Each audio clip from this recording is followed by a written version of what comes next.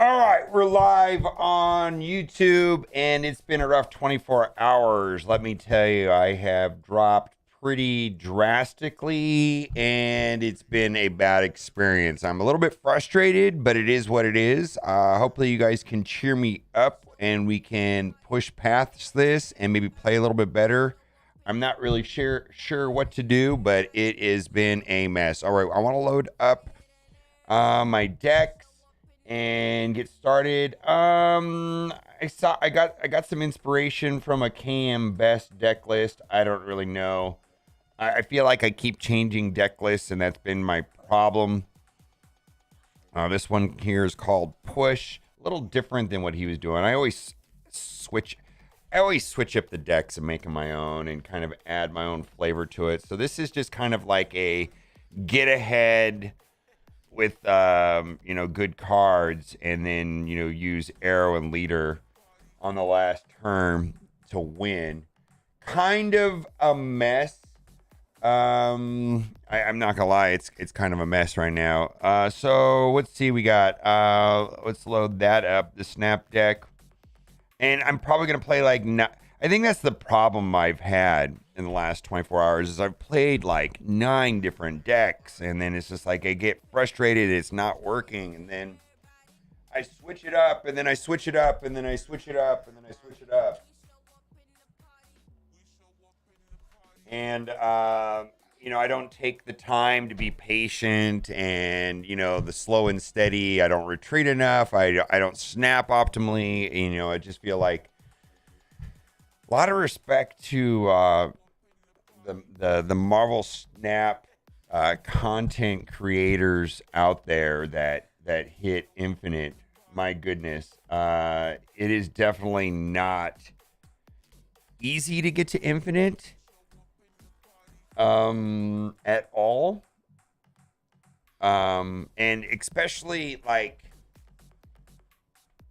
anybody that can get to infinite where it's not like your full-time job. This is like, for me, part-time. I do Marvel Strike Force a lot. Like, I put more time into Marvel Strike Force, and then this here is like an afterthought. So like if I had more time to play this game, I think I could be an infinite already, perhaps, or I don't know. I think there's a certain level of skill and there's a lot of it, and the game is really.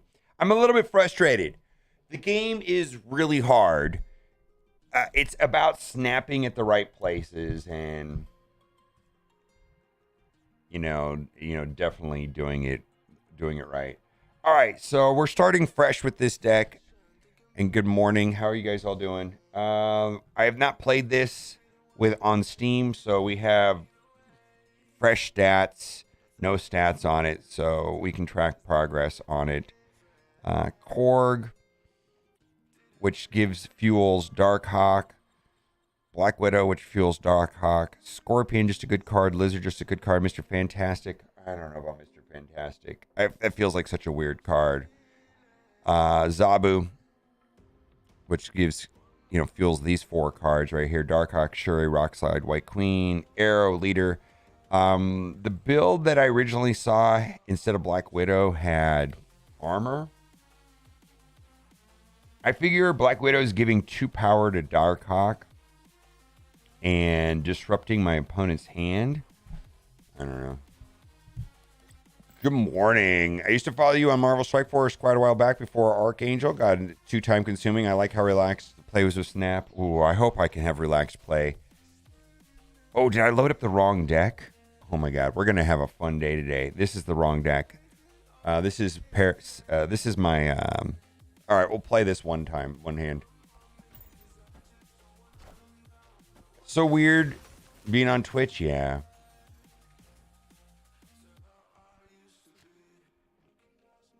Yeah, this is the wrong deck right here.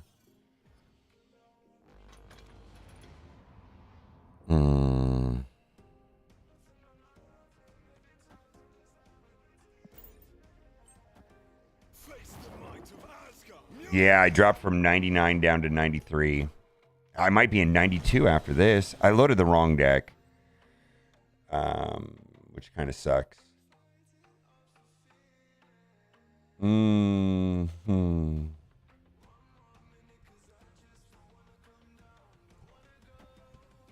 I mean, I don't know. It's just kind of garbage. Um,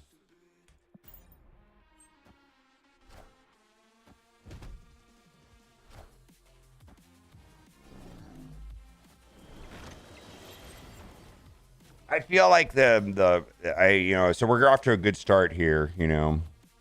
Loading the wrong deck.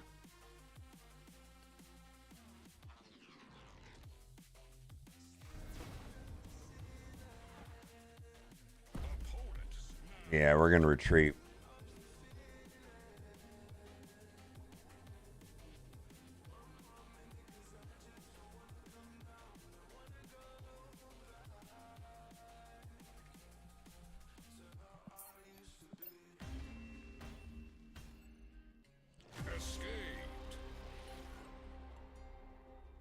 Yeah, it's $430. Yeah, to maintain. So max spending in this game is about $430. So yeah, Kraken Null. I know Kraken Null from back in the day. We used to play Marvel Future Revolution together. We're at 92. Holy moly, we dropped to 92 already.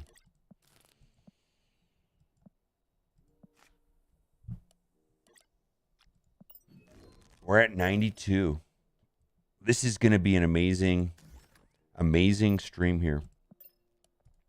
So max spending in this game for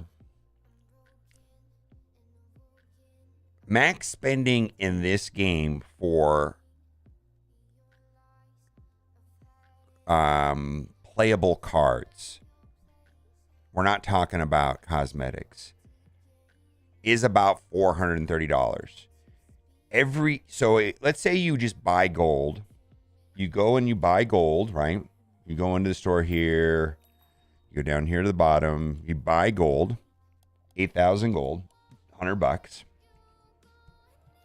Every single day you buy all of this. Buy this twice, buy this as much as you can buy. Then you also go and refresh your thing right here. That $100 will last you about 9 days. So you can do that. You have to do that if you want all the cars. Then every time there's an offer or a package, you have to buy that. So that spending puts you over $400, about $400 a month. $300, because the $100 will last you 9 days. So you figure that's 3 times a month, right? A little more than 3 times a month. And then just buying every bundle. So your max. So people are talking about I can't get every card. Yes, you can. It requires max spending. It's not complicated. Spend refresh the gold here as many times. It's not complicated. You will get every card if you do that. You know what I mean? It's not complicated. So if you need to have every card, the game is going to cost you about $400 a month. It is what it is. It's not like a mystery now. It's that is the way the system works. You just have to, and you have to do it every day, and you have to play the game. So it is what it is. And you got, that's how the game works. Yeah. That's just how the game is, right?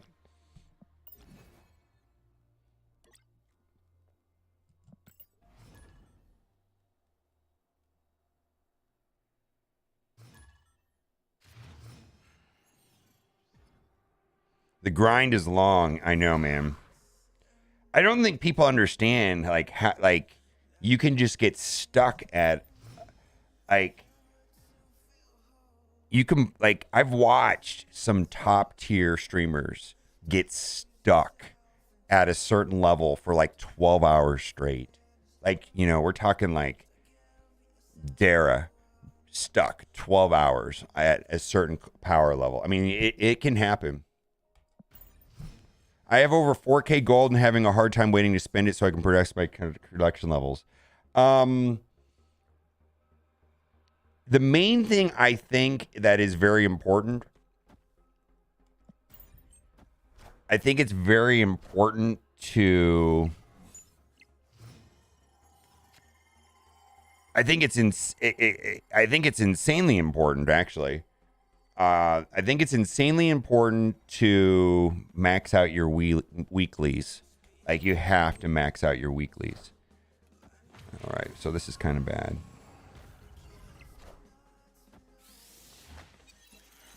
All right, so each token is getting boosted by 4.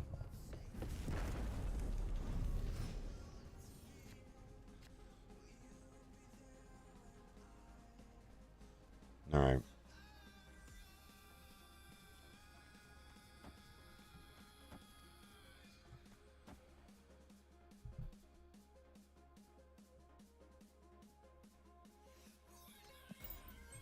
What's up, Chi-Town? I have 4K gold and have a hard time waiting to spend it so I can progress my collection. So I think see, I'm not really sure.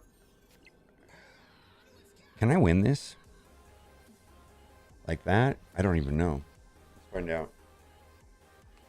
I don't even know if I'm gonna win. I think you have to max, like right now, today's the last day of the week, which is Monday. And the new week starts Monday night in the United States, probably Tuesday for most people in the world. And there's those five daily challenges. You have to, the 5 weekly challenges. So I just want to make the assumption that you're playing enough to complete the missions, like right here. Like I feel like if you're like free to play and you're hoarding gold, like you see I've got 4,500 gold, right? The only way that I will, I in the past, I felt that spending gold was good to refresh the missions, but then those bundles came out and we've only had 2 of them. The bundles had a good amount of credits and they had collector tokens, and they were no-brainers, in my opinion, from a value point of view. If you have the gold and if you're a spender, I mean, I guess it's some people, everybody has a different value system.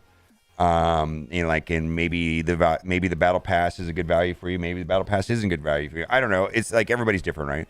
So, but it was a good value to me, and I think that the pivot of thinking was save gold for those bundles rather than spending it on these. I think and I think that's a good rule. Like, save your gold, and then when those bundles come, you can get them, and then they're a good deal. If you are not finished this weekly challenge, though, I think you really need to. Like, this is like you get a lot of stuff in here, right?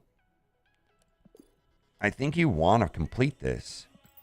And if you're struggling to complete this, like if you're not done with this right now, maybe you want to spend, and you're hoarding gold, maybe you want to today refresh this right here to finish this weekly challenge.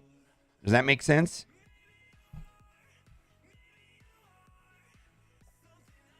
What's my favorite deck? My favorite deck right now is this deck right here. When I pull Zabu and I have Moon Girl in my hand with cards like Darkhawk and Mystique, I get these crazy combos where like I'm dropping like 4 Darkhawks on turn 6 or 5 Darkhawks. I mean, I've had some crazy combos with this deck, and you're like, you go from like having no points on the board to having like 30 plus points in all 3 lanes. It's pretty. I don't know how consistent this deck is. I put this together myself, and I've been playing it. I do like it, but largely this is the deck that got me to go from 99 down to where I am right now, 93.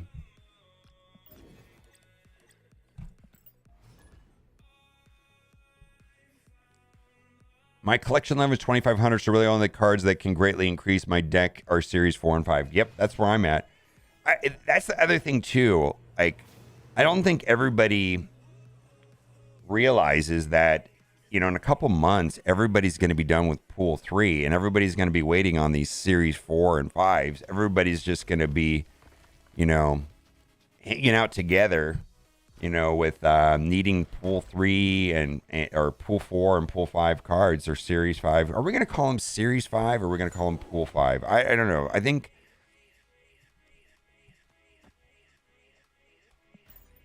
it's one of those things. All right, so this is going pretty well. Scorpion versus Scorpion action. All right, we got Lizard here. We're going to play Zabu.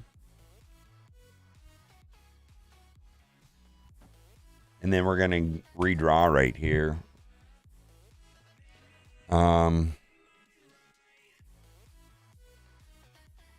The correct name is Series. Is that what the official is called, Series? All right.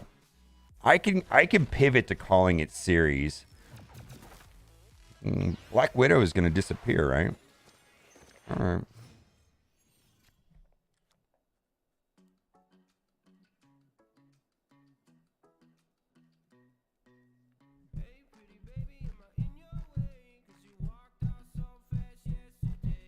All right, so Shuri does not interact with Darkhawk.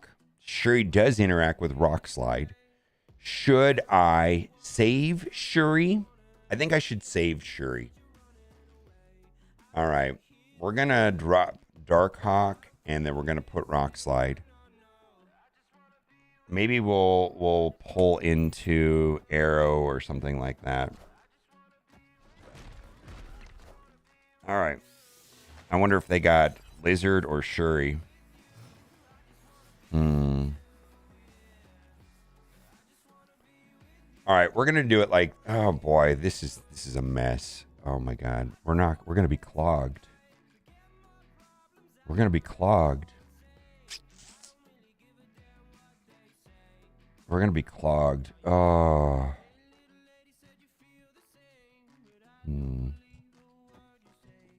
I don't like this at all.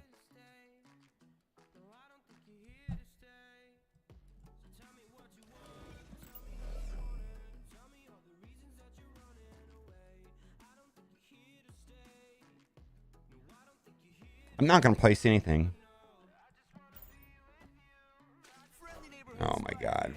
What a dirtbag.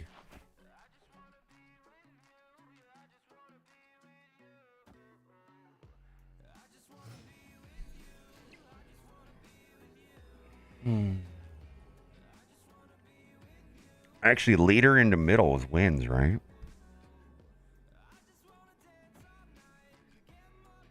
A snap here.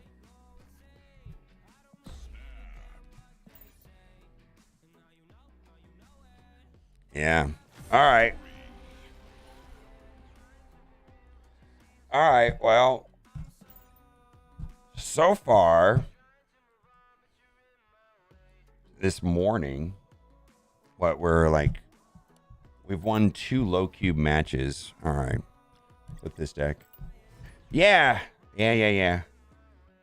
So, I mean, this is better. I mean, 2 wins, 2 cubes, not a big deal. I think we just gotta. I feel like I was been just playing on tilt. You guys are gonna. I'm amped up on caffeine this morning too. Maybe you guys will just relax me. Maybe the music will relax me, and I'll get in a groove, and I won't be just like I gotta win right now. All right, Bast is probably a negative Surfer Patriot type deck, something like that. All right. Let's knock some power out of his hand that he just boosted with Bast. Yeah, this is a negative deck. He's trying to ramp into negative. Let's see if we get negative this turn here.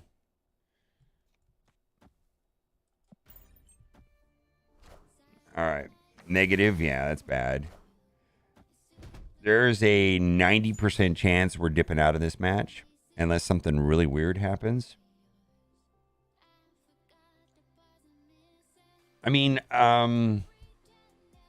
Rock Slide, I guess, is good.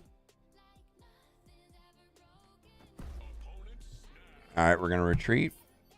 Yeah, I mean, Mr. Negative is one of the most volatile archetypes to play, meaning I feel like Mr. Negative is all about like 8 cube wins. Like you either draw into Iron Man or you don't. And the advantage to going into Mr. Negative on turn 3 is that you have extra draws. Playing Mr. Negative on turn 4 means you just get a draw on 5 and draw on 6. But when you play Mr. Negative on turn 3, then you have a draw on 4, 5, and 6. You get one extra draw. And if you draw into like Iron Man, Mystique, whatever you're playing, I mean, who knows what they're playing, but it's Iron Man. An inverted Iron Man is like auto win.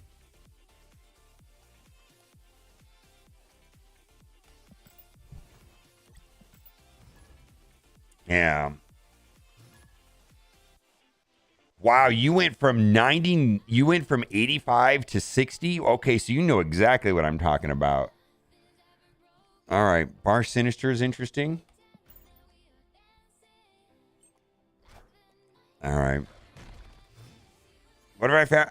What I find is that I have been switching decks around a lot. All right, we have Zabu here. Or I'm playing too aggressively, and I'm not, like, I just want to get it over. I want to get to infinite and get it over with. I'm just getting impatient is what it is.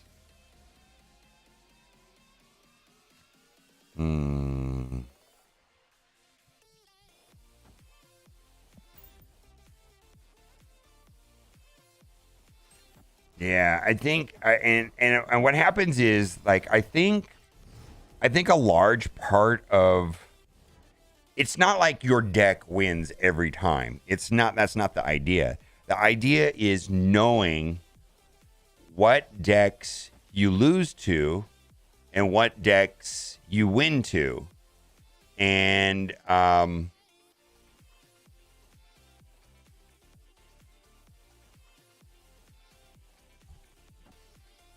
just try not to like dipping out when you're you don't win every time. Like there's just certain matchups. Oh god, like that we lose this. This is a loss.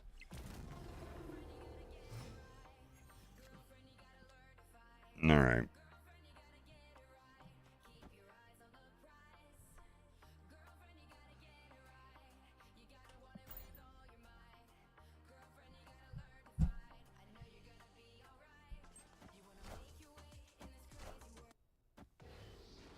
All right.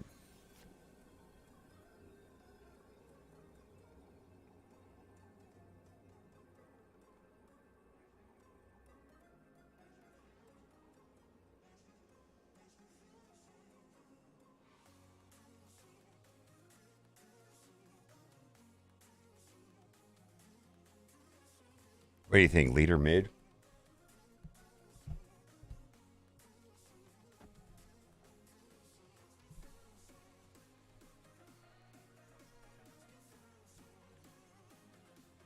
It's going to be 6 power.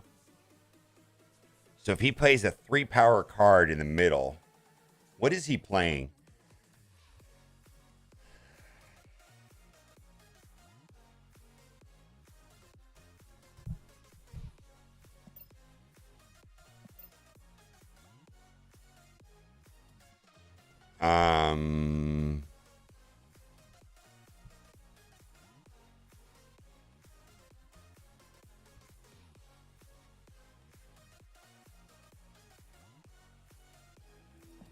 All right, I don't know.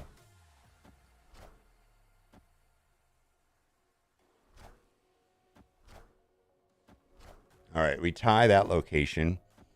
Yeah, we win.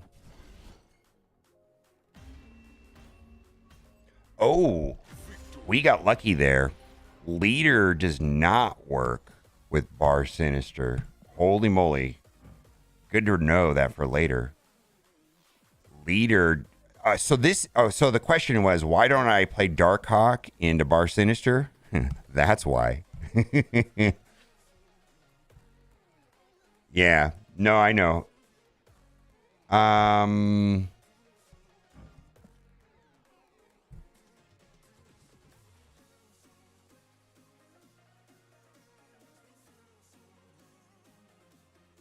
yeah, it makes sense now that I think about it. Yeah, it just copies the card. So this was a misplay, but we still got a W. I think that we won, but I don't know. That was kind of lucky. All right.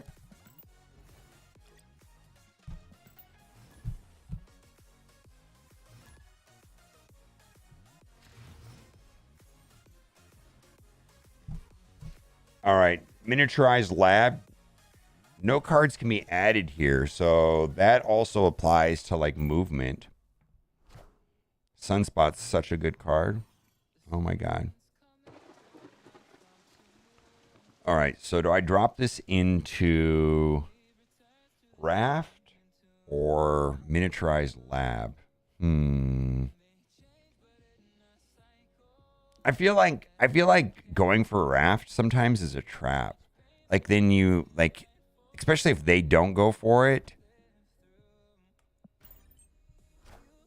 Leader is tricky card. You need to be ahead.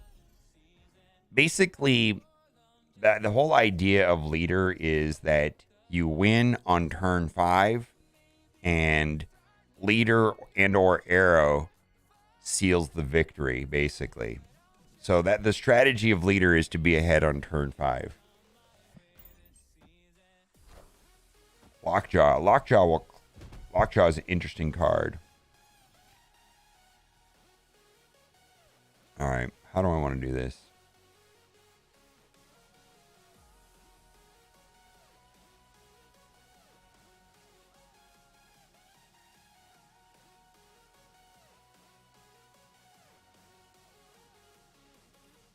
All right, I like this because I can move the cards away from here later. Let's see if he dumps his hand right now or not.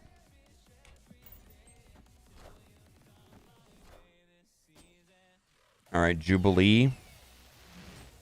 Infinite. My goodness. Oof. Where's my Shang-Chi when you need him?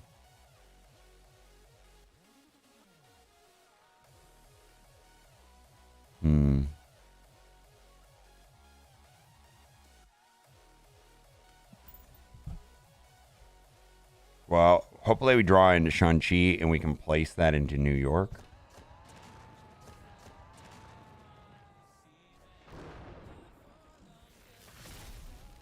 Yeah, this is a loss. We're going to dip out, but we're just going to see how this plays out. All right.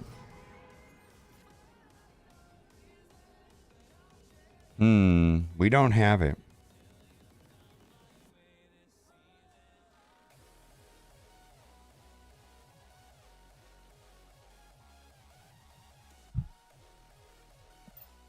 He has no cards in his deck, so this is a dead card. He has a 0-cost card. He can move Infinite and Chavez over here. All right.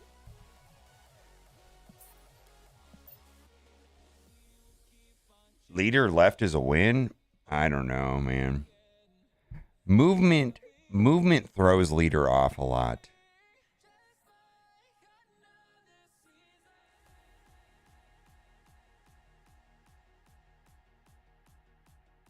Would you consider playing Scarlet, Rhino, or Storm to switch up a location since they tend to mess up with your plans? There's a deck that I might play here in a minute that is a Storm deck. So with a Storm deck, it's Storm deck, and then you're trying to clog up the locations with Spider-Man, and it's a lockdown deck for sure. We played it a lot already. Fool, introverted. I've played this guy like 6 times today.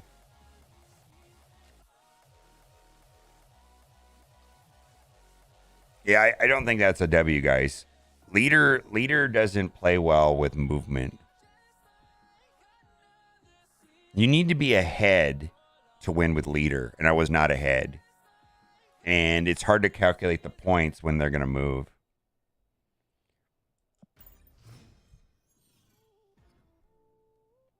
All right. After turn 3, add a random card for each player. All right. Black Widow in the middle. And I actually, so of the, I've like, if you're asking this question, I don't think this was a question asked, but maybe I will just discuss it. So you mentioned 3 cards that change locations. Personally, I feel like Scarlet Witch is a better version of Rhino, and I feel Storm is the best of the 3. The problem with Scarlet Witch is that it's random, but she's just a better card than Rhino, I think. What do we want to do here? Nothing we can do here. All right, let's see what happens here with X Mansion. Maybe we'll get lucky. Let's see what we get. Widow's Bite, random card hidden in Dark Dimension. And they get Null, and I get Psylocke. Wow. All right, so I can play a turn 5 card. That means I can play Arrow.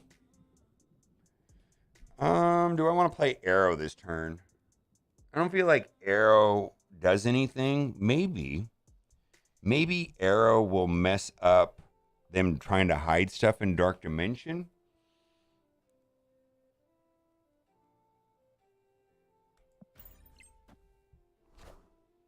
Yeah, magic is I feel like another one. Yeah, if you want to destroy a location, there's magic also. Let's see. We've got Korg and Shuri.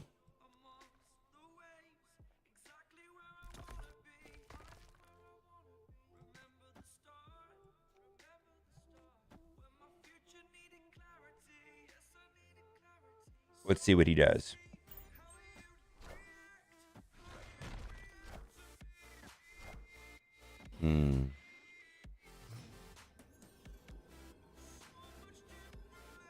See, if we were ahead right here, but we're not. We're just not ahead. All right, we're going to dip out. Yeah, see, this leader works when you're ahead, not when you're behind. Yeah, he'll be 6 points, but then we'll be only ahead in one location. You know what I mean? And so that makes it hard to win. You know what I mean? When you're clogged and blah, blah, blah. Like if I had 8 points here and he had 5 points here, yeah, leader left and then you win. But that's not the way it's playing out. You got to be ahead for leader to win, basically.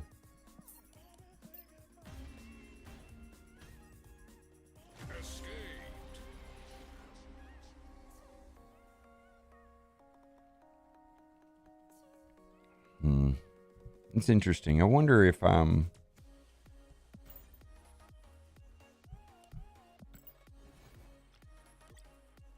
Magic was very strong until her change. Oh yeah, Magic was probably one of the most played, busted, best cards in the game. Yeah, before they changed her. I actually like I mean, it wasn't that fun with Magic at the time. I like the way Magic plays now. But Magic back in the day, you just played her turn 6 and then retreated on turn 7 if it didn't work out. Like, there was like no downside to playing Magic on turn 6, or you played Magic on playing Magic on turn 6 was busted. Then your opponent dumps their hand, you play Magic on turn 6, and then you say, let's see if I can win or not. It was busted before playing Magic on turn 6. Like, you got to see what your opponent was going to do, and they clog all their lanes, and then you got to play afterwards. It was busted. It was such a good card. Oh, my Darkhawk, Shuri, Arrow is win. Leader's not my only win connection. I've got like 3 win conditions in this. All right. Darkhawk, Arrow, Leader. 3 win conditions. You usually only have 2 in a deck. 3 is even better.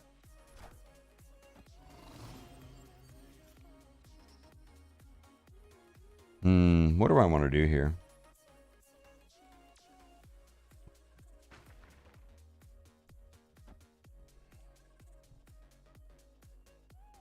Does Professor X stop Jessica Jones from gaining her 4 extra power? No.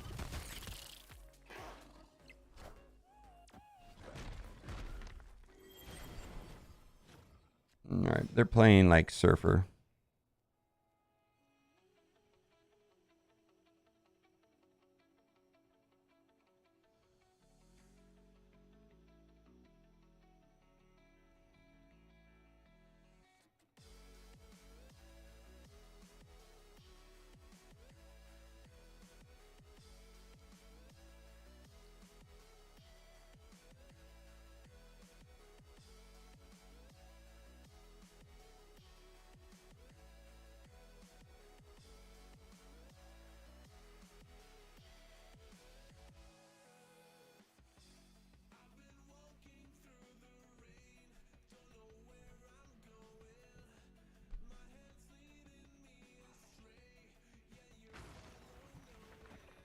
All right.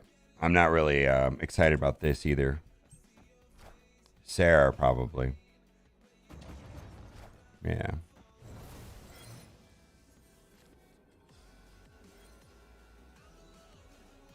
Yeah. They literally can dump their hand. They have 7 cards in their hand. All right.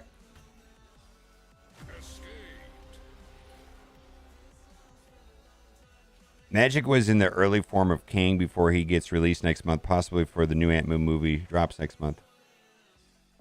Kang the Conqueror is going to be Nutter. Yeah, I saw that card. It's like it almost feels like a little bit like a better version than Daredevil, right? Let's take a look at it.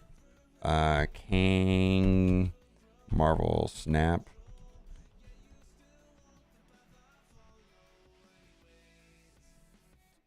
On reveal, look at your opponent dead, then restart the turn without King.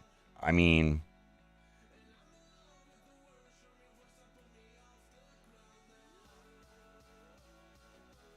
let me ask you a question about King.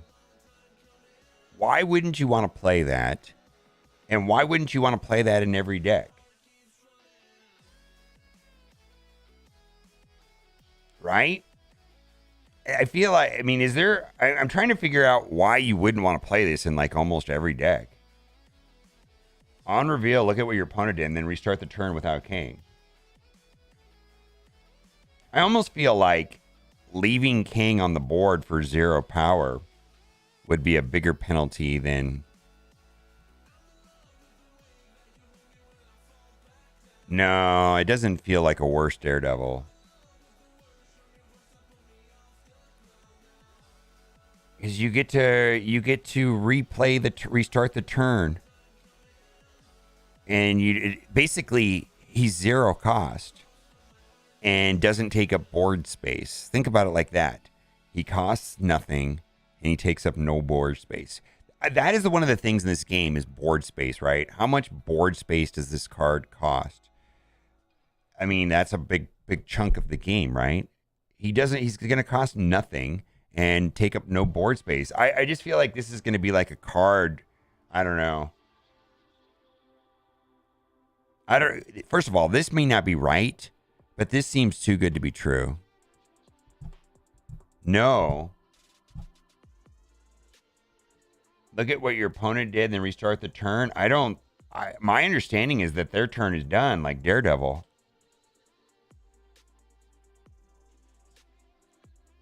Maybe I don't understand the way it works.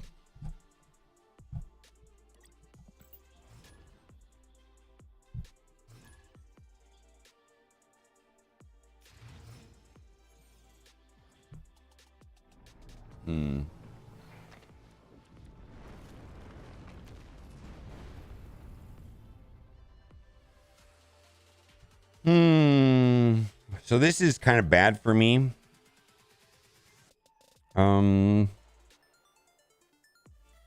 It restarts turn for both players. Oh. Huh. Oh, so both players restart the turn? Oh. Maybe that's not that good then.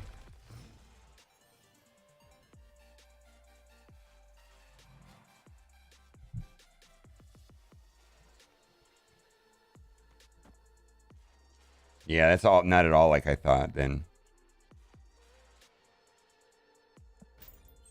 All right, they got Sunspot, which is great. And they got Daredevil. Zabu doesn't really do much for me. Huh.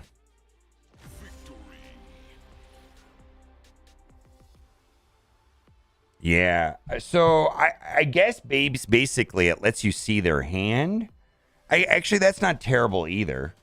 Basically on reveal, look at what your opponent did and then restart the turn. So that way you get to see what they played. And then you're just down a card. You're playing with like a smaller deck then. You just have more information.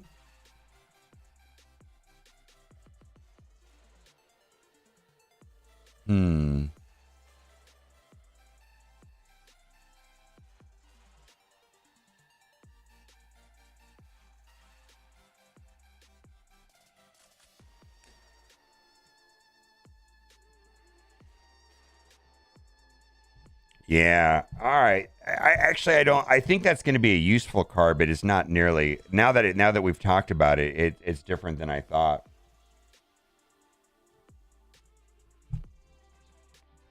What's up, my guy? I've been playing on tilt, man. It's been bad.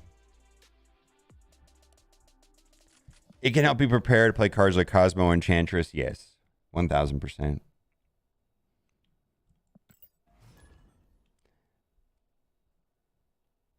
I kind of feel like back to what somebody else said. Maybe Daredevil is a better card. Is this worse than Daredevil? I feel like Daredevil's better than this. Wouldn't Daredevil just be better than this?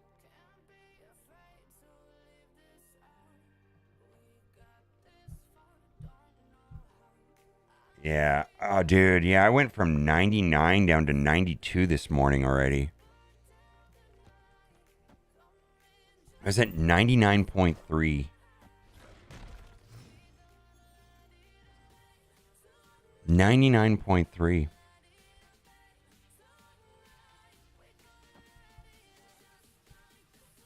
Yeah, I think Daredevil is still a better card than this. Now that I thought about it a little bit, I think Daredevil might be a better card. Is it a rough feeling when you're a lose streak? I wish there were credits or something to make the losses less stingy. Yeah, it really, dude, it feels horrible. Not a lot of value to Zabu. Ugh, what am I gonna do? I need something cheap.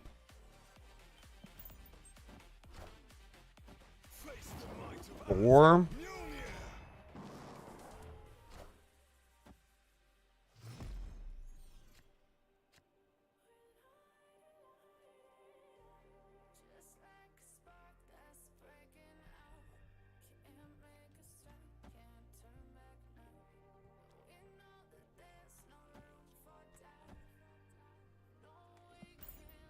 unlocked She-Hulk last night in a reserve and made a huge cube games on Galactus. She-Hulk and Absorbing Man are my two favorite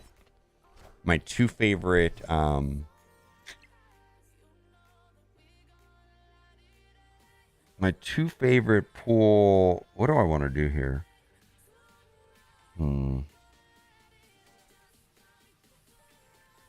Let's put Mr. Oh, is this a... Oh, that feels bad. Is that going to clog that lane?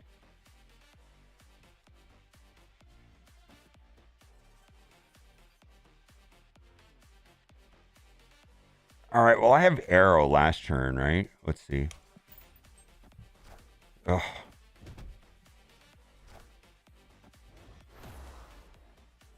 I really wanted to be ahead here. Oh.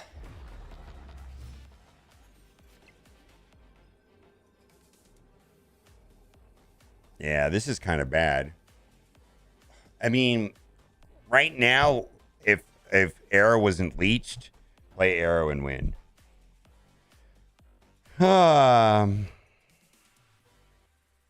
Play Arrow and win.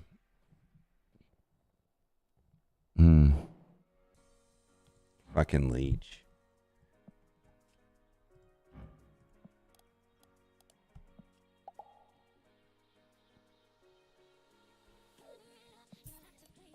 Waiting for Darkhawk, Ashura Reserve, or Absorbing Man. Yeah, Absorbing Man for Pool 4 and She-Hulk are pretty amazing. My two favorite in Pool 4. Darkhawk is probably, well, like if you talk about Zabu, I think there's a couple cards that are really good, and I think Darkhawk is probably, from a stat point of view, I mean, he doesn't have any utility, but from a stat point of view, Darkhawk is pretty busted. Pretty busted. From a stat point of view.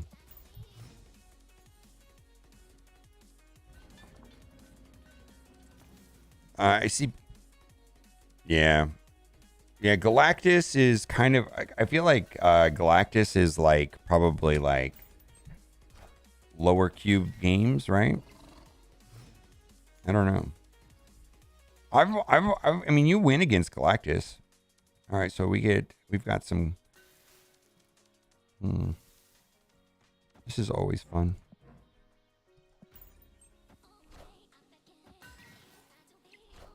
All right, they're playing Zabu also. All right, let's dump.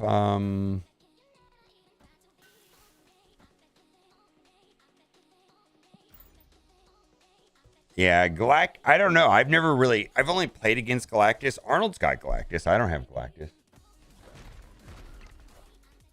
Jubilee. What do you get? Random Goose. All right. Mega Red. Weird card. Mega Red is. I don't really want them to have Arrow.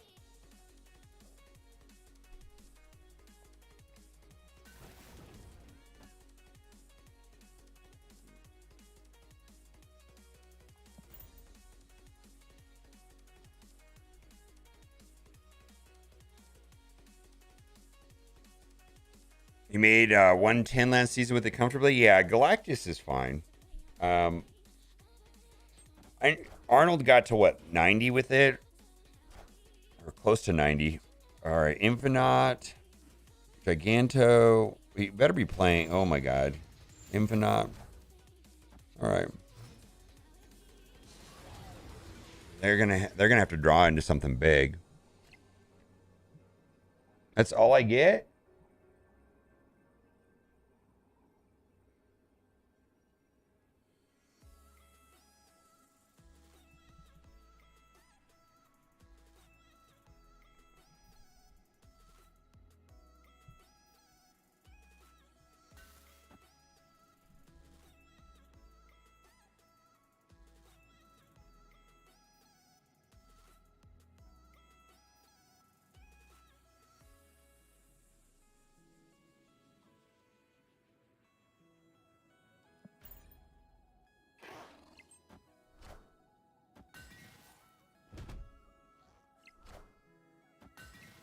I lose.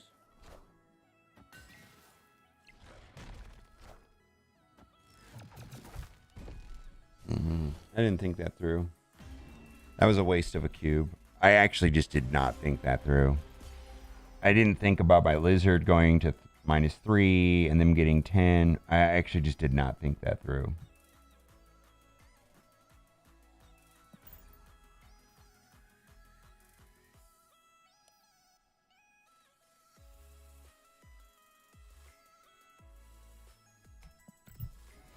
That was just a straight up misplay right there on my part. Like, I just did not think it through. And gave away a cube. It only cost me a cube, so I guess it's not that bad. Like, I feel like that was like a pretty drastic misplay there. I feel like the rest of them have been like, okay. No, we're going to stay here. We'll play this for a little bit. I find that switching decks is where I've screwed myself over the most. Okay, so this is a weird take, and tell me if you guys agree with me. It seems to me that when you switch decks, you get paired up against mirror matches or decks that just destroy your deck. Like they do it on purpose. And if you stick with the same deck, you clear through that queue and then you could actually win. Am I right or wrong in thinking this?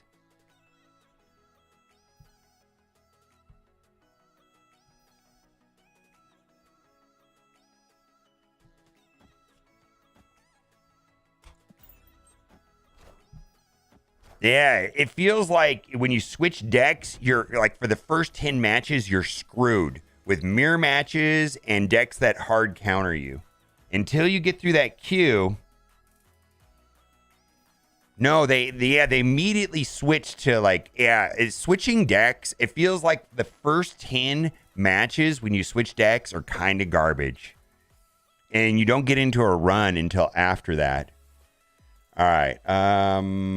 Let's put Lizard over here and that over there.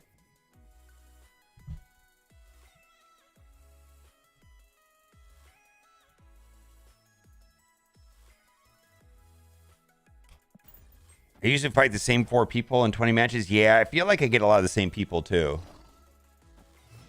All right, Cosmo kind of screwed me there.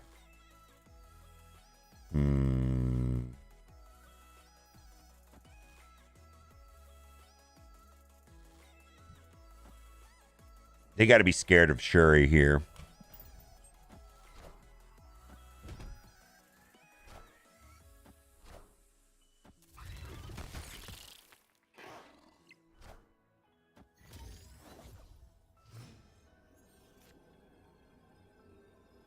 All right, if they're playing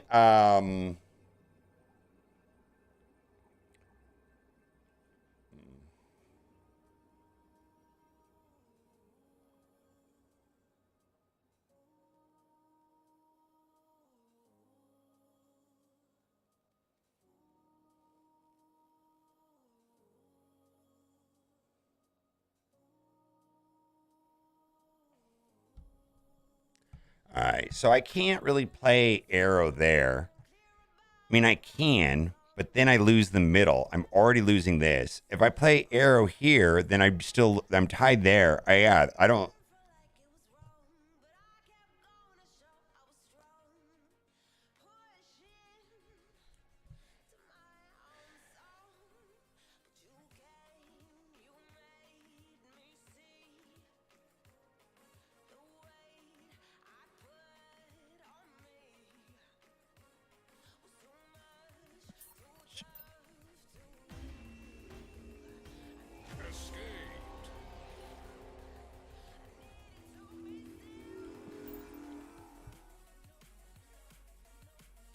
All right. So hopefully we're through that was the 10th game with this deck. Hopefully we're getting through it. So if we're having a negative win weight, we have not lost any cubes. It's kind of interesting. Does King work on turn 6? It doesn't look that way.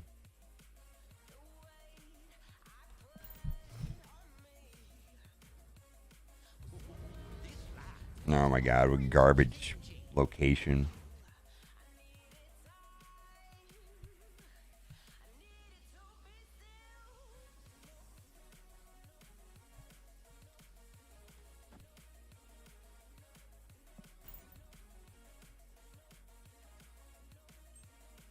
Just over 500 pulled Spider-Man in reserve. Spider-Man's kind of hard to make to work without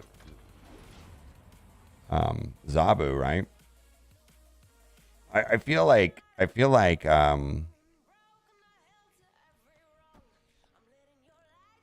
Spider-Man was largely unplayable until Zabu came out.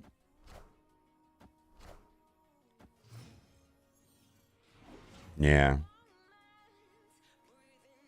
What do I want to do here?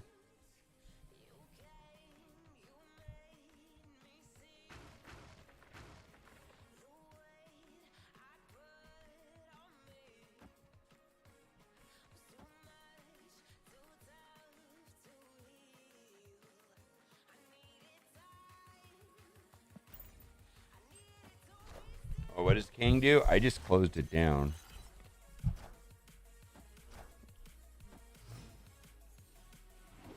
Let's see if this doesn't have a white background. There we go. That's better. On reveal, look at what your opponent did, then restart your turn without king. Actually, this will work on turn 6. Yeah, this will work on turn 6. That actually might be more helpful on turn 6 than turn 5.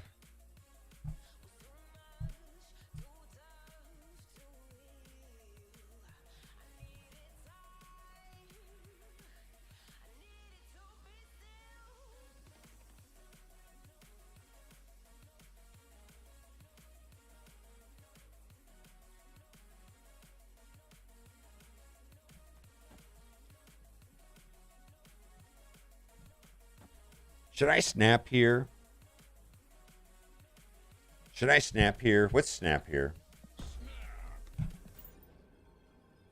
All right. I mean, I'm blowing up his Zabu, and I'm dropping a 14 power card. Might as well snap.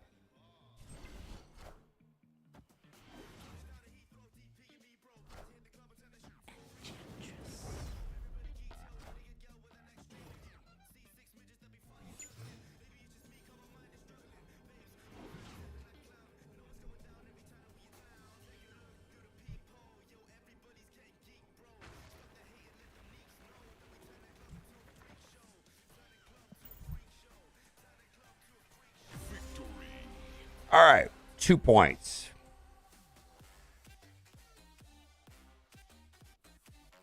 I feel like I can't use Zabu without spending money. Seems worth it though. So the problem with Zabu is this. Three of the better cards are locked in 4 and 5. Absorbing Man, Shuri, and Darkhawk. A lot of people are saying that when playing Zabu, the best in slot card is Darkhawk. What if you don't have Darkhawk? So you bought Zabu for $10 and now the best card that works with Zabu you don't have? You know how much it costs to get 6,000 collector tokens? Or if you just don't happen to have 6,000 collector tokens? I'm just saying.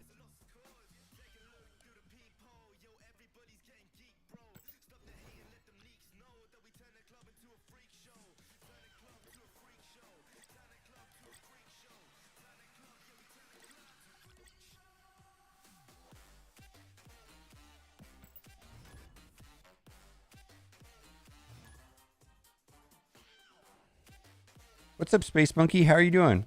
It's cool to see you over here on Twitch or YouTube.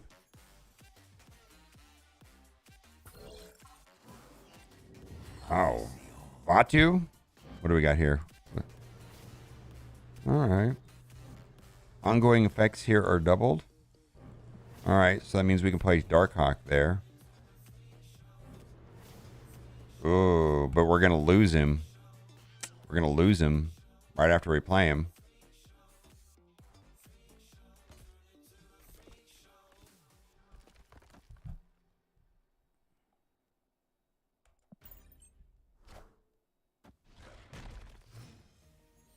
I mean, I think there's still decks that you can play without the pool 4 and 5 cards. I've seen deck lists that look good. But the Darkhawk is Darkhawk, right? Yeah. Oh, yeah. I mean, from a... Without a doubt, in my opinion, the season pass and the season pass cards are worth it. Yeah, because if you, like, let's say you didn't buy Silver Surfer. Silver Surfer is going into collection level 5 tonight. I would play a different deck if I didn't have Shuri.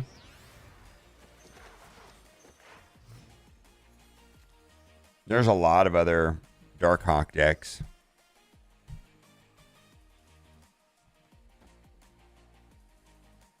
I mean, there's a lot of other. Let's see if I did. If I wasn't gonna play Shuri, what would I do? Shang-Chi, Enchantress. Hmm.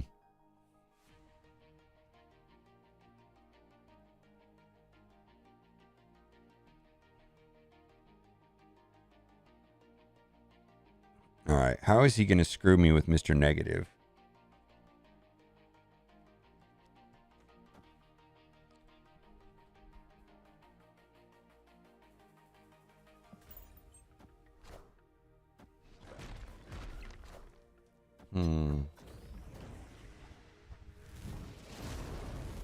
All right. This is what I'm going to do. I'm going to play Leader and then Arrow.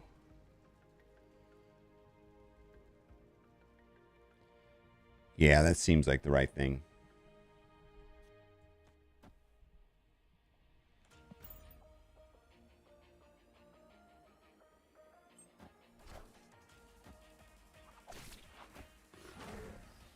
Friendly neighborhood Spider-Man here.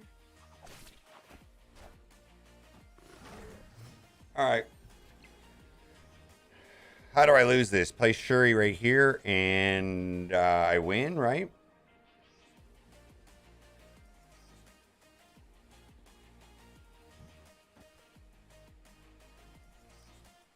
Or Arrow, I just place Arrow here, and if they play Sean and get sucked over, how many cards are they going to play?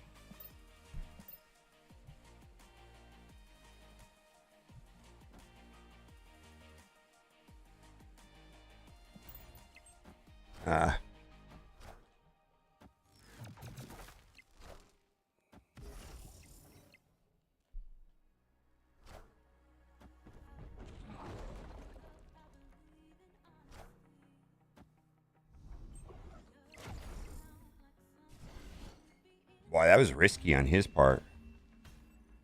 What was he just hoping Gambit would hit the right card? I don't understand what he did there. All right. I don't understand that. I'll take my two cubes and run.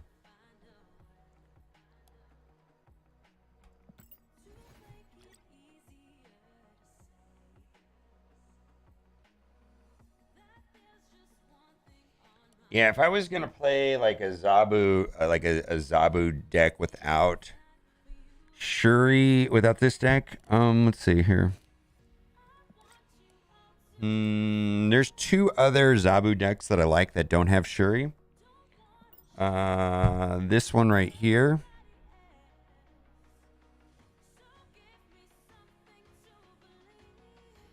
Korg, Black Widow, Scorpion, Mystique, Zabu, Darkhawk, Absorbing Man, Shang-Chi, Moon Girl, a lot of fun. Rockslide, White Queen, Sera. And then there's a control deck, which is kind of tricky to play, but it's a lot of fun once you get the hang of it. Toxic, Zabu.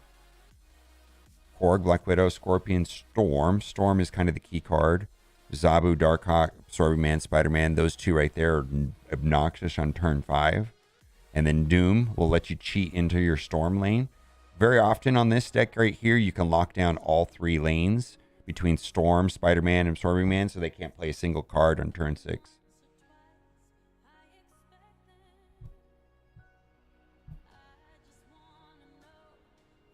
Oh, I don't know why I dropped. I literally just was playing like I'm playing on tilt. This game requires a lot of patience, man. I feel like probably I need to be retreating like 30% of the time almost to get like positive gains. I mean, it's about like I mean, look at this. I have right now I have a sub 50% win rate with this deck and positive cubes. Think about that. That's kind of interesting, right? A sub 50% win rate and positive cubes.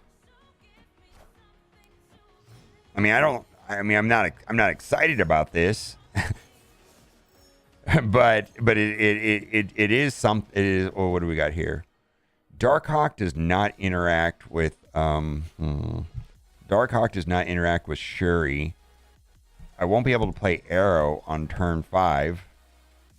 Oh yeah, I will because of Superflow. All right, let's do that. Darkhawk over. Do I want to go greedy? Let's go greedy. Let's go greedy.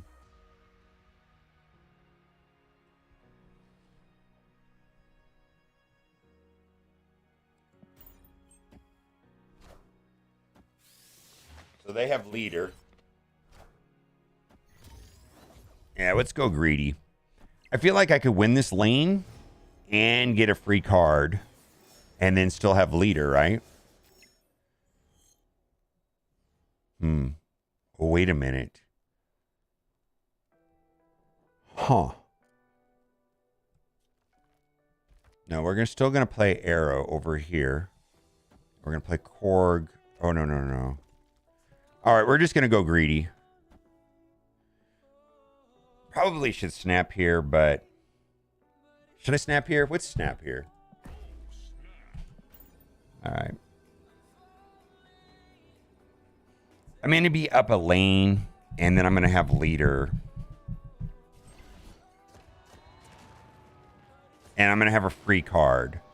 They're going to have a free card also. So it's going to be kind of random.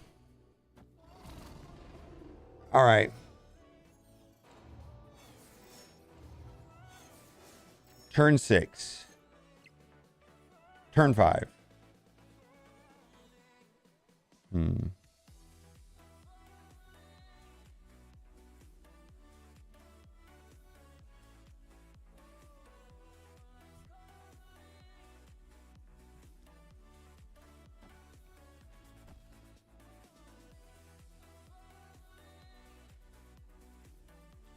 Rock slide into Korg. Let's see what happens. All right, they played into the middle. Arrow. All right, we'll go over there.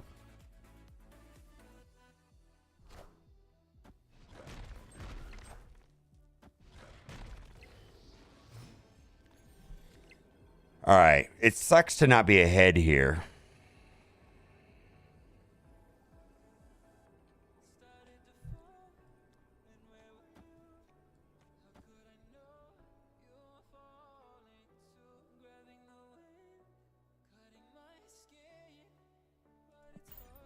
Let's see what he's got. Show me what you got.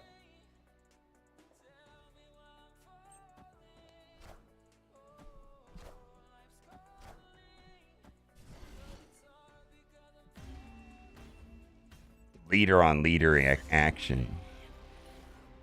Was that he? So he didn't play his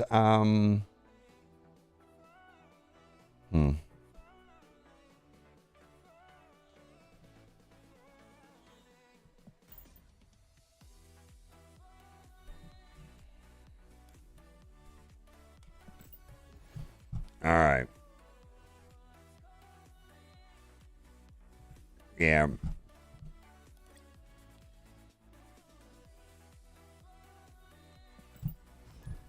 So I believe we have a 50% win rate, but we're up cubes. Think about that for a minute. Positive 50% win rate, positive cubes.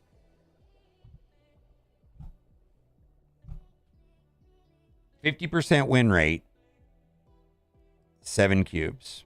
That's. I mean, this is not a very large sample size, but hopefully it continues that way.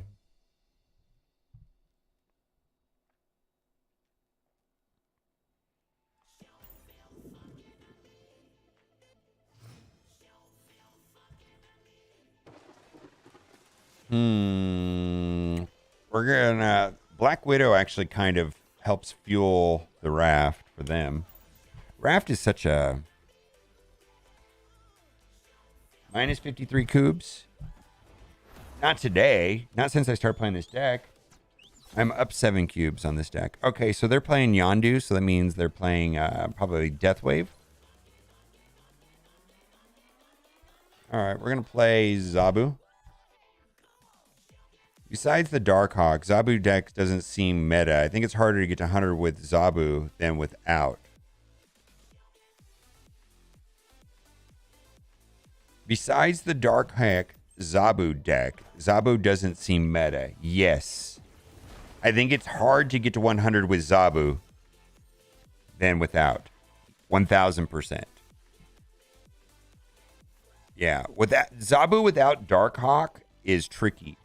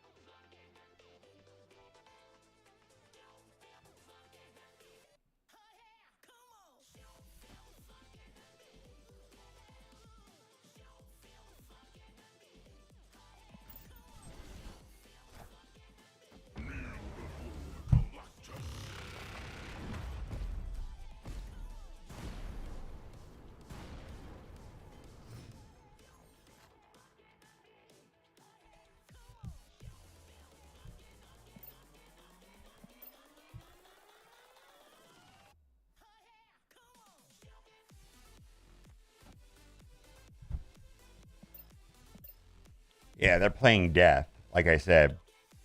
All right. Got him.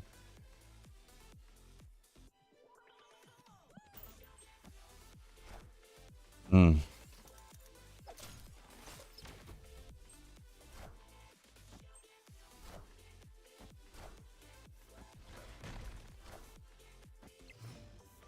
Yeah, he's got a 12 power a death in his hand.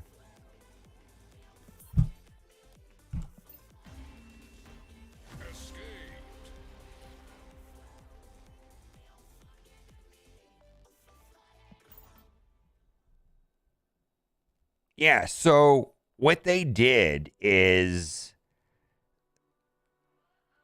they sold a very useful card for $10, Zabu, but the best card that works with it is Darkhawk. Think about it. Do you think it's accidental or do you think it's intentional? I mean, I'm not even sure that they really know the ramifications and interactions of all cards, but it seems like the synergy between, how powerful Darkhawk is with Zabu seems kind of crazy.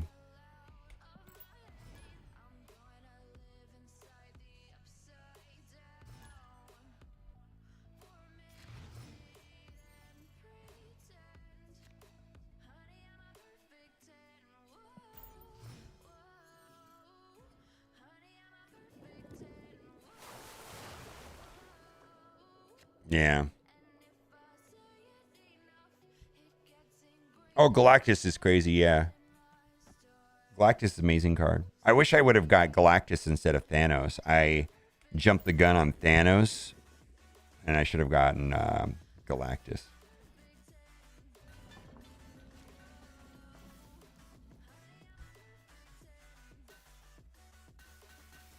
Hmm.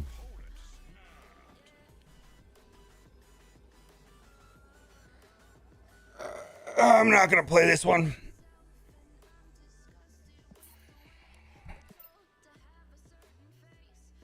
Silver Surfer with Silver Surfer and Bast. All right. All right. So, trick question. Not a trick question, but a question for chat. So, let's say you have Darkhawk pinned in your store. You have 0 collection tokens. And you're at full pool 3 collection level, like you're at 3,000 collection level, and you have Zabu. So this is a situation that I think is going to, let's talk about this. This is going to be a situation even a year from now. $10 card purchased, you have it. Best card that works with it, you do not have. Pinned 6,000 collection tokens. How much money do you have to spend? And how much time plus money is it going to take to get that Series 5 card? How much does that $10 card actually cost you? Think about it like that. If you want to get the Pool 5 card, the Series 5 card that works the best with it, it's over $200. Over $200.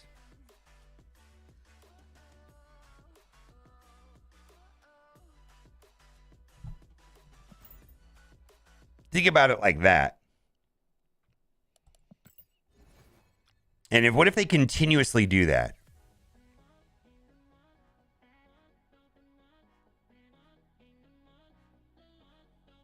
Yeah.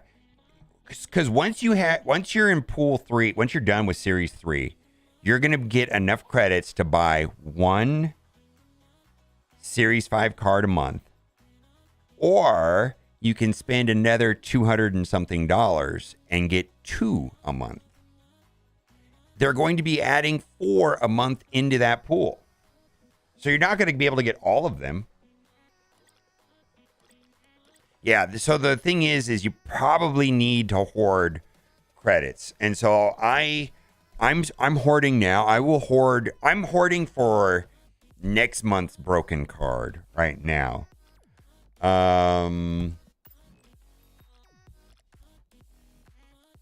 I'm at 5,200. I've got Super Scroll pinned. I probably won't buy him unless I need to. But yeah, I'm saving now for next month's busted card.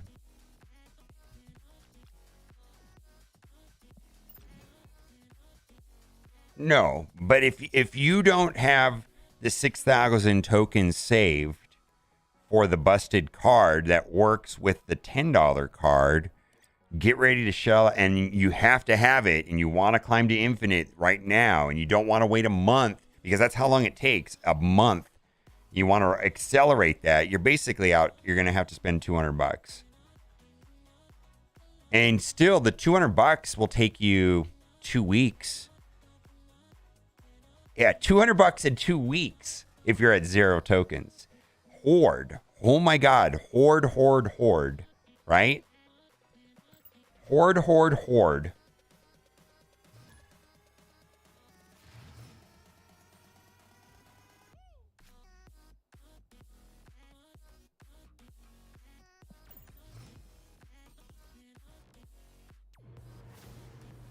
Yeah, correct. There's one card that looked okay.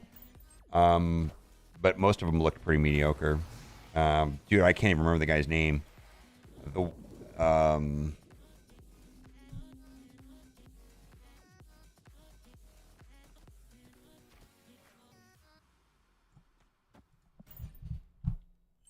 Let's see. Upcoming.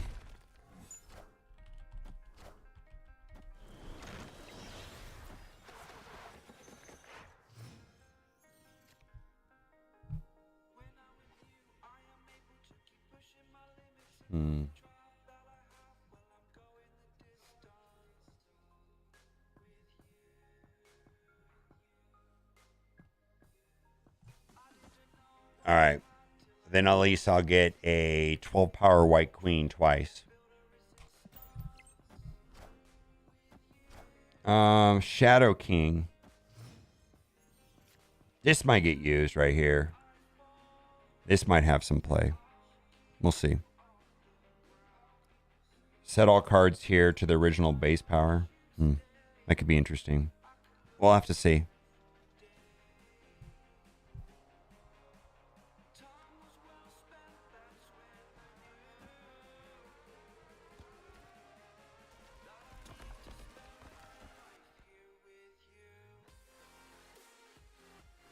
Yeah. Shadow King's the only one that looks interesting to me. Dazzler looks so situational.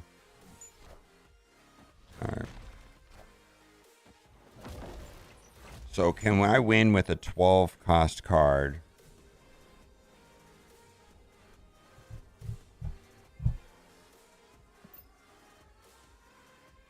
All right. Well, this is actually 13. And this is actually 1.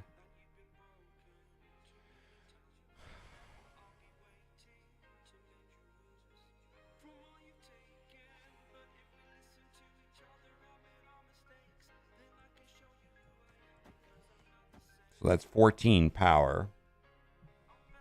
That puts me up by 10. Why am I going to lose this? Do I deserve to lose it if I lose it? They don't have any like shenanigans like Mr. Negative or Sera or Zabu out there. It's not like they're going to dump 9 cards. They're going to dump 2 cards. And, you know, what 2 cards are going to kill me here?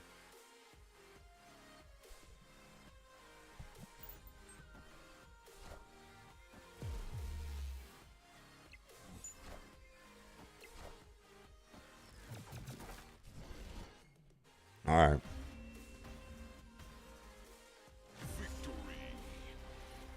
Yeah, okay. No, but I'm saying like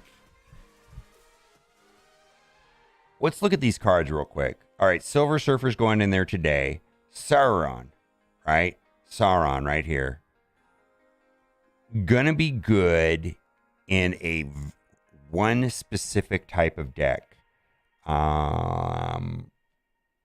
Like you're gonna have to build a deck around him, which is gonna be like 0 Typhoid Mary Red Skull deck, let's say.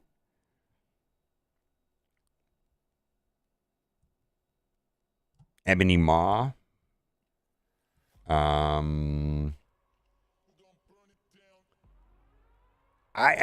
Maybe not, right?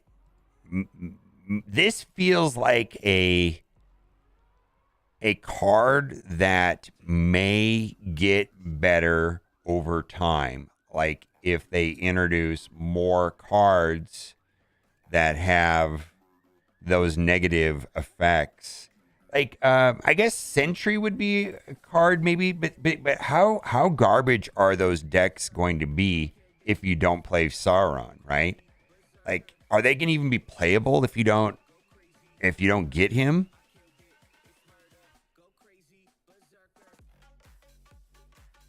All right, so this is just going to make the 0 decks better. All right, so that's cool.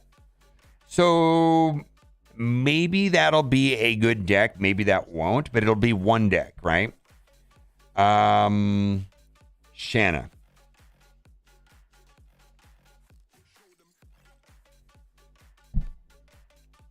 I don't get it. Anybody have anything good to say about Shanna? I mean, I guess there can be a random 1-cost card to each location. Oh.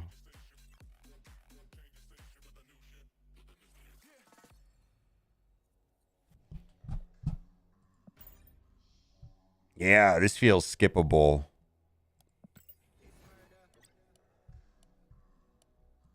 How does Debris read?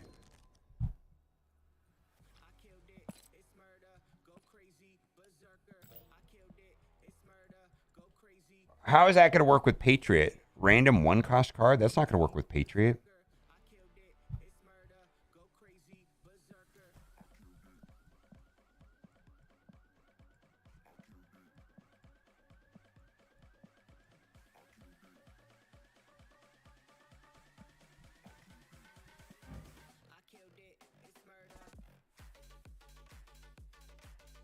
Good for Killmonger. It costs 4. She costs 4 though. 4 is not cheap. Think about cards. What's at a baseline talk about what a 4-cost card looks like? A 4-cost card like Rock Slide or White Queen is just kind of like a good card at 4 cost. She's going to be basically taking up 4 spots. You know, like poof, 4 of your 12 spots are gone. And it's going to be random. I don't know. Maybe. I mean, Kazar will be good, of course. I think the average cost, the average power of a 2-cost card is 2, or of a 1-cost card is 2. So let's just say you're going to add 2 power into the middle, 4 power into the middle, and then another. So a total of 8 power, I guess. This is 8 power over 4 locations. Synergizes with Kazar. Maybe.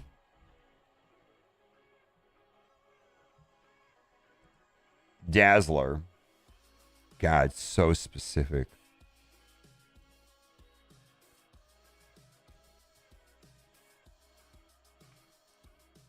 God, so specific.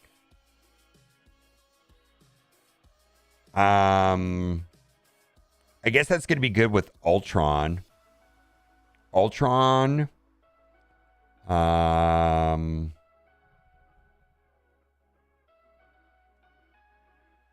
Maybe a Thanos deck?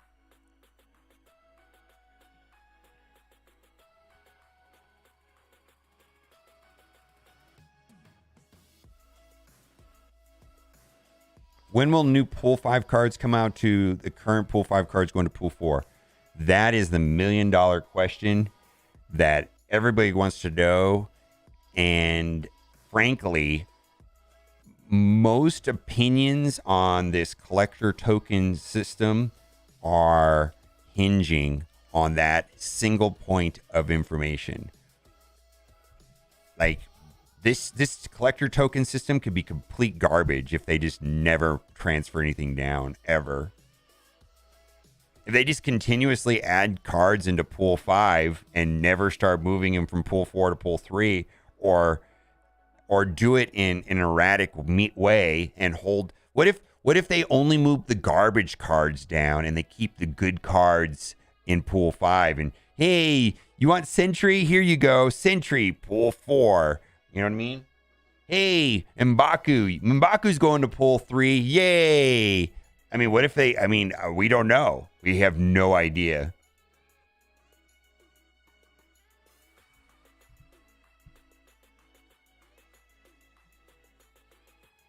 Yeah, I mean, we don't know. I first of all, I do want to give Second Dinner the benefit of the doubt. So far, they don't seem scummy. It feels like they're trying to make a larger percentage of their income than other games I've played off of cosmetics, which is a good thing. Like, you could spend a lot of money on this game in cosmetics, and that's great. And I hope that they make a lot of money off of cosmetics, because I don't care about cosmetics. I mean, that's not necessarily true. I like it when I get a nice looking card. I like when I see other nice looking cards. I'm gonna spend $50 on a nice looking card. Yeah, get out of here. What are you talking about? Yeah, 1 for 1. Yeah, my understanding is that it's gonna be 1 for 1. And the question is, when do they deem the pools full, and then they start moving cards? 1 for 1. They add a new card to pool 5. One card goes from pool 5 into pool 4, pool 4 to pool 3. So it's just win. It seems like a overall like good system. I think that a lot of people have a more sane perspective on this than me, because they're playing Fortnite or League of Legends and they think everything should be free. And I am coming from a game where you could spend $10,000 and still not have everything, and basically you're still a pretty low spender if you spend $300-400. And in this game, based on the math that I've seen, you can spend $400 a month and get every card, which is expensive to most sane people, but to me, coming from very expensive, crazy games, seems relatively fair. This game, if you wanted to spend $10,000 in this game, you just can't. You could spend $400 a month, $400 a month. That's all. That's the most money they can take from you. Other games I played, you want to give them 10 grand, they'll take your 10 grand, and it's expensive. It's just expensive. And I'm not giving them $400 a month. I feel I can give them like Battle Pass and maybe if there's good offers, that's the approach I'm taking. I don't see this game costing me more than $100 a month tops ever. You know, going deep and wailing hard is like $100 a month in this game.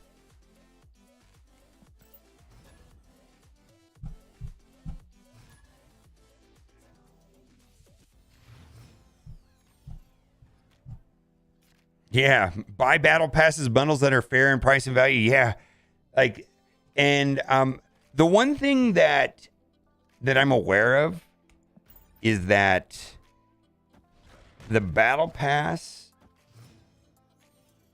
First of all, there's people that'll never spend. And oh, hey, look, should I snap here? Let's snap here.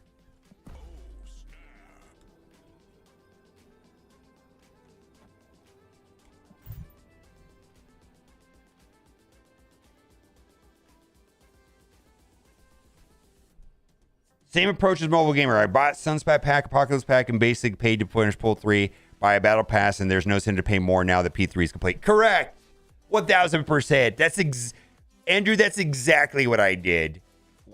I paid to get, I kind of paid a little bit to rush my Pool 3, and then I bought the Sunspot Pack, I bought the Apocalypse Pack, and I already know I'm going to buy the Battle Pass.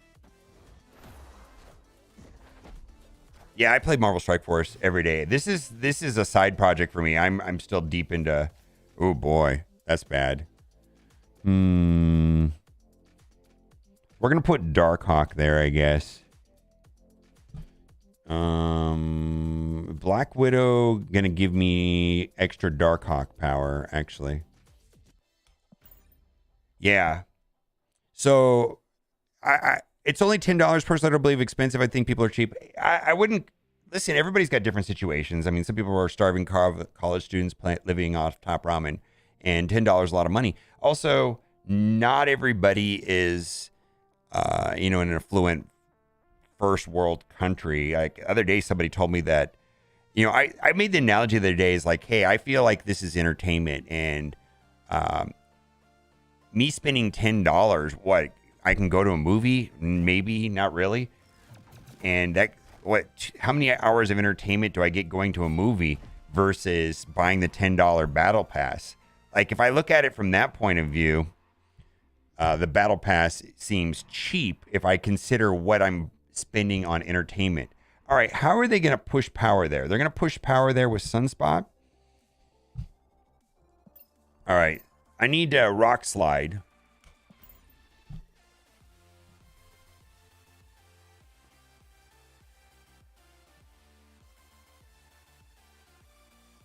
Jonathan Snow.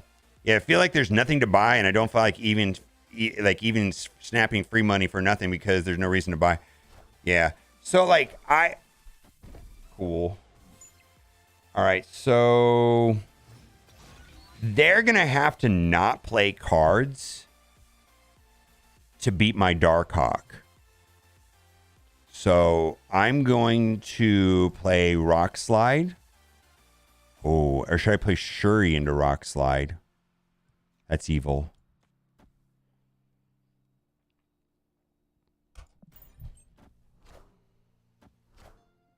Oh, you jerk!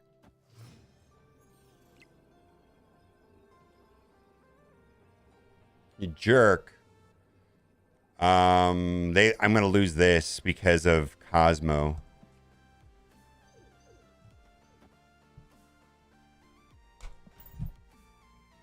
I don't think he's going to beat 16 power, though. 15 power. What does he have that's 15 power? Magneto? No. I win this. He doesn't have anything that's 15 power. At the best, he's got Doom. I will lose to Doom. No, I won't lose to Doom because he played Cosmo. Yeah, I don't think there's anything there.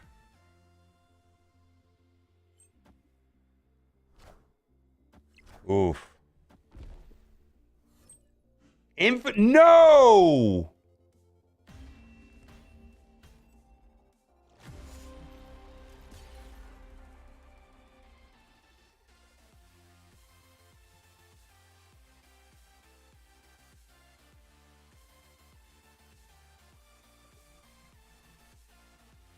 Wow.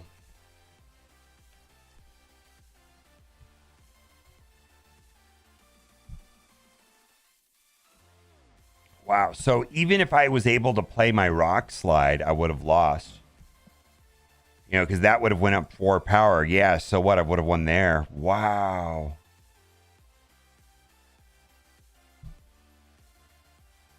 Yeah.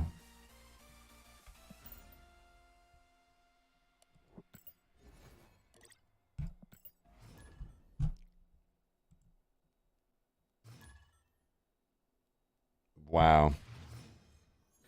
All right.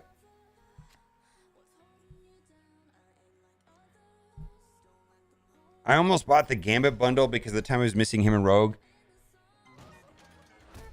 So I mean, if you like the cosmetics, that's fine. But oh, well, what's up, Wilson? How's it going, my guy? You got the Hat Club. Thank you.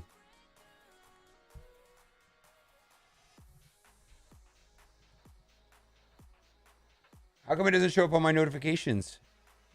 All right, no recent events. How many hours did it take to reach? I'm not to infinite. I'm stuck. Oh my god.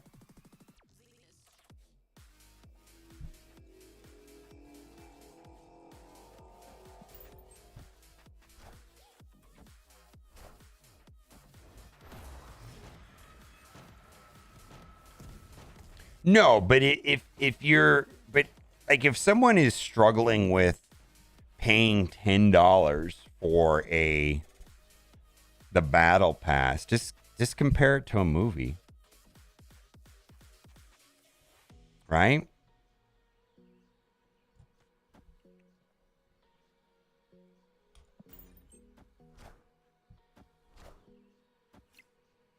Oh no, I'm just having fun with Snap right now.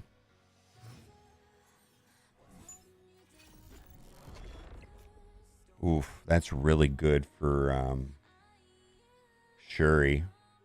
Really good for Shuri.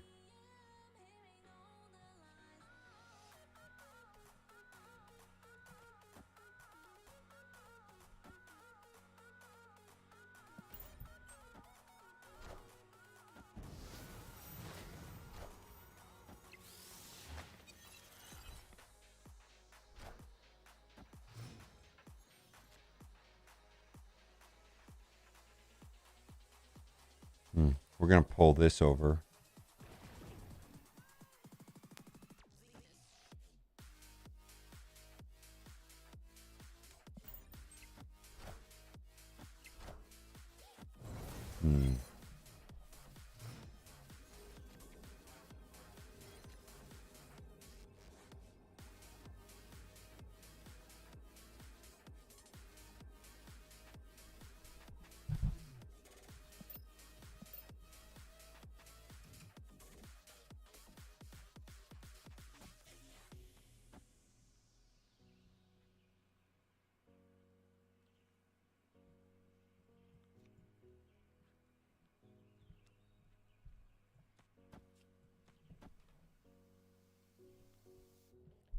Tell me not to do it.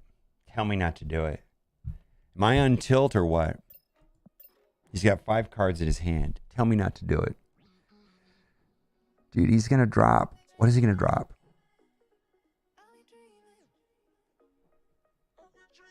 He's got Sera. He can drop like Ironheart, Surfer, Wolfsbane. Mystique? No, he can't do Mystique. Brood, Surfer, and X. Yeah, dude, this... All right, we're going to retreat. It feels bad to retreat with this much power on the board.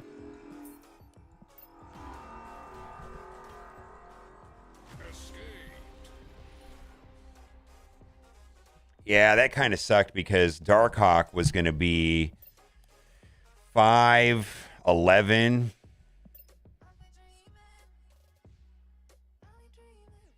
Yeah, hitting infinite on stream is a little bit more challenging than hitting it off stream.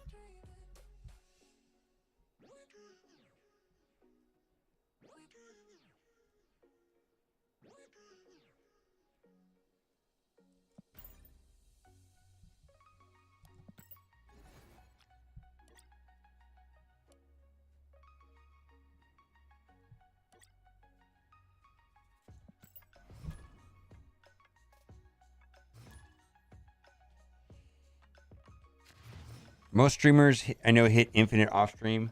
It's easier to hit it off stream, for sure. All right.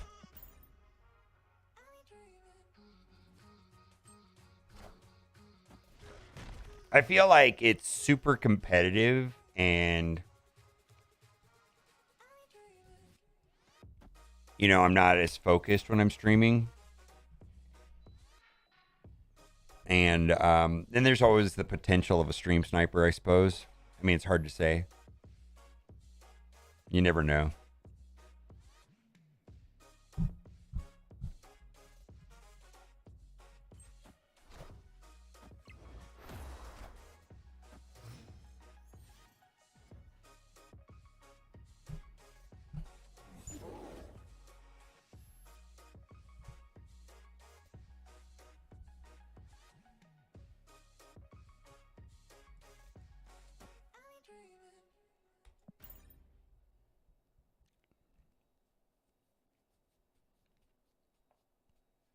All games should be entertaining at their free base level. If you have the means to accelerate progress through the money, it should be choice. Absolutely.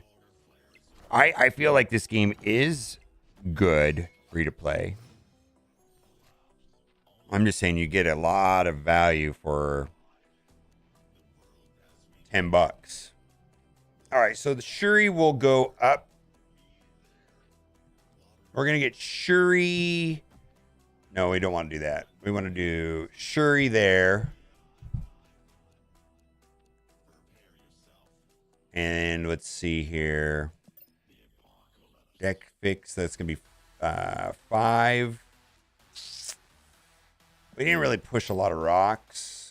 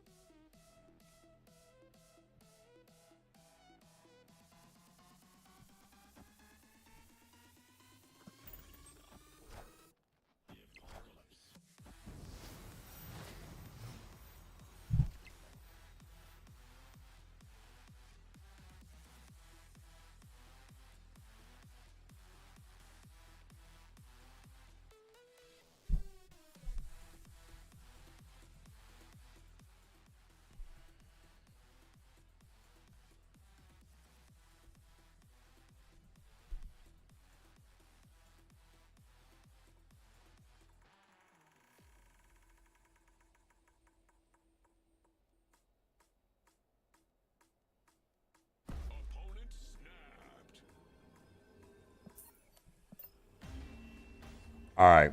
We've played this deck for 20 games and did not get anywhere.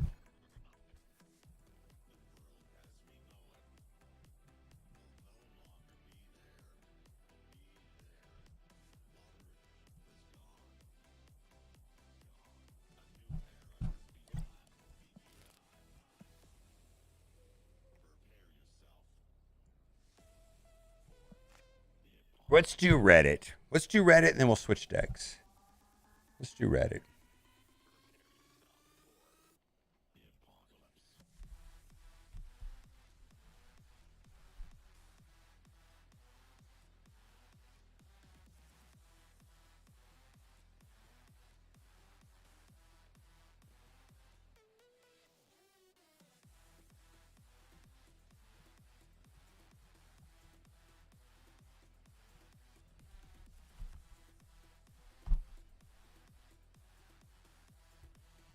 All right, let's do Reddit. Season Pass survey. Please take a moment to fill out. It helps future Snap content. All right. Have you made a Season Pass purchase in the past? Yes. Which system did you make your purchase in? All of them.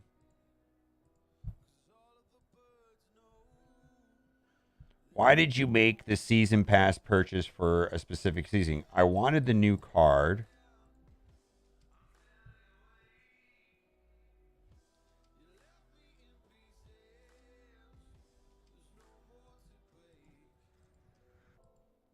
I mean,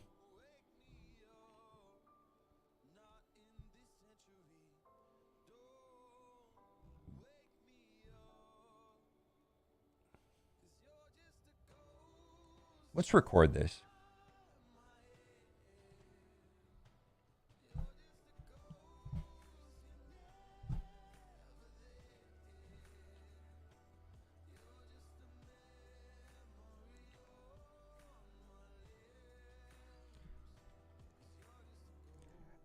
I just wanted to take a moment to talk about the season passes and Marvel Snap. And I just wanted to come from my point of view, from a content creator who plays very, very, very expensive mobile gacha games. And in my opinion, Marvel Snap does have some flaws, but overall, I'm finding the monetization here in Marvel Snap to be refreshing.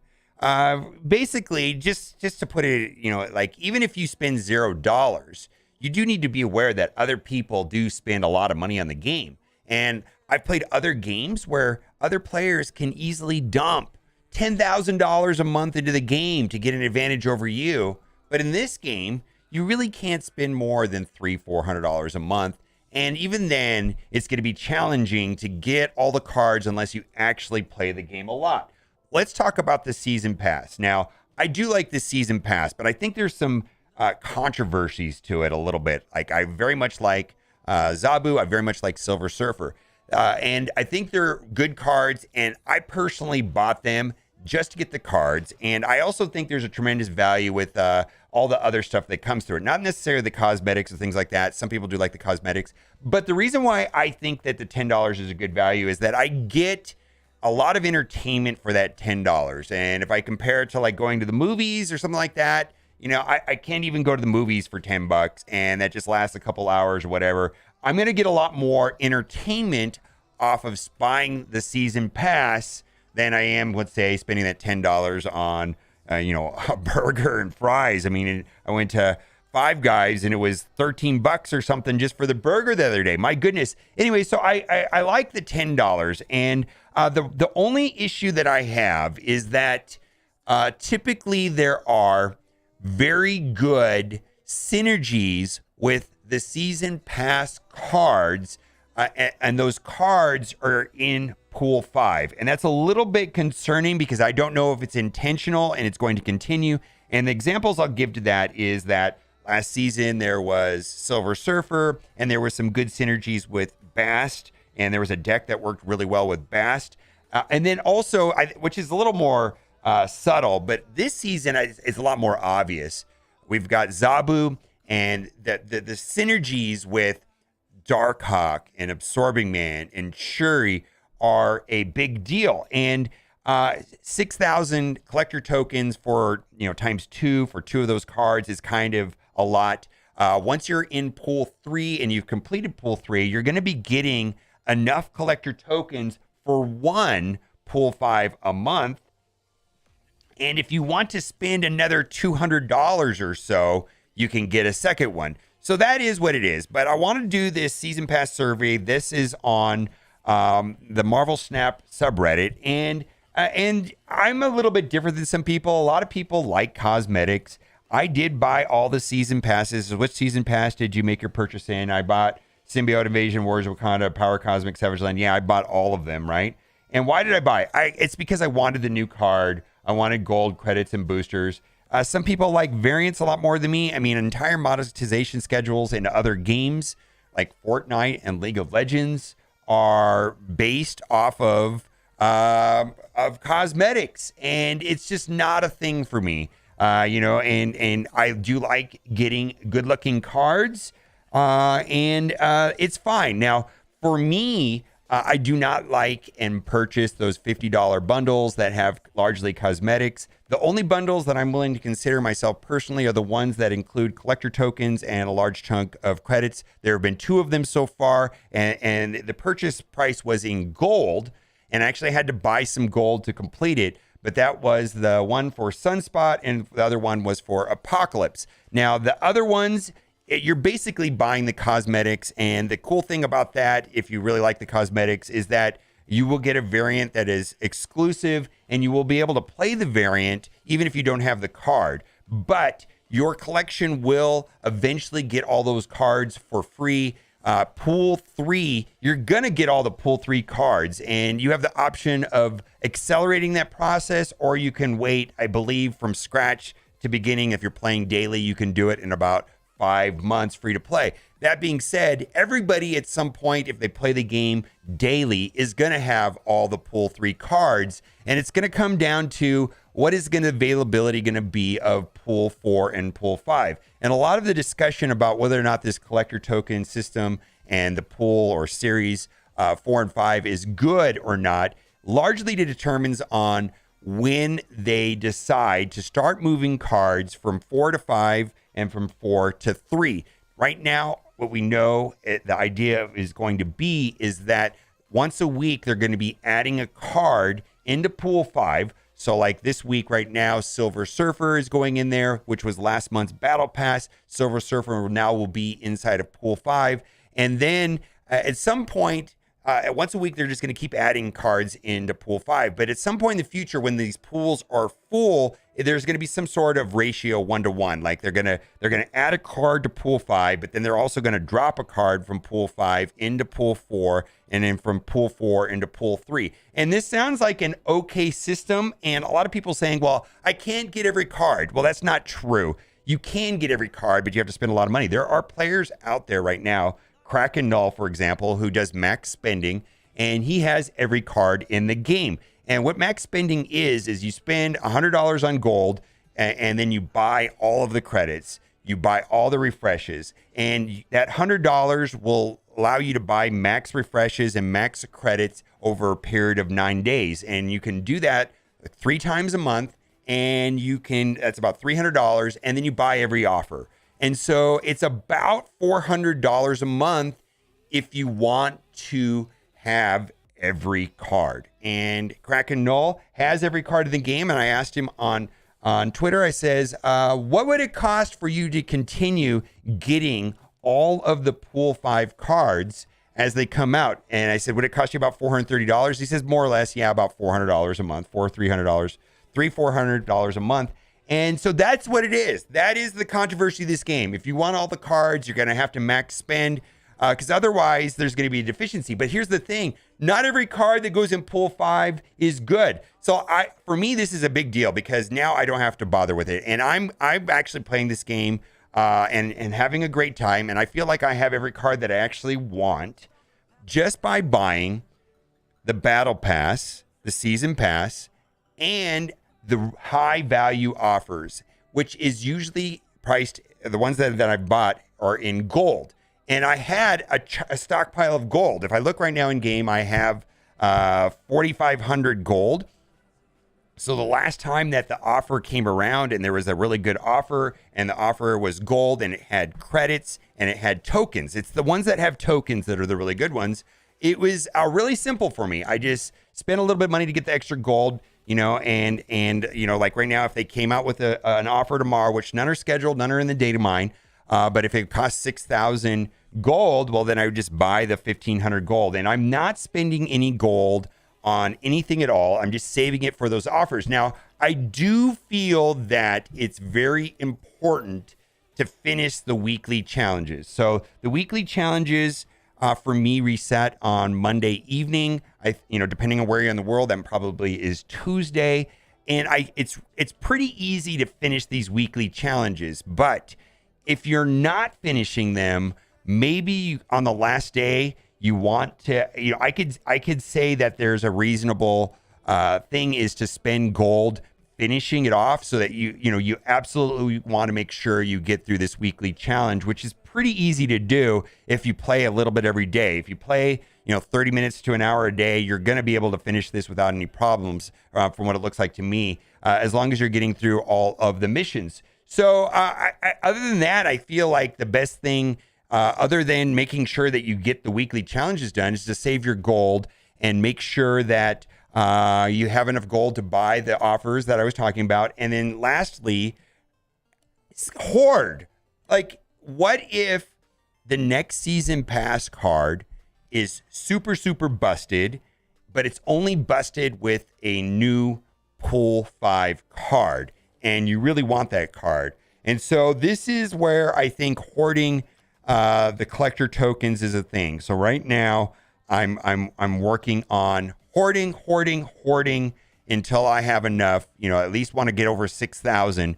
And see, that actually worked out for me last season. I saw that this season's card was going to be Zabu. And then I was like, okay, I need to pull the trigger on Absorbing Man. I got to pull the trigger on Darkhawk if I want to get the most out of Zabu. A lot of people are saying that Zabu is only really good with Darkhawk if you want to push to infinite. That's an opinion. I agree. Darkhawk is a pretty busted card. He's just stats. He doesn't do anything amazing, but really the combo there is Zabu and Darkhawk. All right, let me know what you think about all of this. Are you enjoying Marvel Snap as much as I am? I absolutely love the game, and I feel like I'm having a tremendously good experience. Only spending $10 on the Battle Pass and then waiting for select good offers. Seems like a good strategy. All right, guys, let me know what you think in the comment section. As always, thanks for watching and keep on gaming. Bye for now.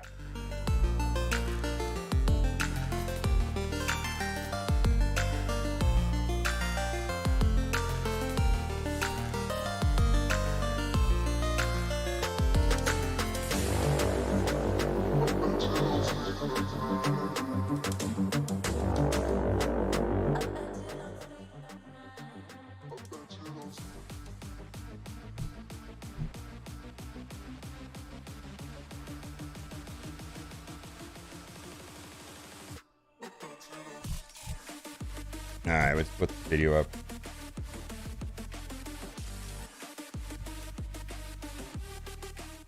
All right, let's put this video up. Whew. What am I going to title that video?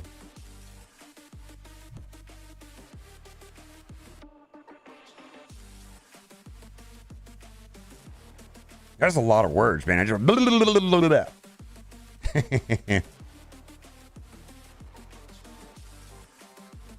All right, we got to put a good title on that video.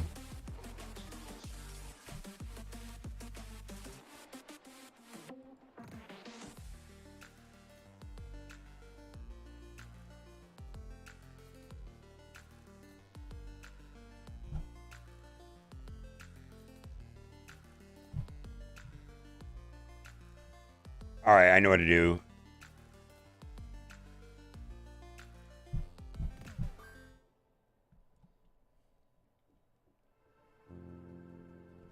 All right, I think we're going to title the video, Save Your Collector Tokens. Problem. The problem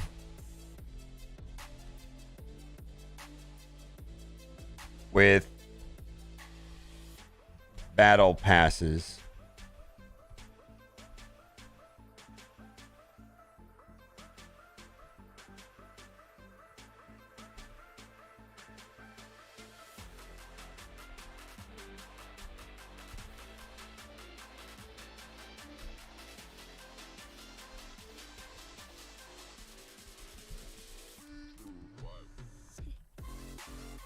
That clickbaity enough?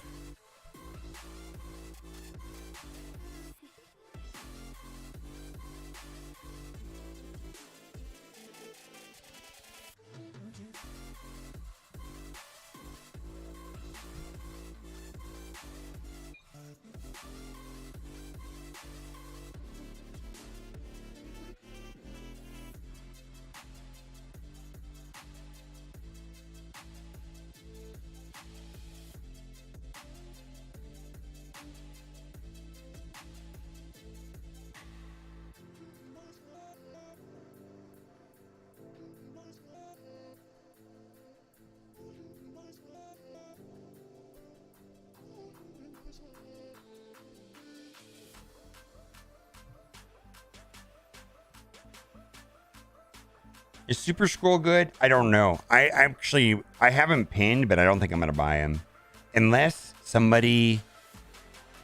I lose like 100 times in a row to somebody else playing Super Scroll. I'm probably not gonna buy it. Feels very specific.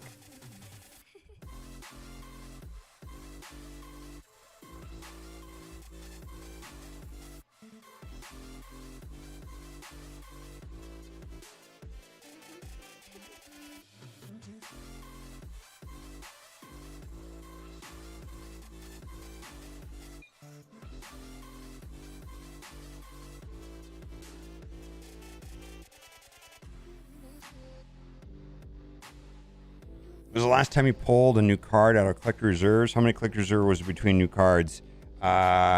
It's 1 in 40 for pool 4 and 1 in 400 for pool 5. I've never pulled a pool 5. I've pulled 3 pool 4s. Two of them were, one of them was Luke Cage. One of them was Luke Cage. One of them was She-Hulk, which is amazing. And the other one was forgettable. It was, dude, people ask me this. I should remember. I can't remember the other one that I pulled. Like it was like, oh, that's garbage. And I forgot about it immediately. Like, I can't even remember which one it was. It was probably one of these agents. Was it Maria Hill? Yeah. Yeah, Maria Hill. So I pulled Maria Hill, Luke Cage, and She-Hulk. She-Hulk's amazing. Maria Hill? I don't know. Whatever. Maybe there's a place for her in a... Maybe there's a place for her inside of a... I don't know. I'd rather have... I'd rather play Sentinel, right? Wouldn't you rather just play Sentinel? I don't have a Tuma.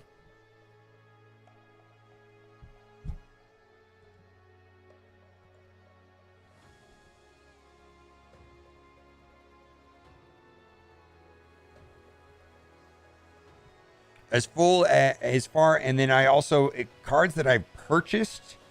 I've purchased Bast. I purchased Thanos. I purchased Shuri. I purchased Darkhawk, and I purchased Absorbing Man. And the only one that I regret of those purchases was Thanos. I either would rather have the tokens back, or maybe would have Galactus.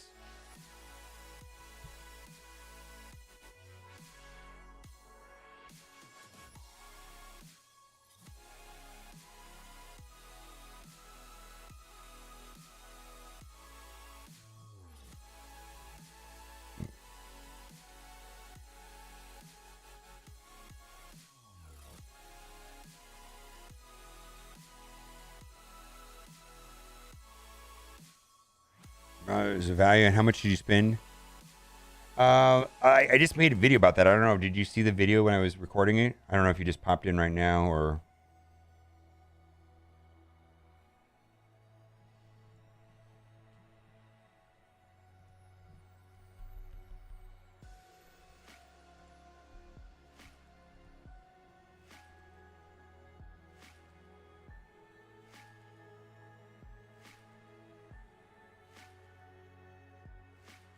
Oh, I uploaded the wrong video.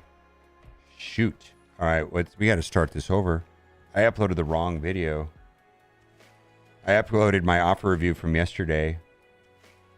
I was like, how come I'm seeing like Marvel delete forever? I literally uploaded my offer review from yesterday. What do I want to do?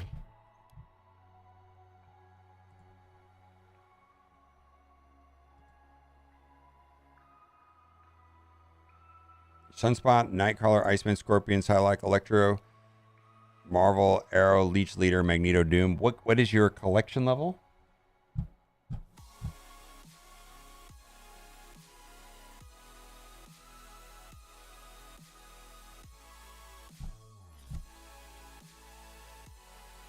$2,500? Yeah. All right.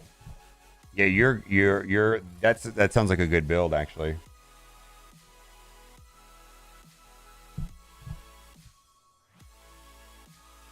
You're going to be finishing your pool 3 here pretty soon. How many cards are you away from finishing your pool 3?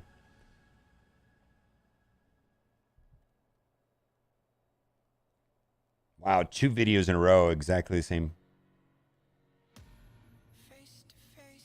I have Thanos. I do not particularly like Thanos. I mean, I think he's a fun card. Like, I think there's a lot of fun to be had playing Thanos.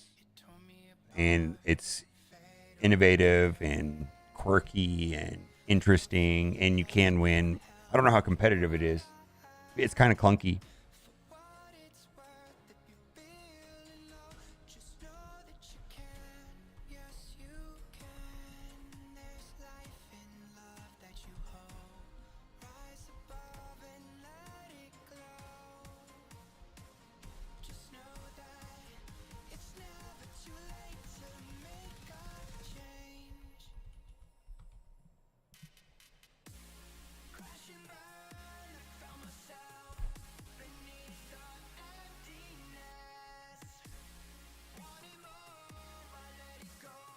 Yeah, I will. I haven't looked into the feature location yet. I've basically been trying to get to infinite, and I've gotten hard stomped. I was at 99.3, and I got dropped down to 92. So I'm probably gonna have to dig deep into the featured location. I actually haven't looked at it. Maybe we'll do something right now, make a video about it.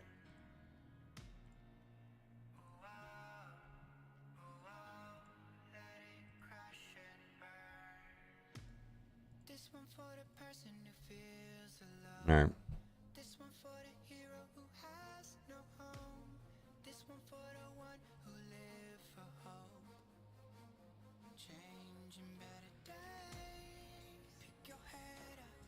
Keep on fighting. Living, loving.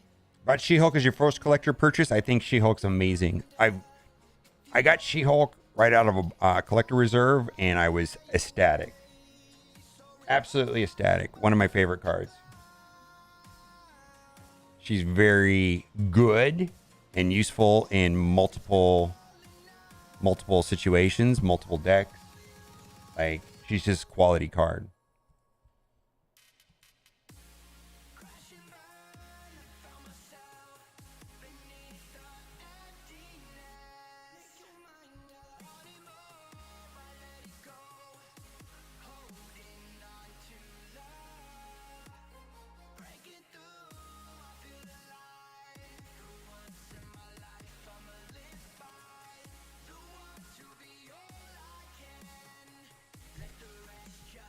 I have Absorbing Man pinned currently. I think Absorbing Man was a purchase of mine, and I've gotten a lot of use out of him. I've enjoyed playing him. The only card that I've purchased that I regret is Thanos. Bast, gotten to use him in a bunch of decks. Absorbing Man, got to use him in a bunch of decks. Darkhawk, got to use him in a bunch of decks. Shuri, got to use her in a bunch of decks. You know, and then I pulled She-Hulk, got to use in her a bunch of decks. Luke Cage, not been able to use. Maria Hill, not been able to use. Thanos, I got bored with Thanos after playing him for like a day. Like, I was just like, yeah, okay. Like, it didn't do anything for me. Other people may entirely disagree with me on Thanos. I didn't really care for it. I mean, it was a Quinjet, Lockjaw build. I don't know. It was just, I don't know, just didn't do anything for me.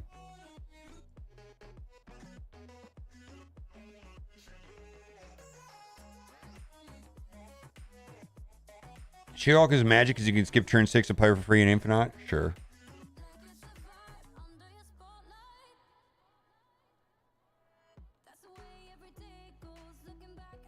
All right. When I get to right now, I'm focused on getting to Infinite. Once I get to Infinite, then I'll be more willing to try new decks out and things like that. Right now, like the decks that I'm playing are decks that a handful of people have used or I've put together. I'm kind of being selective with the decks I play until I get to Infinite. Once I get to Infinite, I'll try new stuff.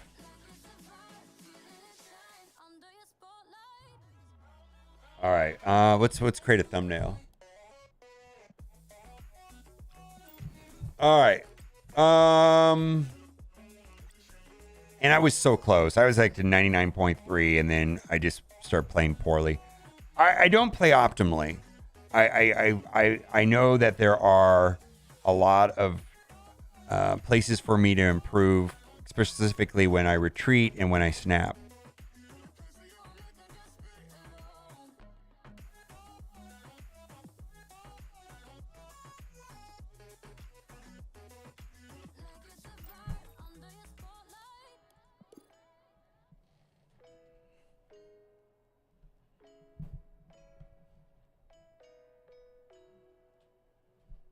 All right, let's create a thumbnail. Let's make it corny.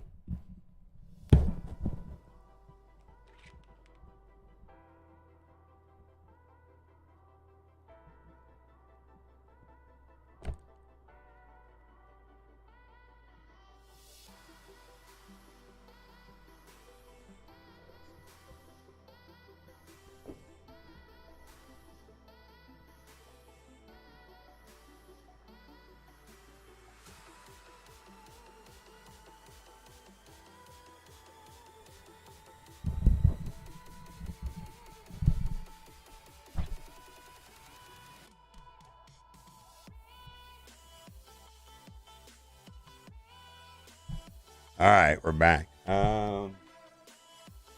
got to do red arrows. I haven't done red arrows lately.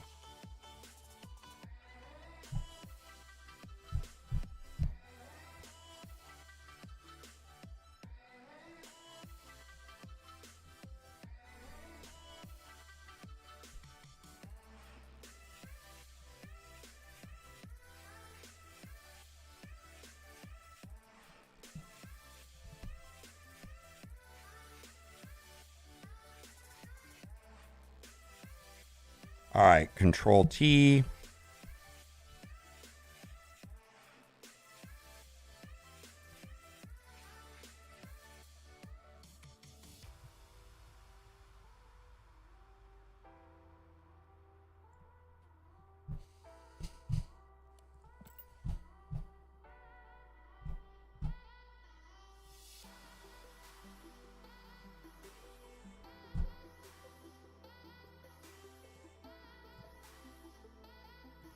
All right, let's bring this up to the top.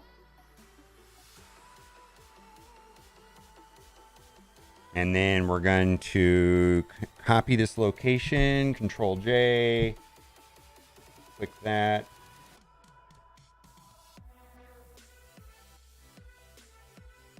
Let's delete that.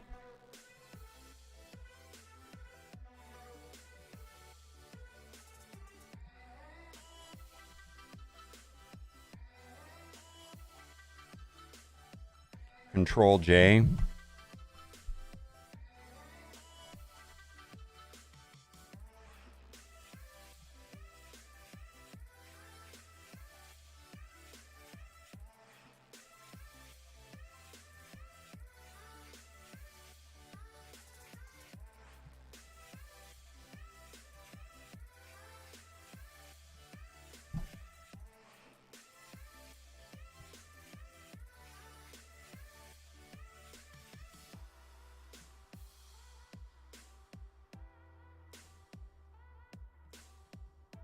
All right, let's see. Playing on tilt. Let's see. Let's say save these.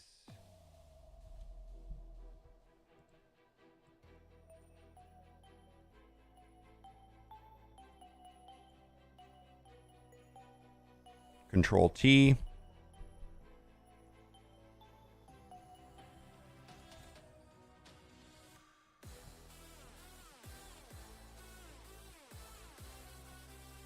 All right, we need some red arrows. Where's some red arrows?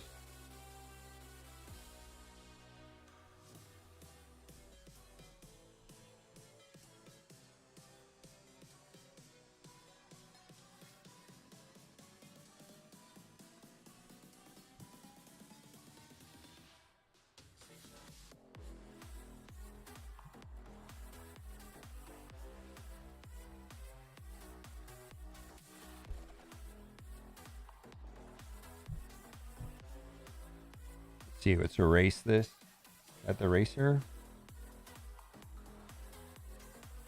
Spot healing brush? No, I need the erase tool. Clone tool, brush tool. No. There it is, erase. Eraser tool.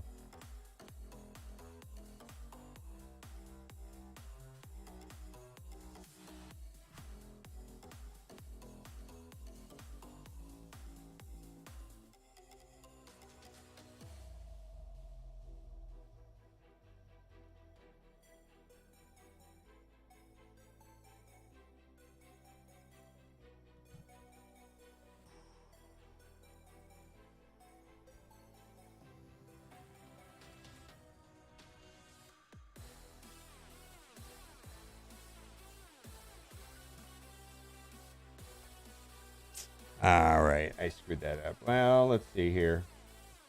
That looks okay.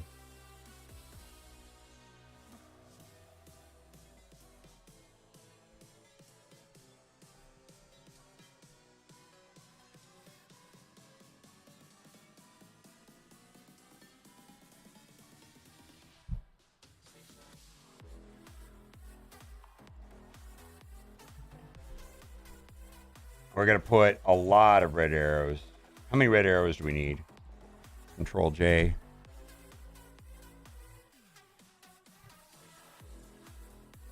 Control J. Control T.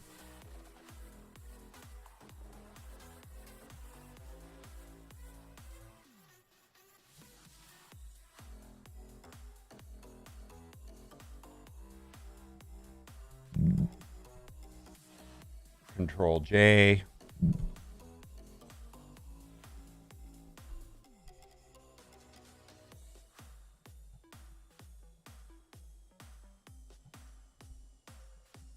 All right, then let's clean this up a little bit. Let's see. It's brush tool. What do we want to brush? This is probably this layer here.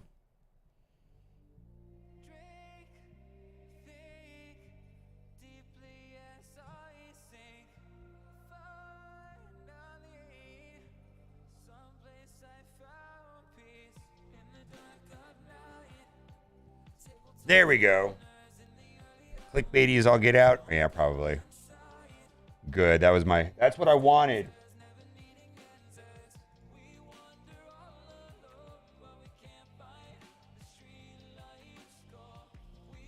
Five. Export as. JPEG. There we go.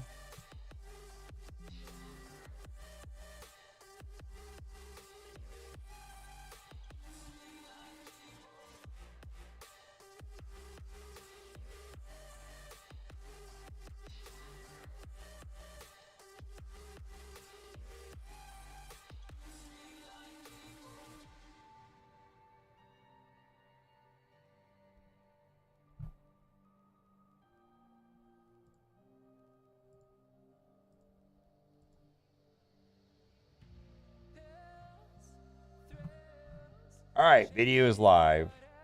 Here you go. Baby arrow on your finger? Hey, maybe. There we go.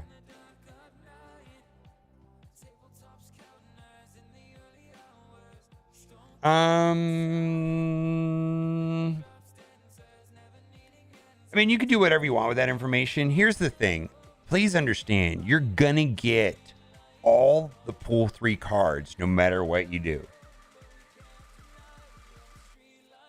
So, like, if you play Marvel Strike Force,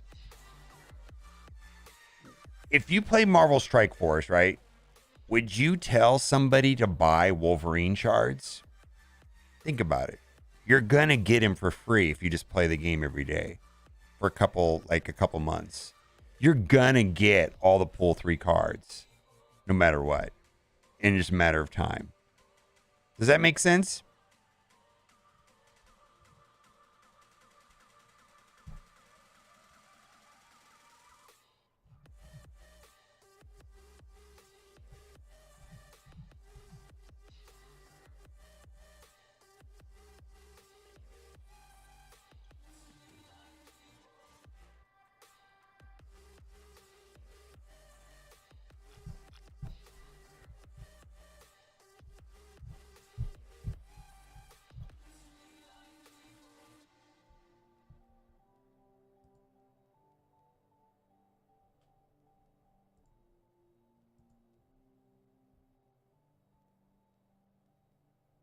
Move decks will always be playable as any deck, but as of right now, they aren't competitive. Yeah. I mean, they could always add another card. I mean, they added Miles Morales, right? And that helps the move decks a lot.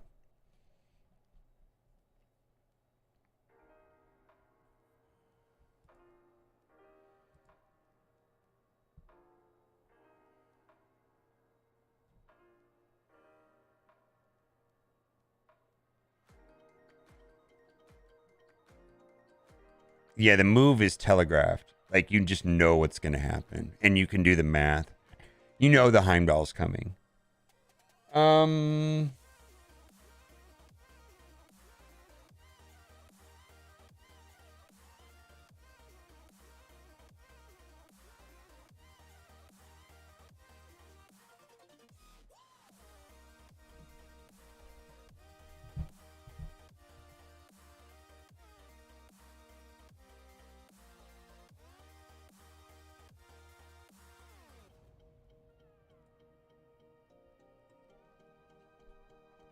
Wave was a pass. Miles was a pass. Thor was a pass. Let's see. There's 8 of them. All season pass cards. Marvel Snap. Let's see if this has it.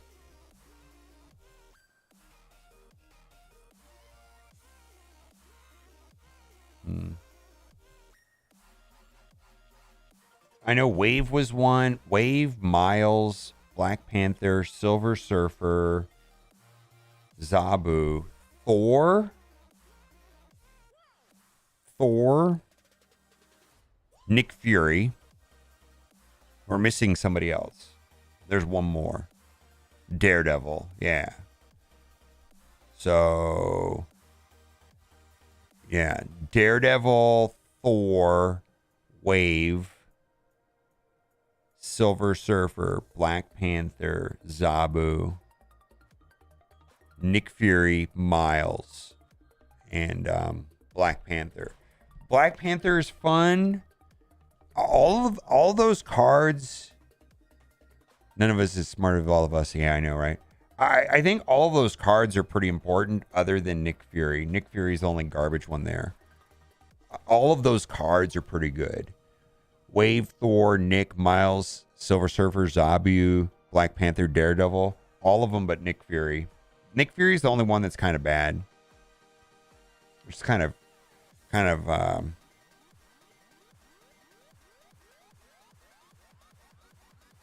yeah, all of them are good. Yeah, all of them have, like, they do things, and they're gonna get reused, and they're gonna get used in other decks, and you're gonna get use out of all of them.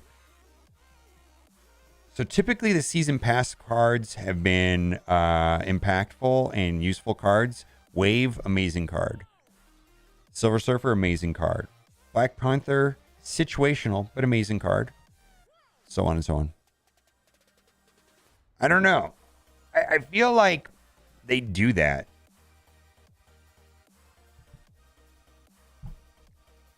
I feel like they do that, like when Darth, with like certain, I don't know. They could always rework him.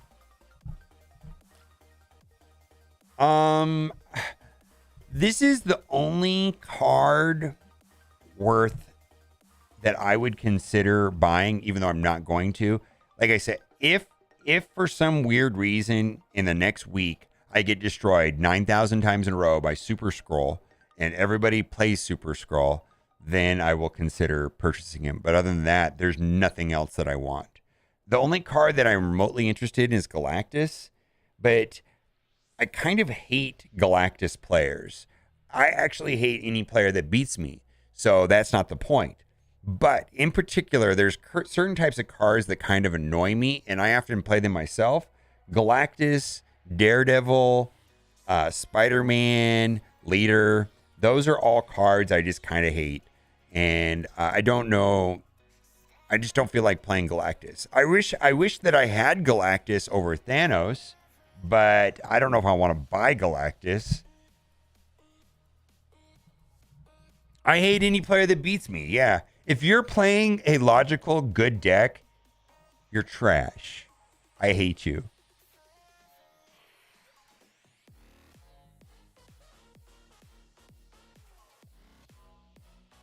Yeah.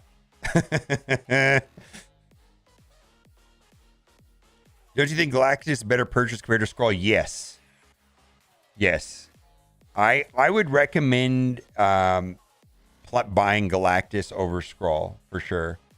I don't know why I have him pinned. I don't think I'm going to buy him. Part of it also is it annoys me to see M'Baku pop up like 19 times. You know how many times I've seen M'Baku in my store? I'd rather just have Super Scroll there.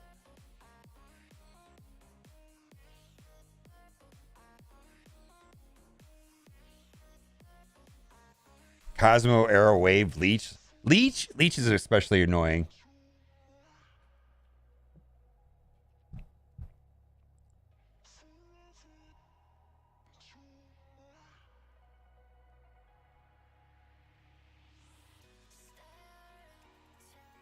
They ever add pool 3 cards on pool before? Yeah, I feel like they've put all cards. They put all the battle pass cards into pool 3 with the exception of Silver Surfer and Zabu. Going forward, the cards, the way that it's going to work is that cards coming into the game will go into pool 5, and then at some point it'll be 1-for-1 shifting down into 4, and then some from 4 going into 3. Unannounced, unknown. But in the past, all the cards went into pool 3. And in fact, Silver Surfer is the first one that isn't going into pool 3. Silver Surfer is going into pool 5 today, in fact. All right, what's the featured location for today? Featured location.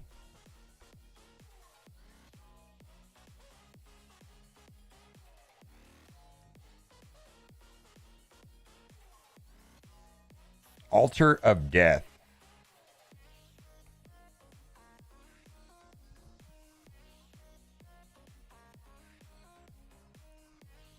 All right.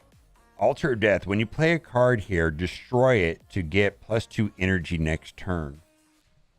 Holy shoot. Wow. Wow. A lot of weird stuff is going to happen here. I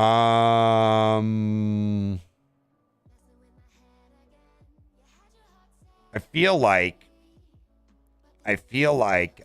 this lends itself to Surfer Patriot decks.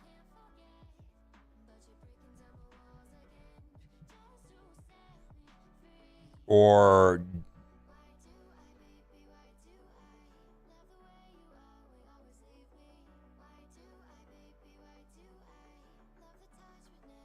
yeah, oh, Deadpool. Holy moly, Deadpool.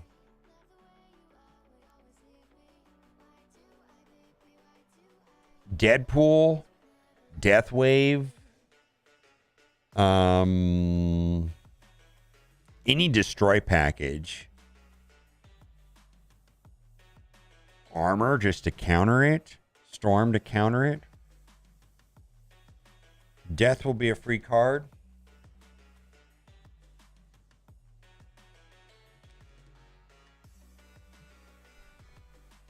Yeah, and then you're going to need to push power to it. I feel like Bucky would be a good card, right?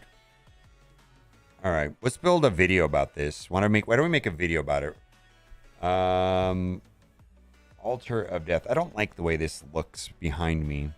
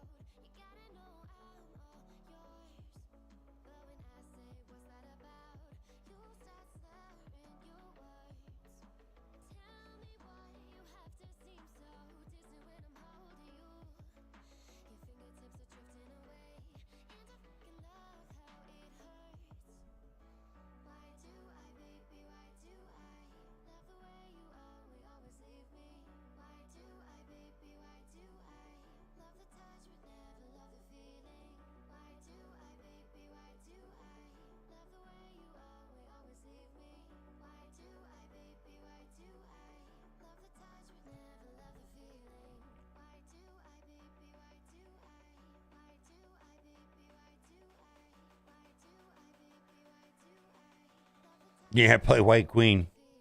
Well, it depends on the cost of the white of the card, right? All right.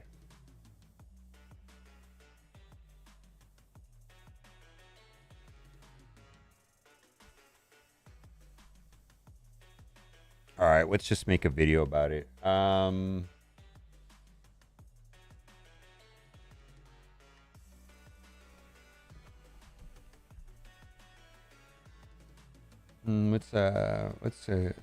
Let's close this down.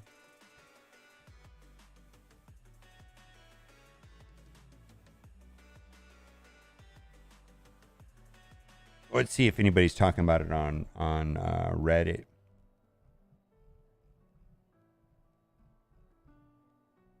So this is going to be coming tomorrow.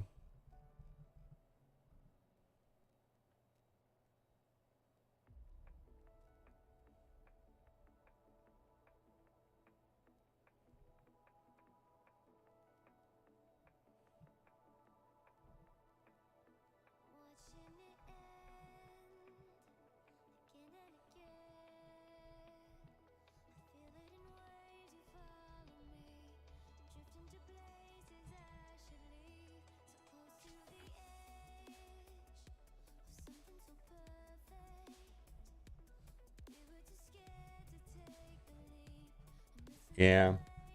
Armor. All right, so we can build a deck too, right?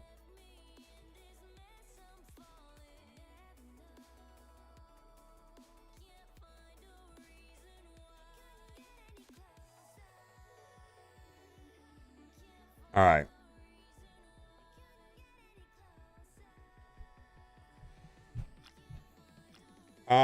Let's build a deck for around this. I think this is gonna be a.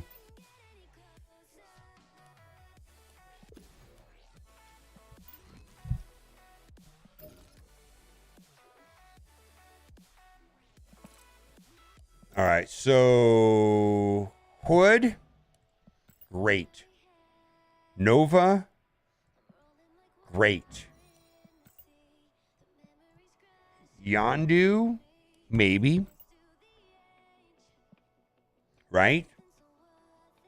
Carnage, yes.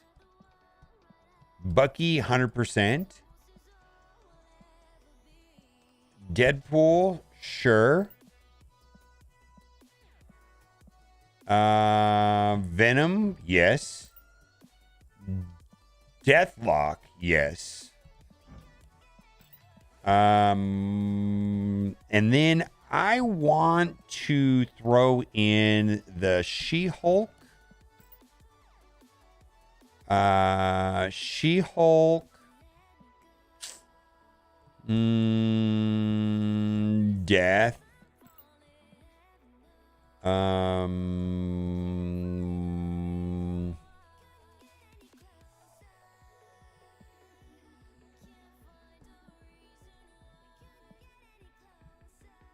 Let's put Doom.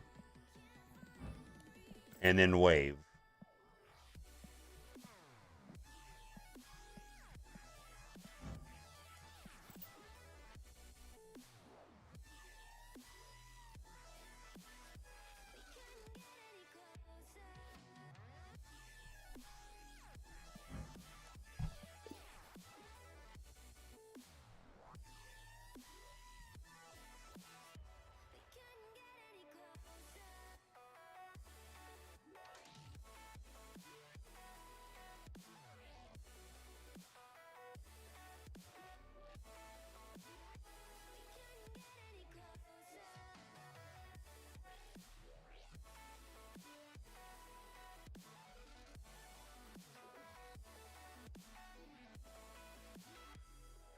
Yeah, I feel like I need something else expensive. Oh.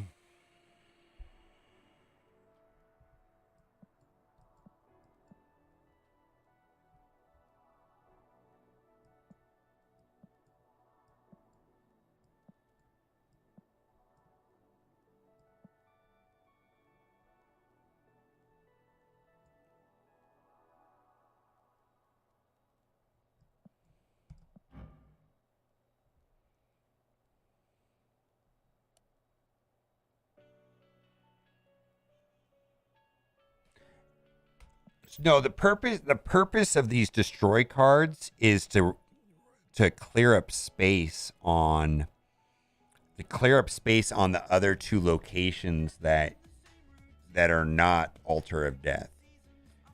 The problem is you start running out of space, and these cards free up space.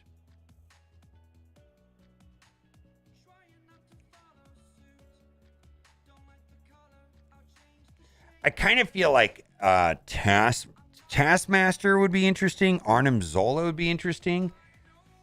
You know what? If we're gonna do Venom, shouldn't we do Taskmaster, Arnim Zola?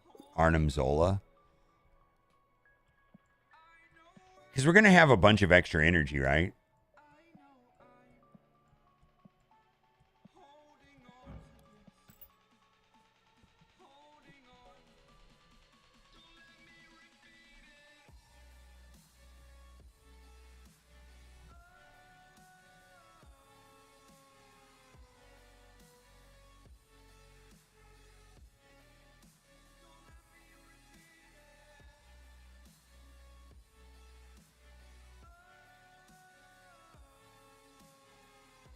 Yeah, it comes out tomorrow. I want to squeeze Arnim Zola into this.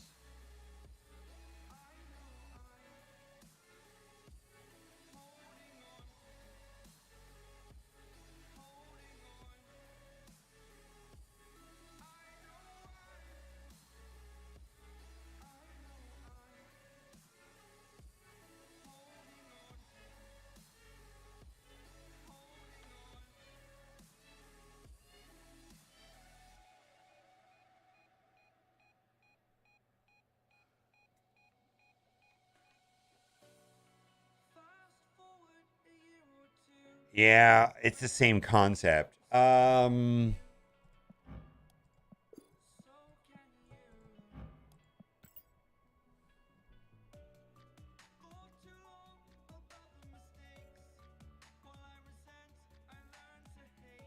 I do not use BlueStacks.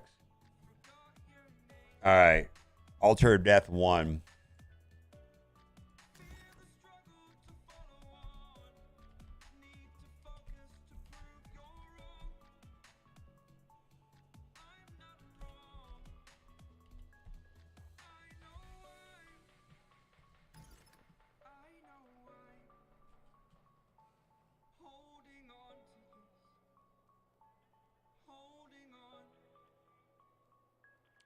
Twit, I don't really play Galactus decks, but if you're talking about your side, no. On their side, it blows them up before they're revealed if you have priority. If they're not in that lane.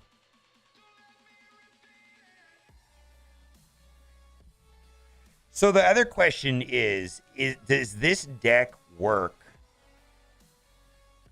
without the location? All right, let's see here. We have a way of knowing, actually.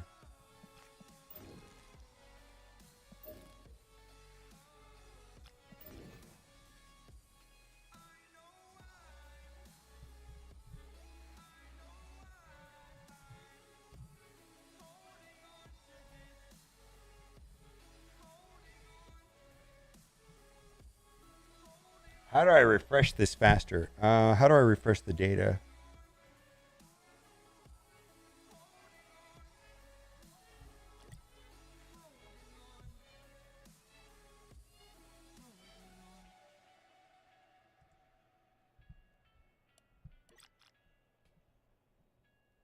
Yeah, Vision, Cat, Marvel Doom. Yeah, we're going to do that in another deck with Storm, perhaps.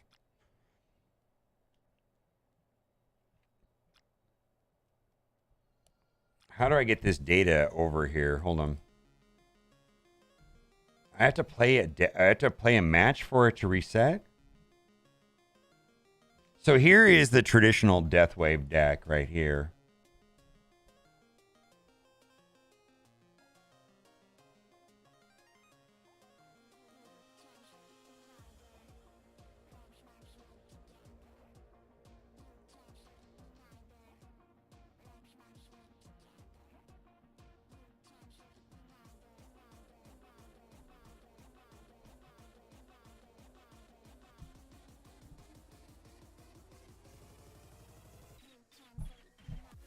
Yeah, this is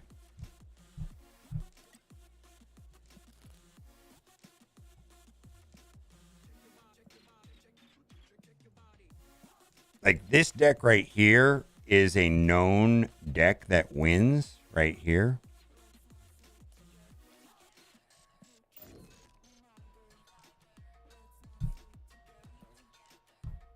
Like Deathwave, right? Don't have to change anything. Like just use this deck. The problem with this deck is going to be pushing power into that other location, which is accomplished by only Arnim Zola, right? And Bucky. So Bucky can get power into that location, but that's about it. And Squirrel Girl. Yeah. This is a known deck that wins.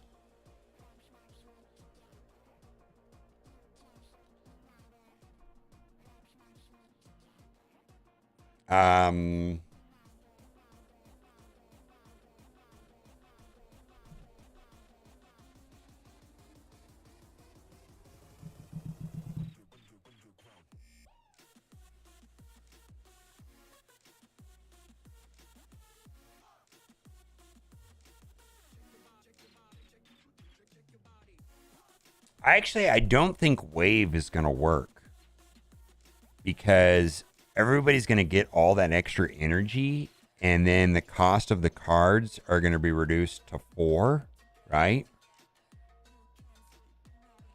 No, but you can only, right? No, actually, Wave would be fine. Yeah, but once you have like a bunch of extra energy randomly, maybe I'll have 8 energy. Nightcrawler Vision Marvel. Yeah, we're going to do those. That's probably going to be a different deck, though. That'll be like a Storm deck. A Storm deck. Yeah, this one, the first, I think the first idea will be like a Death Wave deck.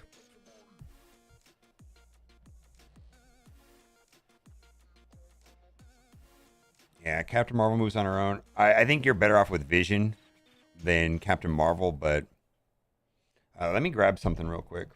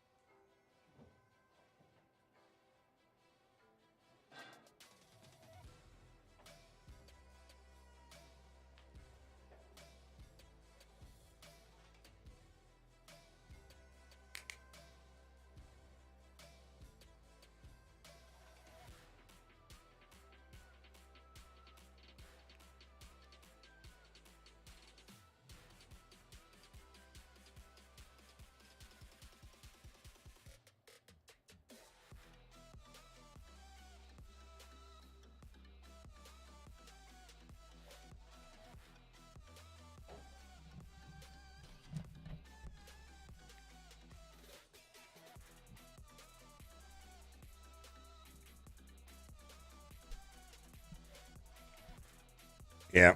Anyways, this is see, the idea though is that you wanted the deck to be good even when the location doesn't show up. So this is going to be a good deck even with or without the location. Does that make sense? Yeah, whether the location shows up or not, this is going to be a known deck that does well.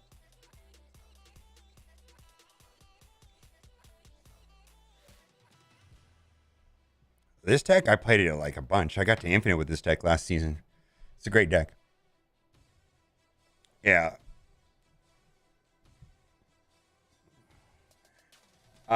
Is it 40% more? What are they called? I don't. What's the difference between featured locations and hot locations? There's a difference.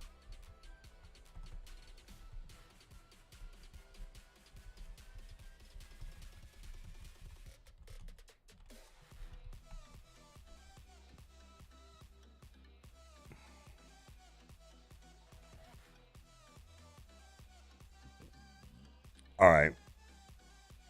All right. So Sunday's hot location appears 60% more frequently for 24 hours. Wednesday's featured location appears 40% more location the next 48 hours. Boy, this is the fonts on this is horrible. Yeah. So this is going to be featured and it's going to be starting tomorrow. Well, for most people, that's Wednesday, but for us, it's Tuesday. No, the feature is starting basically like 36 hours from now.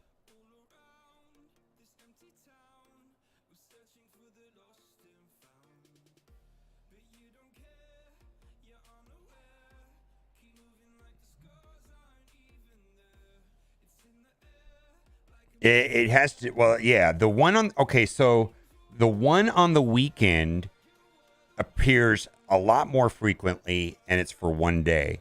The one that comes during the week is a brand new location, usually that we've never seen before. And it's how they introduce new locations to the game. And it runs for 2 days with a 40% more frequently.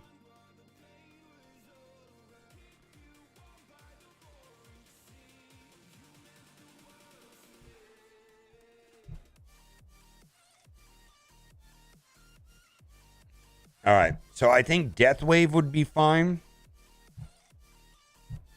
I also feel that probably a surfer deck would be good. Let's see here.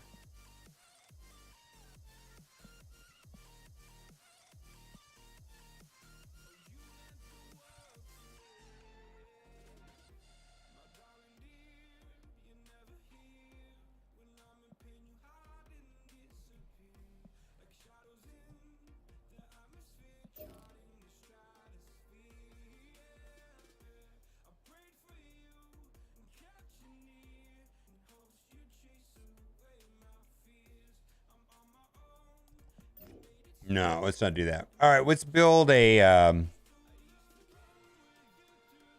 I mean, ideally, if you can use an existing archetype that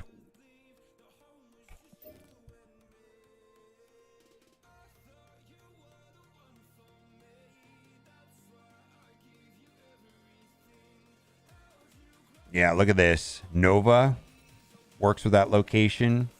Forge is great with that location. Brood is good with that location. Storm is good with that location.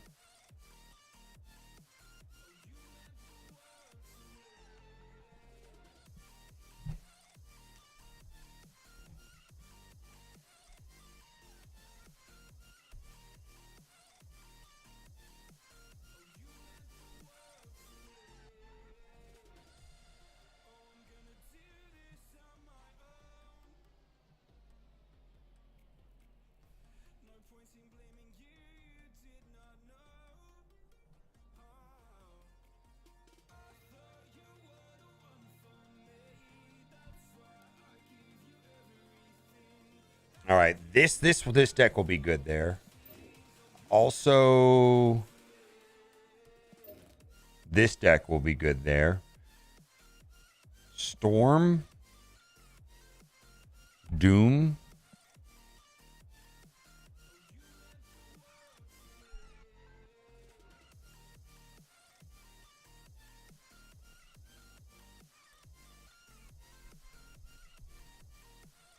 All right. And then let's build something. Let's build a deck. All right. Deck number 19. So,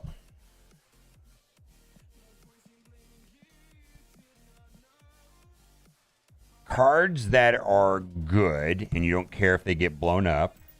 Iceman. Let's just throw a bunch of decks, a bunch of cards in there at first.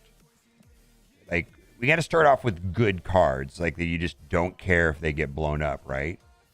That's part of it also, right? Cards that just get blown up and it won't matter. Armor is a counter. That's a good card, right? Scorpion's a good card. Do you care if it gets blown up? No. On reveal effect. All right. Then we're going to Surfer or Storm. All right, what's a good way to follow up with Surfer? A couple cards are great with Surfer. Juggernaut. Problem with Juggernaut, though, is we might be kicking cards into that location. That might not be something you want to do. Right? That may not be a good feeling.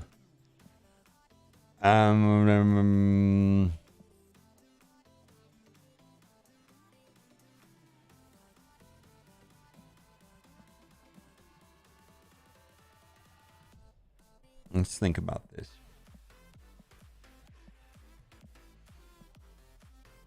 Vision. Doom.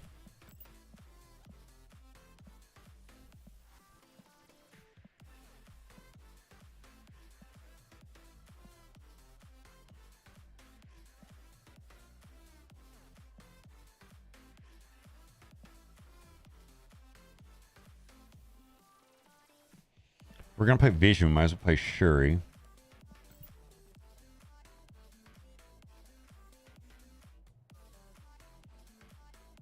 Let's put Jessica Jones.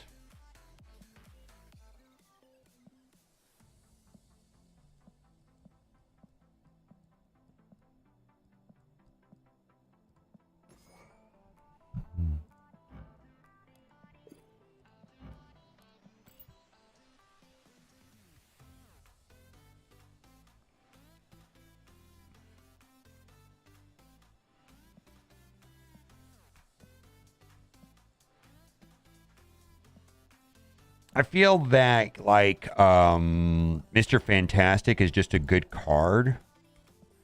All right.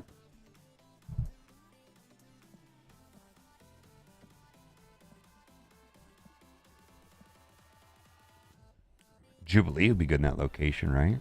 Wouldn't Jubilee be good there? Huh. Yeah, we're using Storm to destroy the location.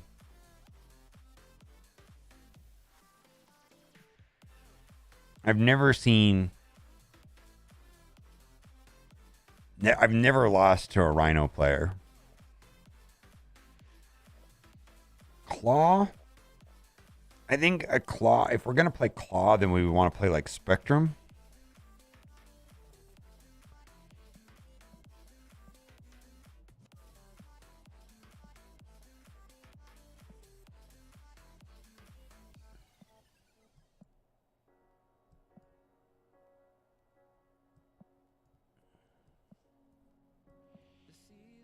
See, we need to build a logical deck that would win even if the location was not happening. Does that make sense? Like, it can't be just a only win at this location. It needs to be, because most of the matches are not going to have it. Like, you just got to have it so that it's a good deck with or without the location. Does that make sense? Like, it can't be just about the location.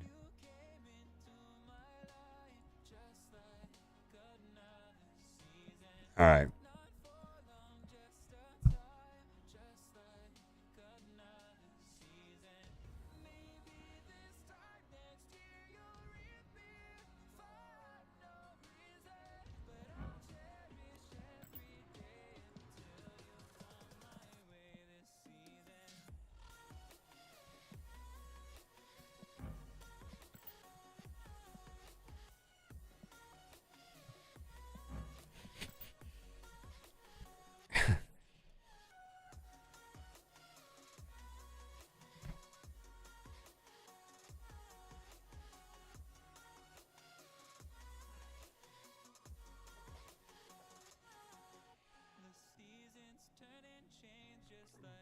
Boring good card deck.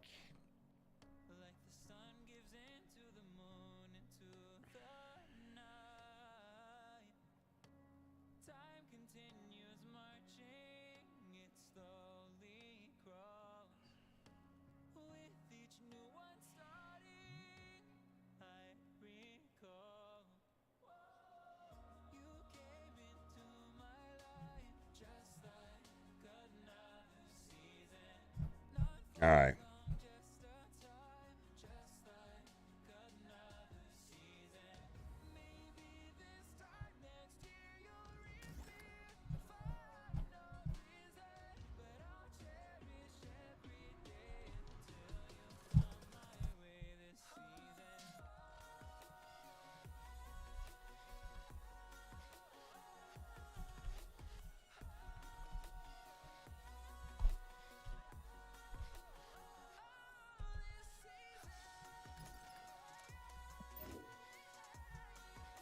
All right.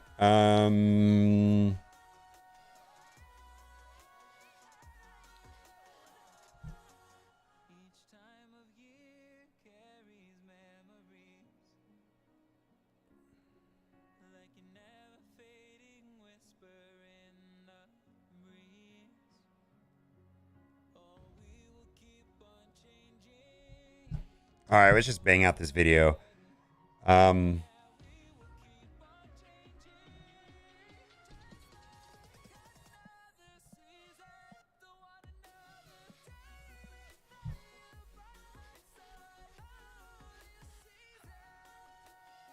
Eight cubes on TVA. Oof.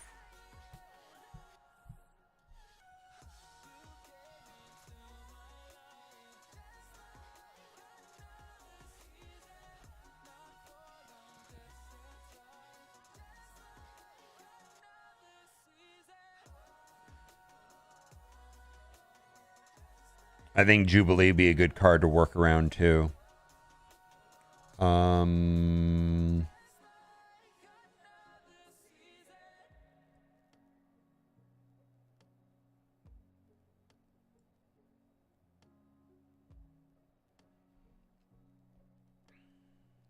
All right, well, let's see here. Actually, let's just pull up good cards.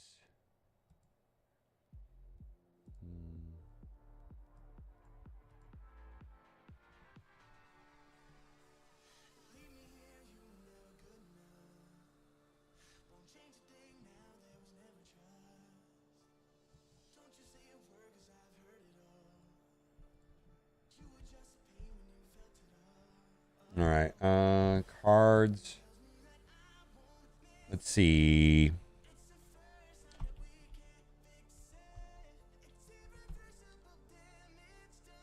Wow, how do you spell Jube? All right, Jubilee.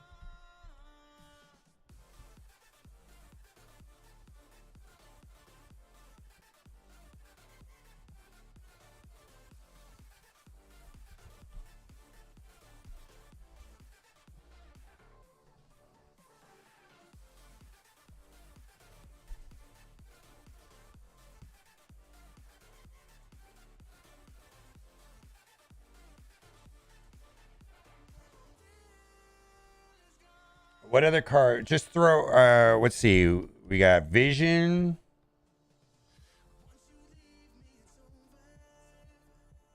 All right.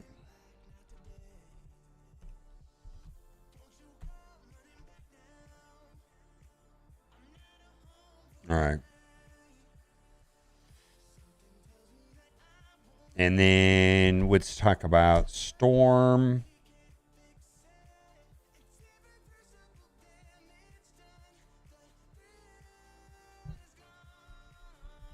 Which you can do Rhino, Magic, whatever. You know what I mean. Armor.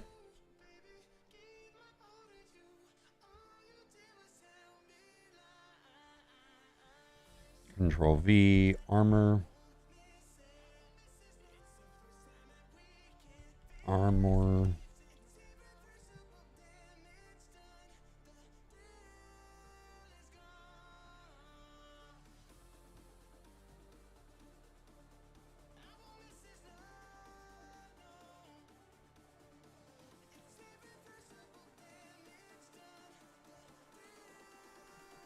All right. What else are we gonna do? Galactus. You can bring out Factor. Yeah, Galactus. Actually, that's true.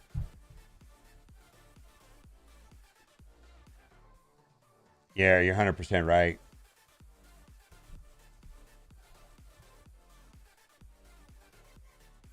You're 100% right. Let's see here.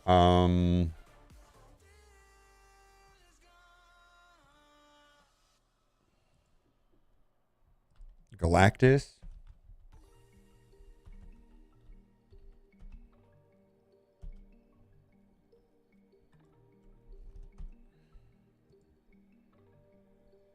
All right. Let's see. Rhino, Claw, Rhino, Scarlet Witch. Yeah, we'll talk about that. Wong, Bam, one game. I don't know. So I just want to you leader. Powers Obunaho. Actually, location my spike in Galactus. Null. Null is pretty obscure. Yeah.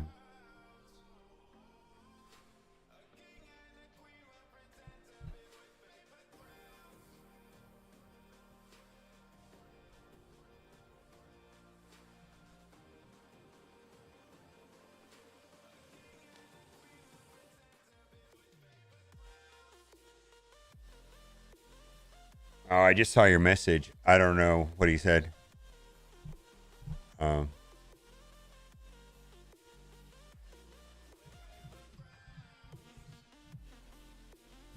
Superman and Batman. Yeah, yeah, yeah.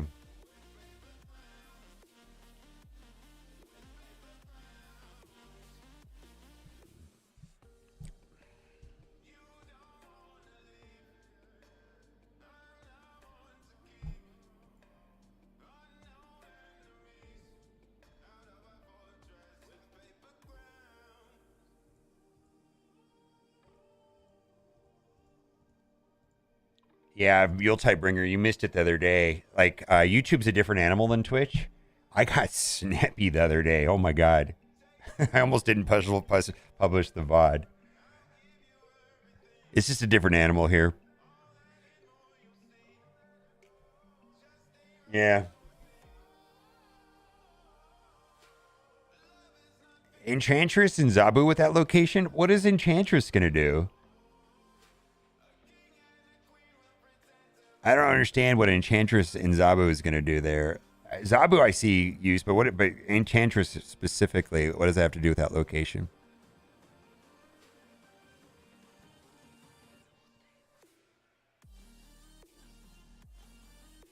All right.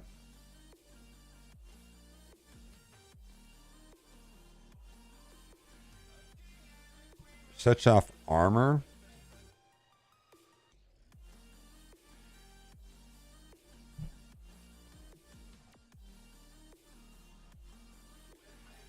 All right, tomorrow we have a new featured location coming to Marvel Snap, and this happens every week where we get a new location, and the location is going to be Altar of Death. When you play a card here, destroy it to get +2 energy next turn. Now, this is something that happens every week here in Marvel Snap.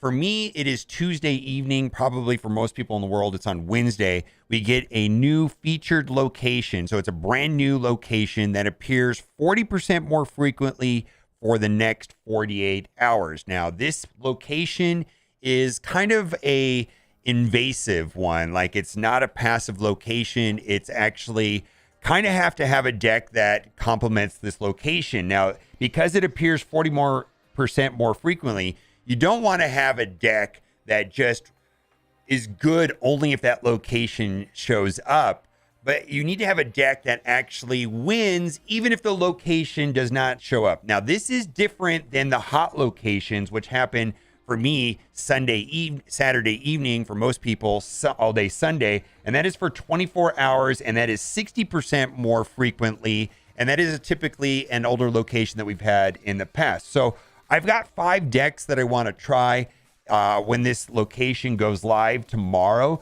But I do want to talk about just some kind of cards and interactions that are probably going to be very good. I'm sure there's some that I missed out. And be sure to put in the comments any kind of card that you would want to try out. But again, when you play a card here, destroy it to get +2 energy next turn. First card that came to mind is Jubilee. If you build a deck around Jubilee, you can place Jubilee into that location, get +2 energy, and then whatever card is going to be there. And then also, this will not be cluttering up the lane because she will be blown up, and then her card that she pulls out of the deck will remain. So that's a card that I thought was interesting. Then there's Bucky. Bucky's an interesting card because he's commonly played with destroyed packages, and we're going to talk about a well-known archetype Deathwave deck that does very well. In fact, last season, it was one of the decks that I used to climb to Infinite. But Bucky right here will drop Winter Soldier behind him as soon as he explodes, so you can play him in that location and leave behind the Winter Soldier. When this is destroyed, create a Winter Soldier in its place, and I think that will be a very popular option when you can do the whole death, the whole Deadpool, the whole Venom, the whole thing. And I've got a deck that the one that I'm the most excited about. We'll talk about that. So things that get a benefit from exploding. And I think other cards that might work on this would be like Brood or Mr. Sinister would be a card that has kind of like an effect where something is left behind and the initial card is gone. Of course, if things are going to be dying all the time, this leads me to the idea of Death is going to be a very popular card during this time. It costs 1 less for each card destroyed this game. And so again, we're going to talk about the Deathwave event. Then other things is moving into the location. So that I brought up Vision, but it doesn't have to be Vision. I suppose that this could be a lot of other types of cards. It could be Vision, Captain Marvel, or Doom are all very common cards that accomplish this when you're locked out of a lane, being able to move into it with a card that has some sort of ability to cheat into the lane is going to be popular during this location. So I think Vision is going to be, now there's always the option of just not dealing with the location or locking people out of the location. And I think there's several cards that do that. You got Rhino, Scarlet Witch, Magic. My personal favorite is Storm, and I also like Magic. I'm not so much a fan of Rhino, and then Scarlet Witch is good, but it sometimes feels very random. But if you just don't want to deal with the location, you have option of Storm, and then also Armor will shut down the location. And the other thing that I want to be, because there's a lot of extra energy floating around, I feel like we're going to see a lot more of Galactus play. So there's 5 decks that I want to try out when this this location goes live. 3 of them are existing and known decks in Marvel Snap that already do very well. What I mean by this is that these are decks that are proven to work already in climbs to infinite and so on and so on. I've used them last season, or I've been using them recently. And these decks also seem like they would also work in this location. So the advantage of using an existing archetype or an existing deck is that, you know, when the location doesn't show up, you still have a strong deck to play. So the first one that we're going to go over is Deathwave. And this was a very, very popular, this is not a new deck.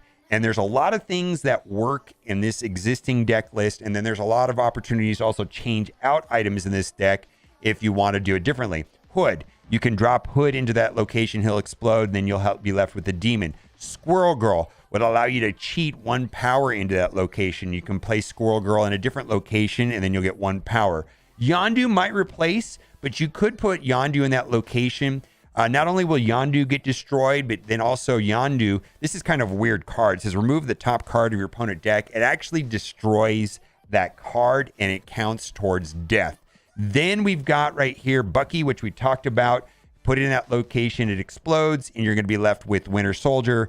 So basically, you're only spending 2 mana. You're going to be able to cheat into that location and have a 6 power card. Carnage. So the reason why Carnage, I think, is an important card is that if that location shows up, then you can only typically play in the other 2 locations, and they tend to get clogged when that happens. Whenever there's one of the 3 locations is completely shut down, typically you can run out of space.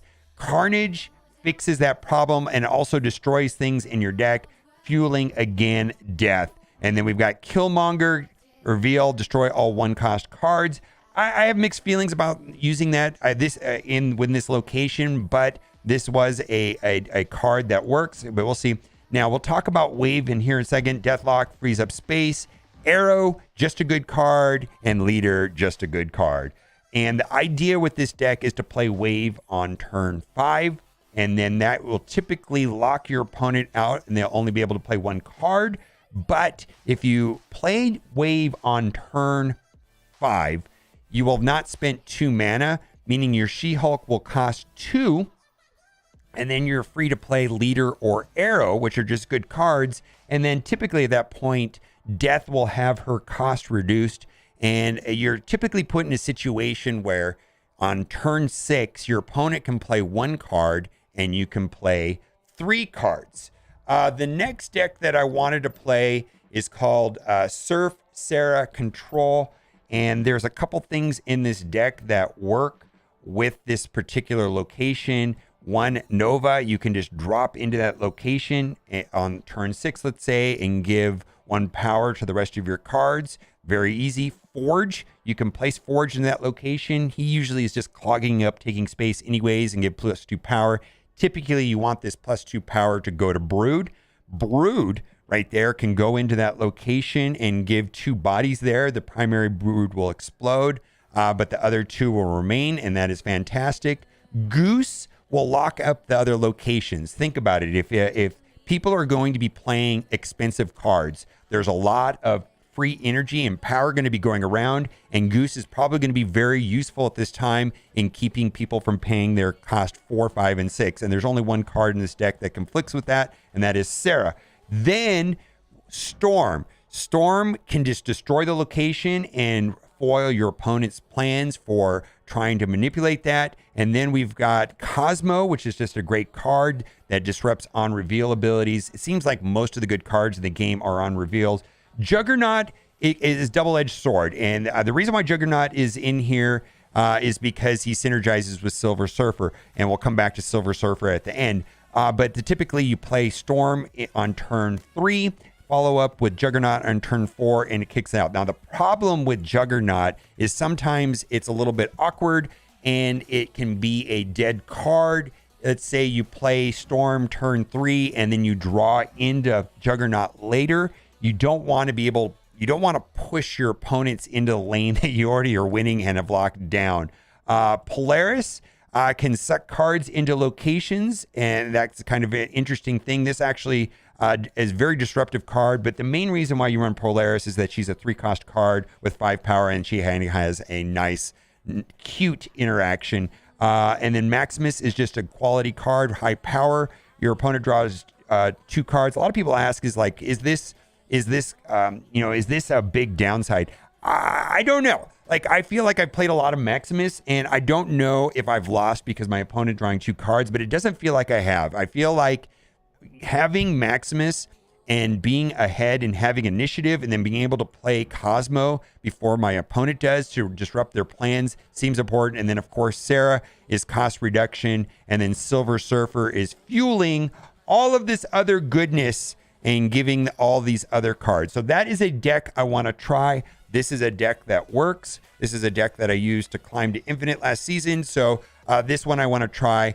Might have to make some small modifications when the location goes hot. We will have to see. The next one I want to do is called Toxic Zabu. This is a Zabu deck that basically locks down locations and has a way of cheating locations. But basically, there is Korg, and Korg is synergizing with Darkhawk to give him extra power by pushing rocks into your opponent's deck, which also could be disruptive. Black Widow does something similar. She puts Widow's Bite into their hand so they're not drawing a card. When they don't draw a card, that means there's more cards in their deck, also giving extra power to Darkhawk. Scorpion is just a good card. I suppose you could throw him into that location and just let him die, and his on reveal effect will just go off with -1 power.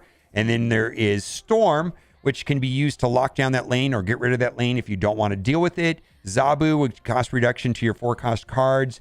A win condition right here with lots of power. And then this is where this deck is super annoying. Is typically what happens is I play Storm on turn 3, something good.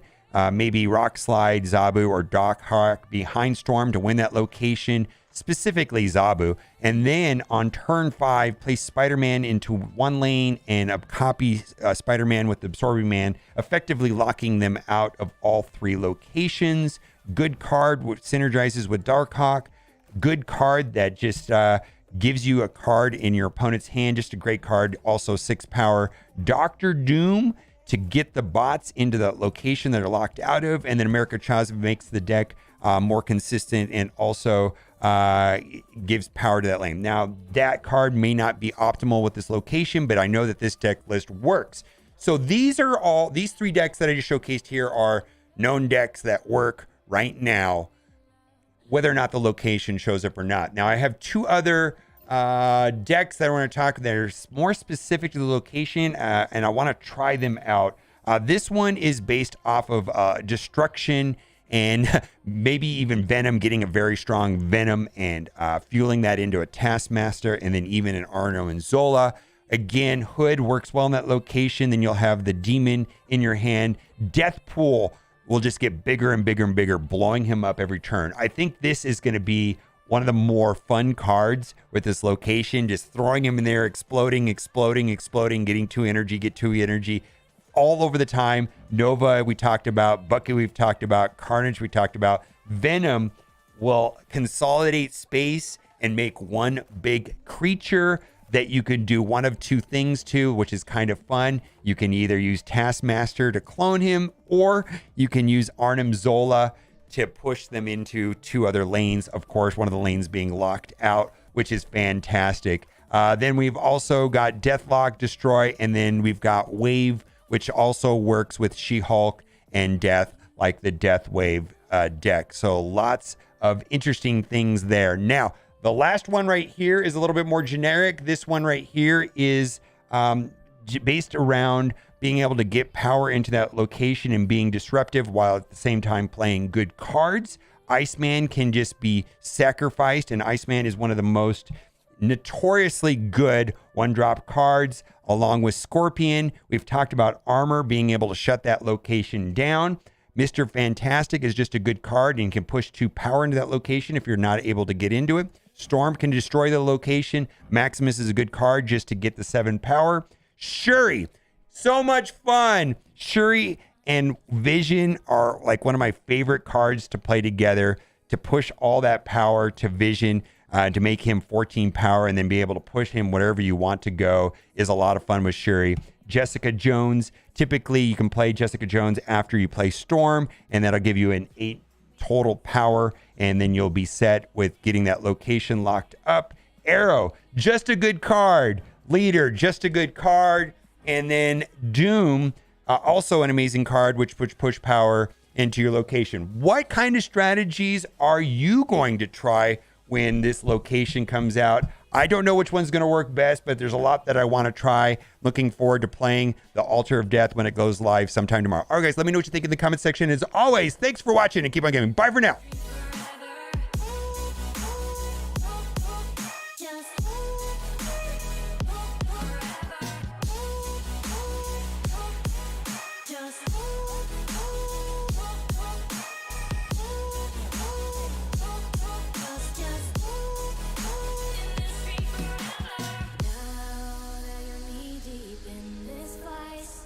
All right. All right, let's upload that video.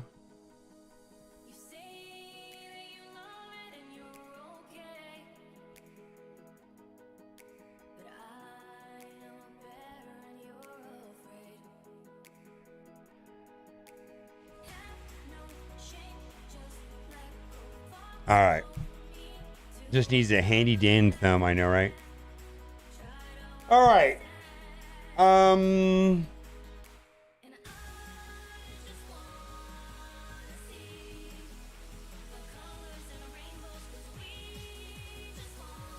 Yeah, this location's going to be interesting. I think I'm going to do try Deathwave first. I don't know. I feel like I've got 5 decks. There's a lot of different decks that are going to work. It's kind of an annoying location, though.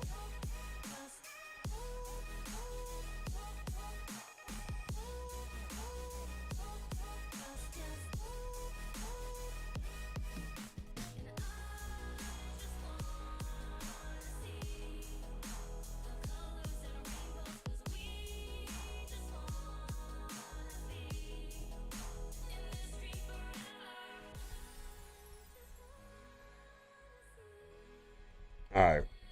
Let's see. This is a featured Altar of Death featured location.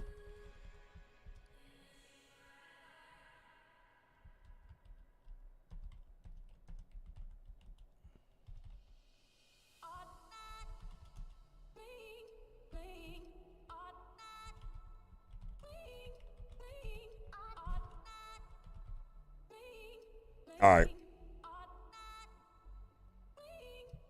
Oh, Electro? Electro would be amazing there, too. Yeah, Electro would be amazing.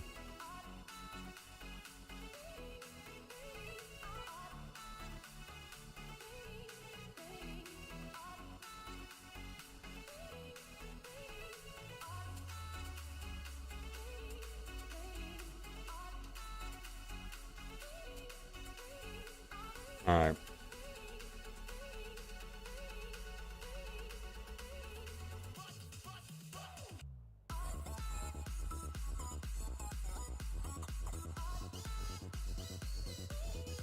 What time is it? 3 hours? Wow, banged out 2 videos in 3 hours? Gameplay for about 2 hours? I feel like that's a good day's work for Marvel Snap. I'm kind of disappointed I didn't make much progress on... Didn't make a lot of progress on my power, yeah. Ultron Kazar combo. Yeah, we go there too. Let me see here. Let me see if I just want to make sure I'm not forgetting my lane mates in Marvel Strike Force. Just need to make sure that's going. We need to make a thumbnail. Then we'll do some gameplay.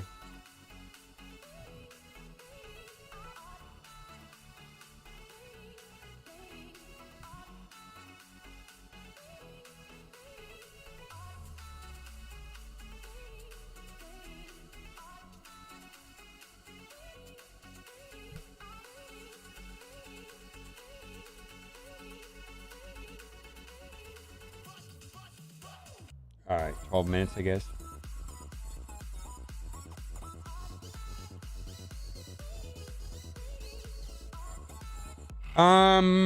I stream Snap in the evenings on Twitch. I don't know. I kind of like to keep things separate.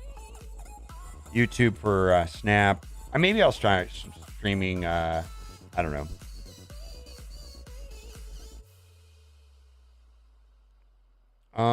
Let's see. Let's make a thumbnail. What are we gonna do here? Full.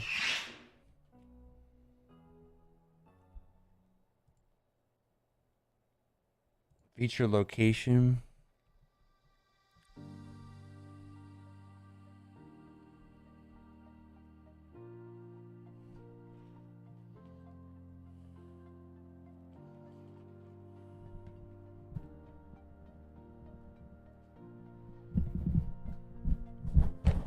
Well, thank you, Antonio. I just wanted to make sure I got through my raids.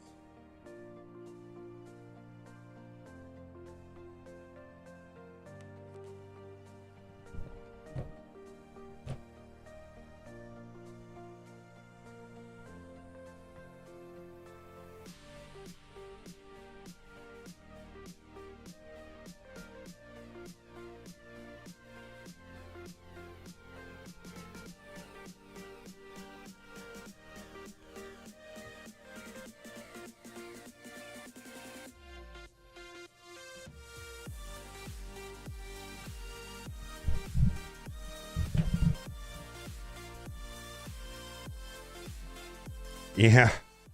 All right. Let's see here. Let's load up Photoshop. All right. All right. So we're going to copy that image into Photoshop. Control V. Wrap that up to the top layer.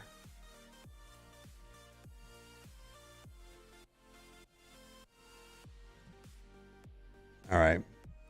We're going to Control T to make it bigger and get rid of the border and all that stuff. Let's see here.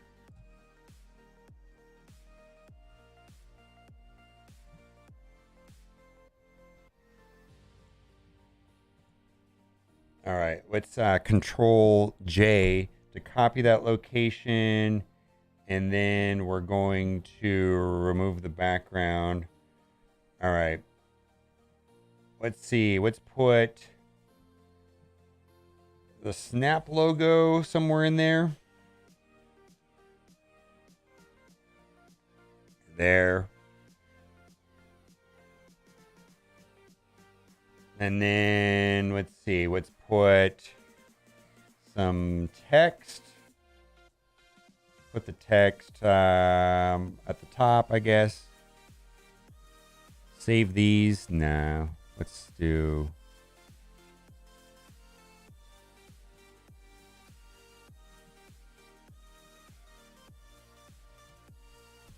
Five. Amazing.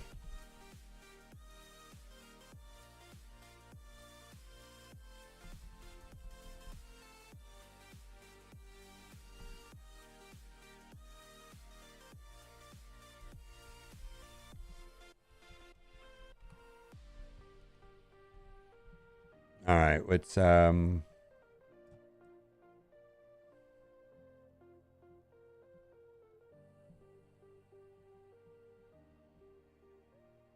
right, let's do it differently then.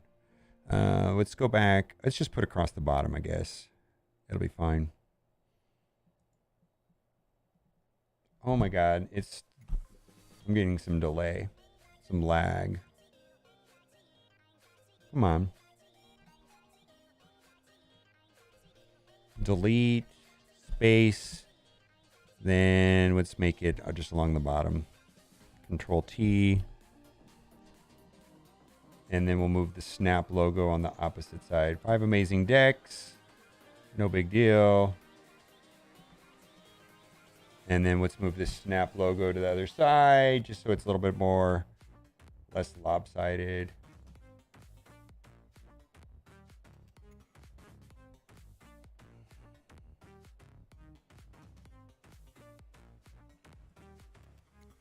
Export.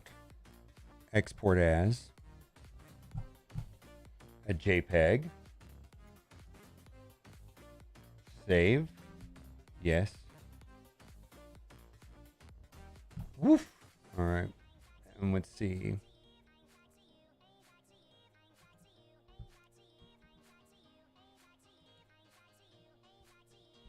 Upload thumbnail.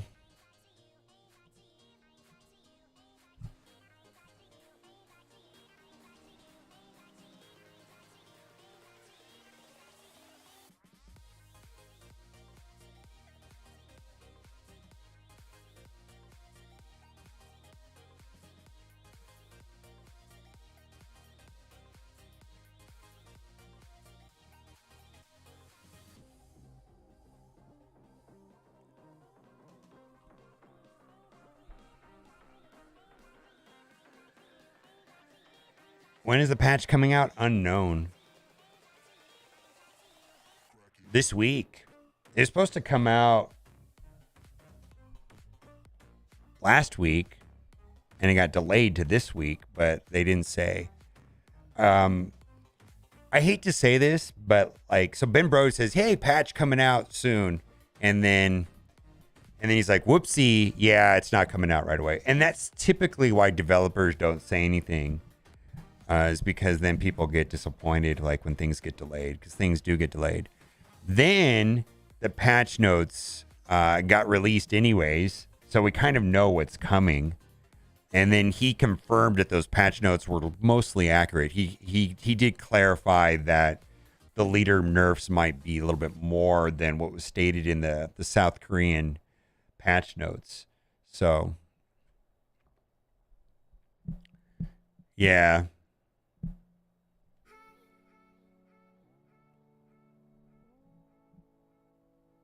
Yeah, I mean, I hate to say this, but I totally understand why developers are reluctant to say anything at all.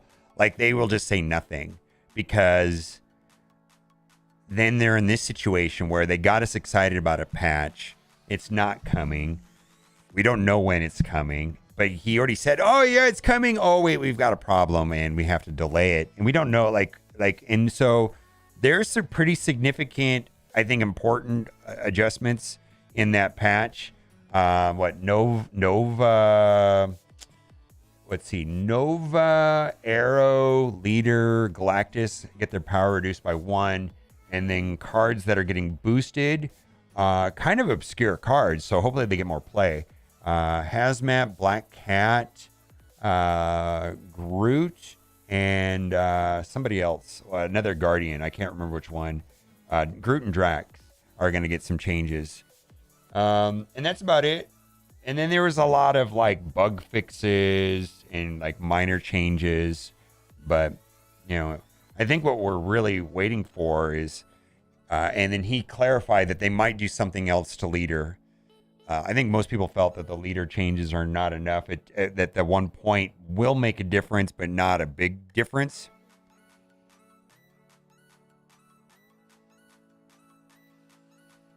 Yeah, I just feel like developers get gun shy at like giving out information when types of things happen all the time. I've had developers say things like,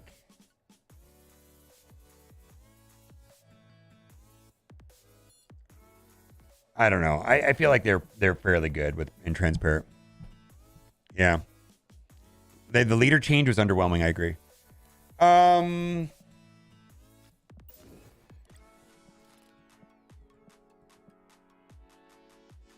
All those changes are insignificant. The power of the factor, not the power. Galactus, correct.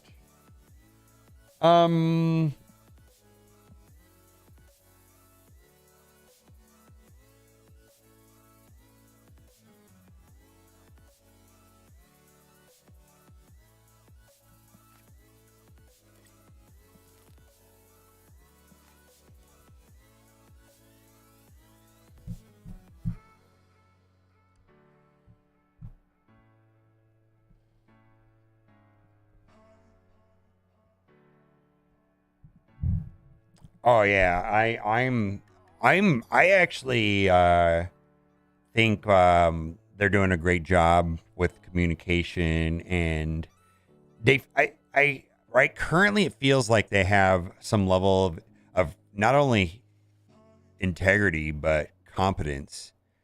What an incredible combo. Holy shit, what an incredible combo.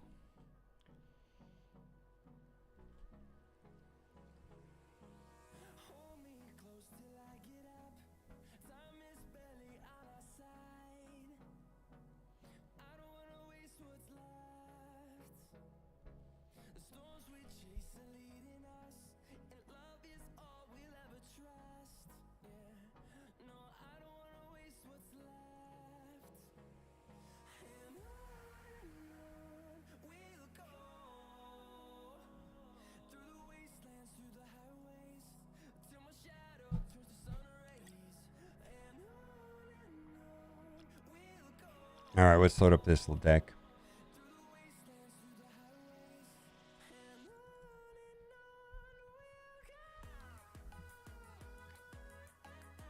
Now this deck has a pretty good win rate for me. Let's see here. 65% win rate. 32 cubes, 0.7 on average.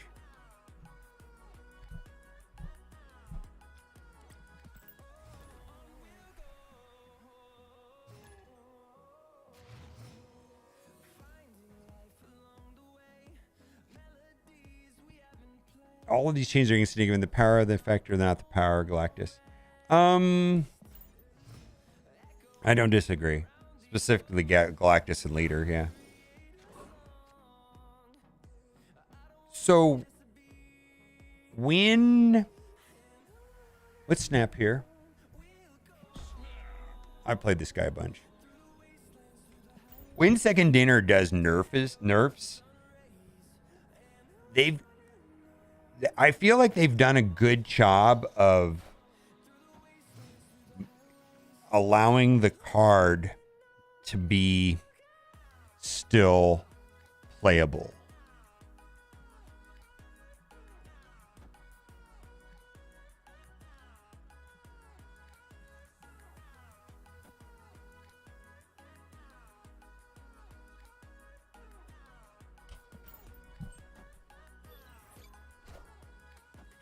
Holy shoot. All right, we're going to have a foot race here. So the question is, do I put power? Yeah, I think I need to put power into this location, or else I'm going to lose. I don't want to, though. You know what?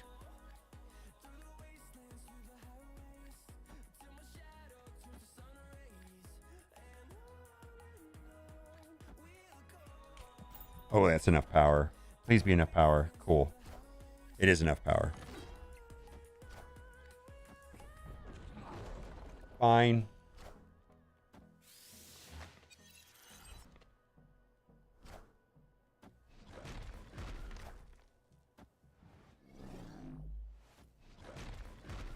Oh, it's not enough power. Zabu's 3 cost and Wolfsbane's 3 cost. He can get an extra 6 power there. Shoot, I lose that lane. I'm going to lose that lane.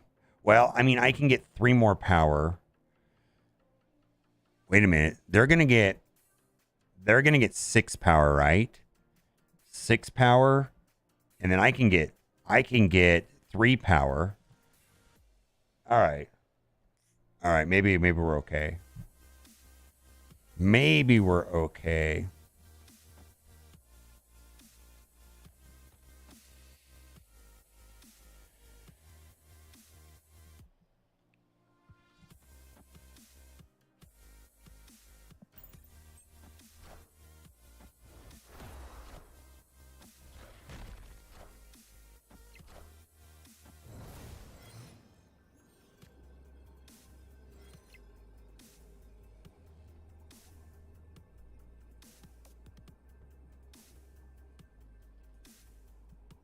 What card did I play last?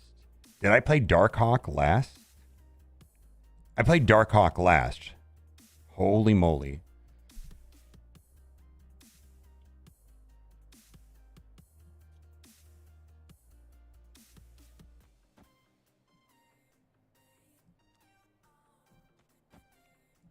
All right. Hopefully we tie this lane here. Let's see.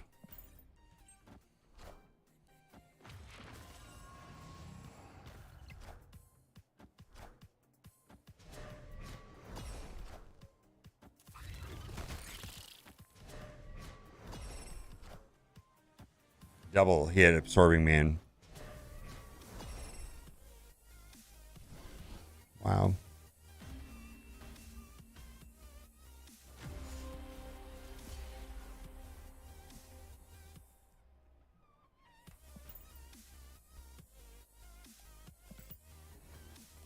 Yikes.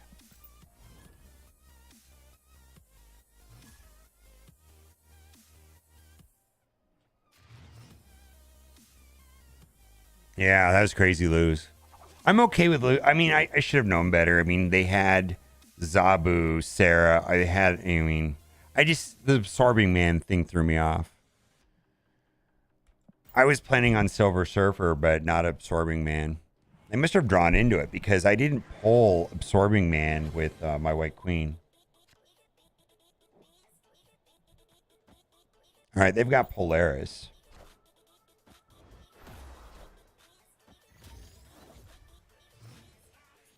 All right.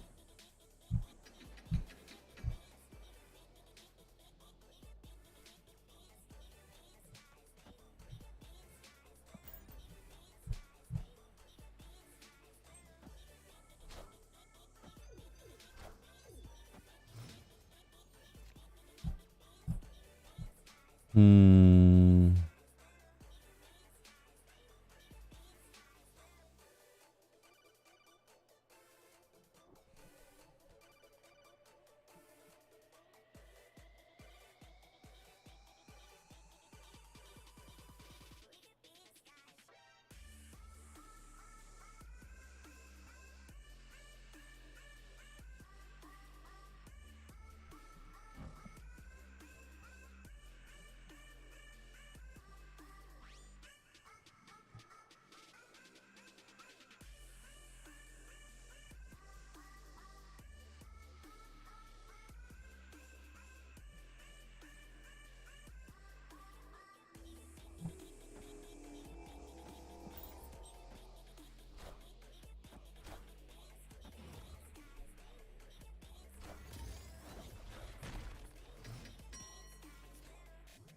All right, Darkhawk.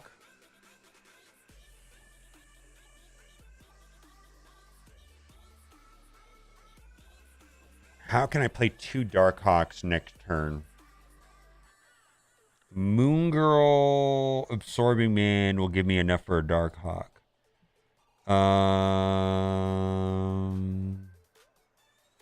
This will give me 2 more points from Korg.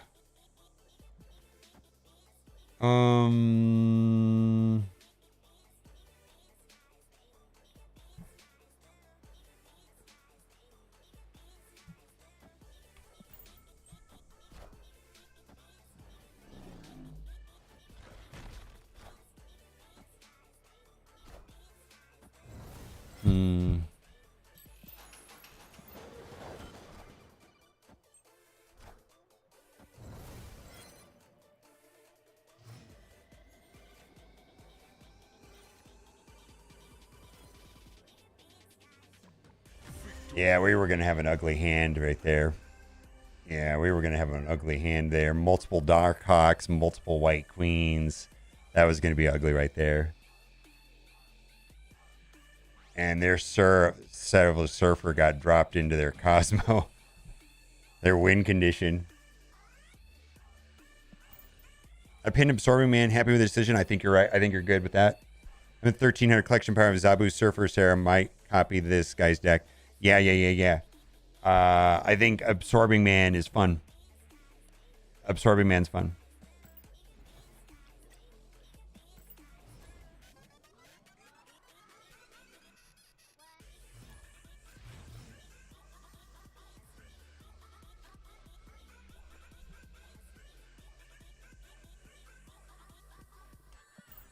Yeah.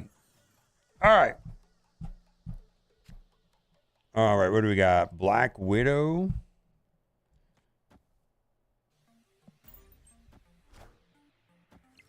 Yes. If you play White Queen into the Cosmo lane, you play Absorbing Man into the non-Cosmo lane, you're good.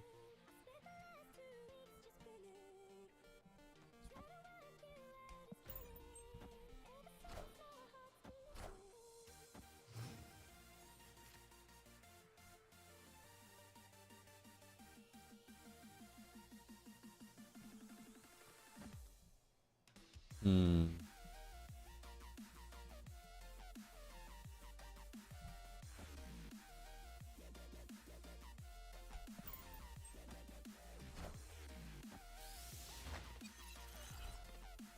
I shouldn't have done that. Maybe it'll scare him a little bit, but I don't know if I should have done that.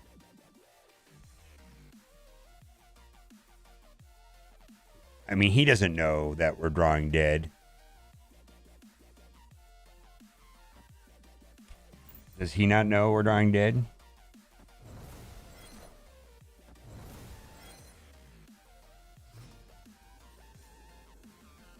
Hmm.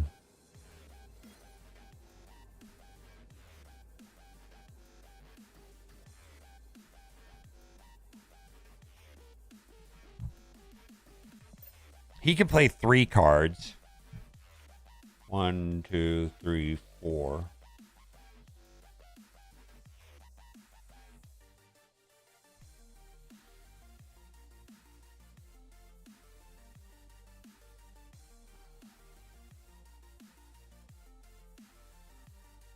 I know. Why you're looking like I just farted? That's funny. Yeah, I did like I did. I was farting when I made the thumbnail.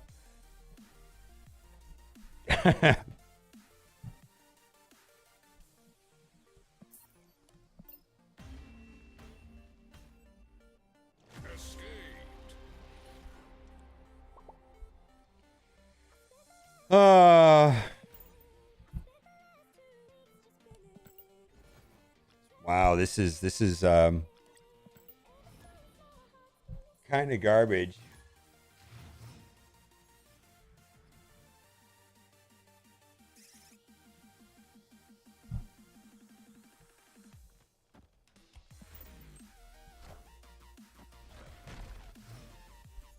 All right. Hmm.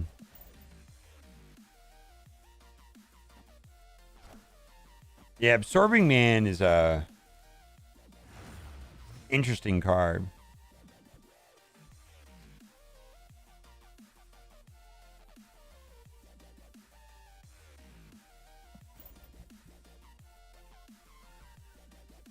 I don't think we have anything here.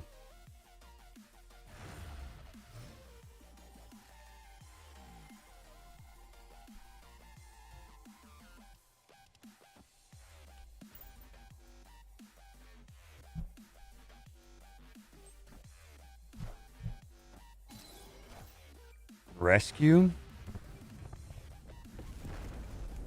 All right, we're going to blow up that rescue. But we're going to do it on the last turn. Where am I going to get the W? I think I want to get the W here. Yeah. We're gonna ignore the first lane.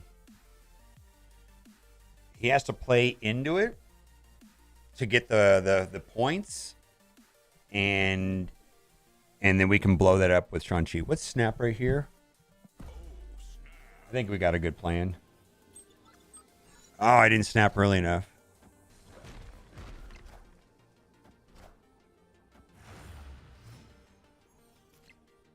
All right.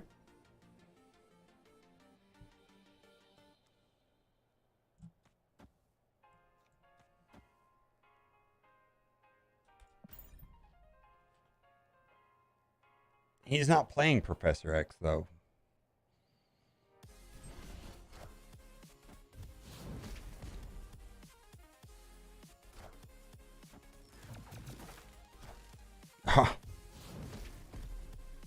Got him. No, we lost by a point.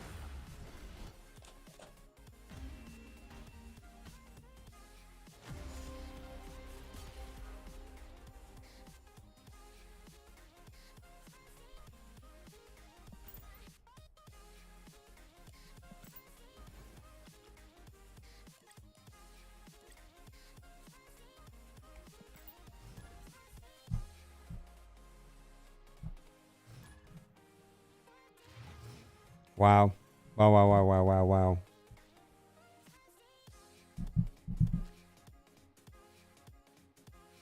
Yeah, I've gone down. I was as high, like I said, I was as high as 99.3. This is terrible, man. I don't know. I maybe I need to do it off stream. I don't know, but like, I don't know. I don't know. I don't know. Ongoing effects are doubled. I mean, that's cool, but I need some cards to win with that.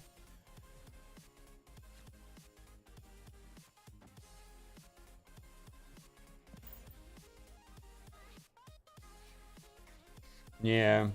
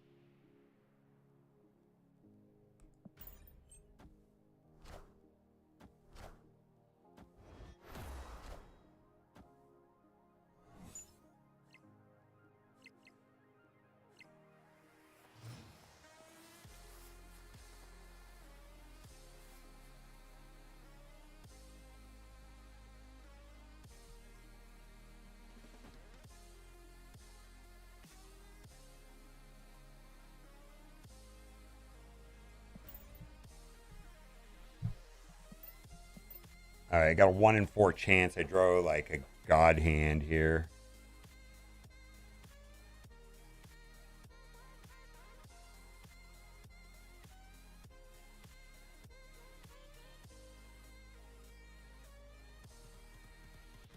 I know. I need to put in armor.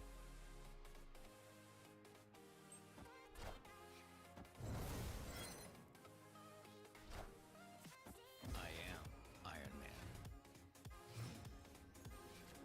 Huh.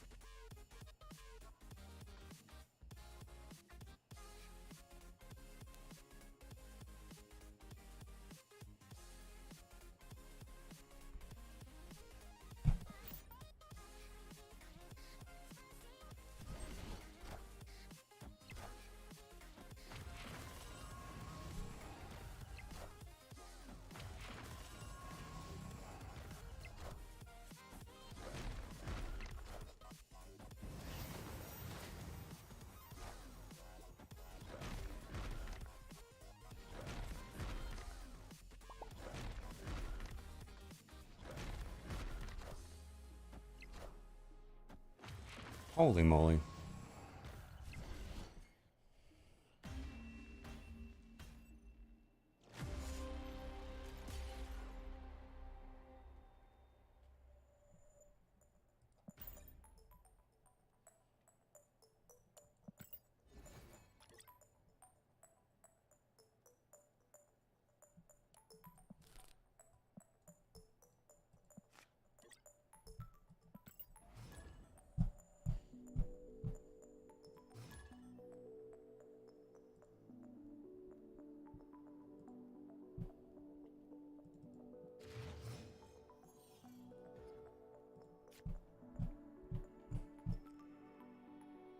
I'm gonna cry.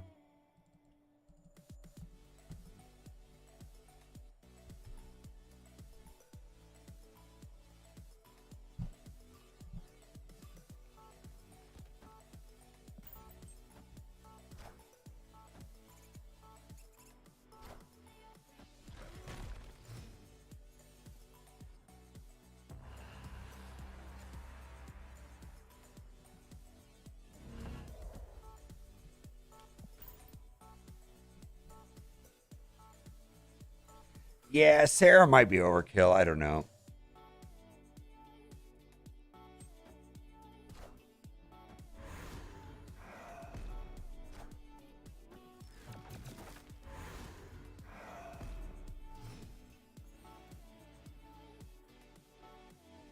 Hmm.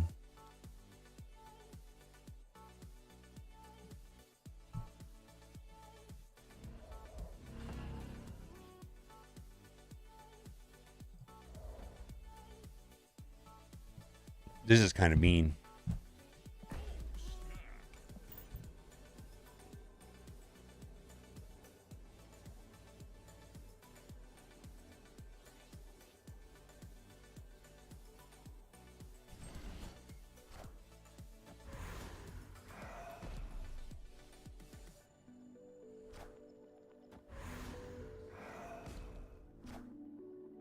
Wind, aid my We're gonna play Doom.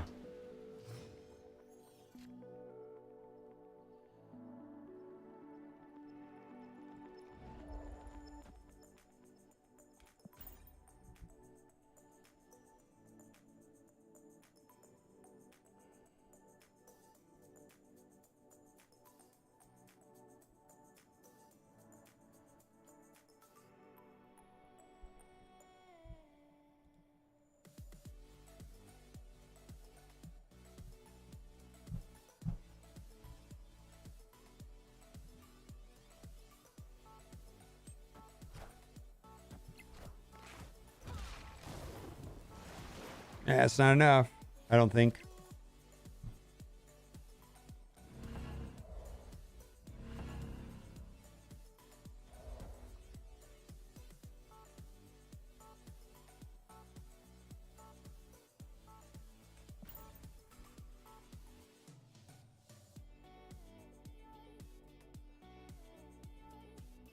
I got Doom. I mean, I don't know what the guy's. What is this guy doing here? I mean, interesting. Demon that gets blown up. What is he doing? Is he just trying to make his death cheaper? Yeah, he's trying to make his death cheaper. Oh, I was just. Oh, or he's just doesn't know how the location works. I don't know what was going on there.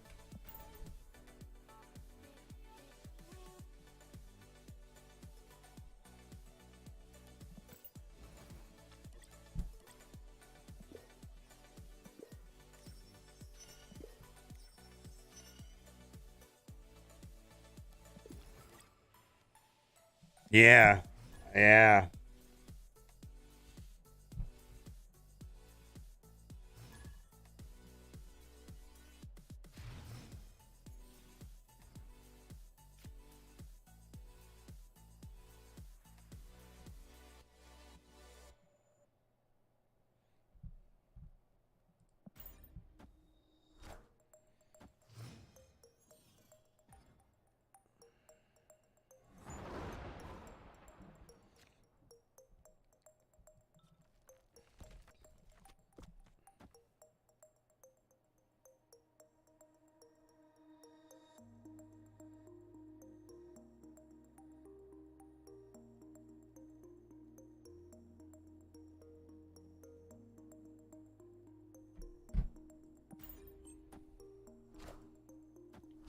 Yeah, that wasn't a bot. It was just really strange. Maybe they thought it was a different location. They thought it was the one where you play first or something.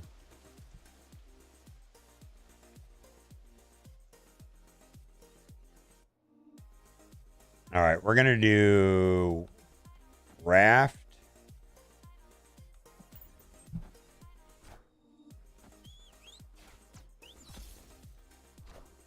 Um, So nobody really knows exactly how matchmaking works, but it's a combination of three things: collection level, rank, and elo.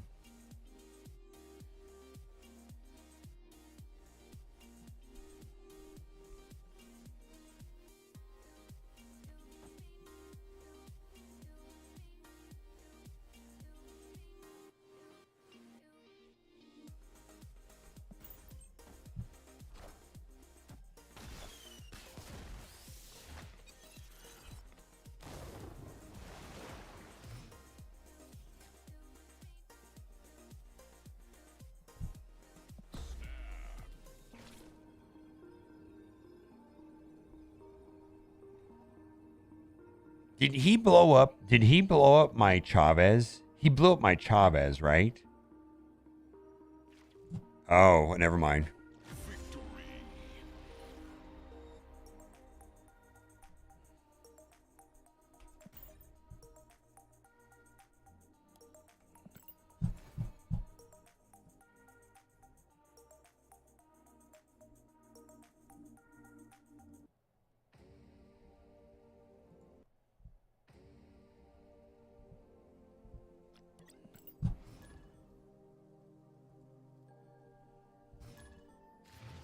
Need to eat some food. What time is it?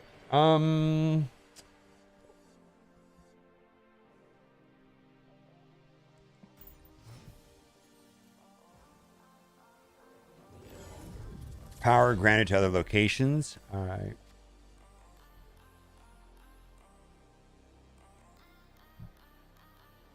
That's a pretty good combo right there.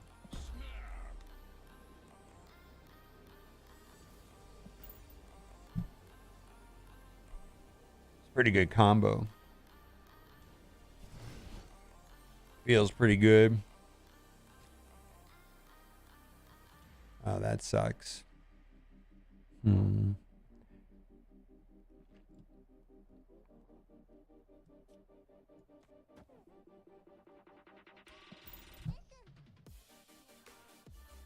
don't know if I should play.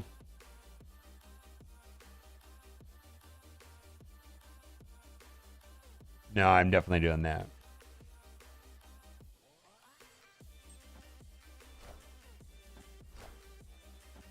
Wind, aid my hand.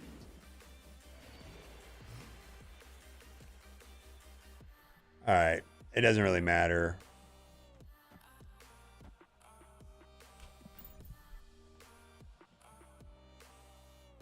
All right. So next turn we will Spider-Man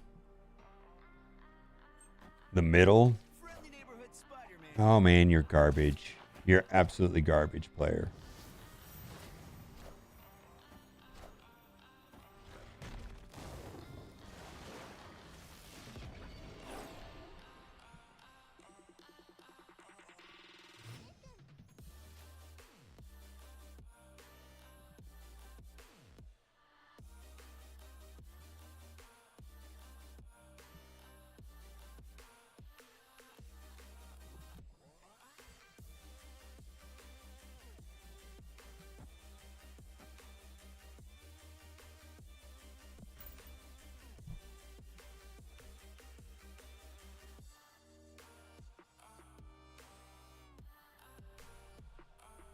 All right. The guy's amazing. All right. Maximus, cool. All right, cool. Absorbing Man. Why didn't he lock down the lane? I don't understand what he did there. I don't understand what just happened, to be honest with you.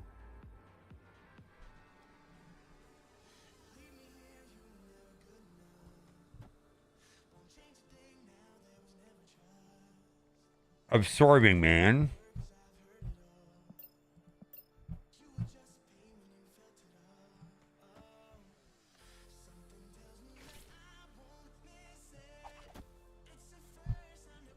I mean, I probably still lose here, but let's find out, right? Yeah. I don't know what he's doing there. Oh, that's what he's doing.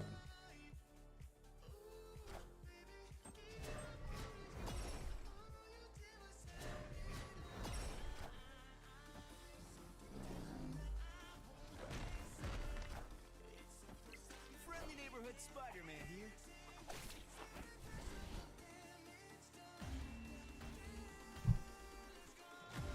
I don't think I'm getting bots at all. I don't think I've had a bot in a long time. Oh boy.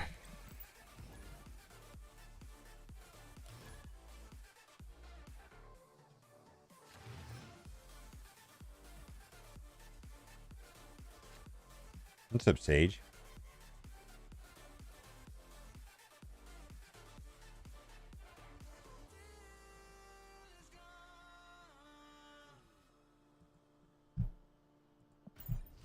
Yeah. Yep.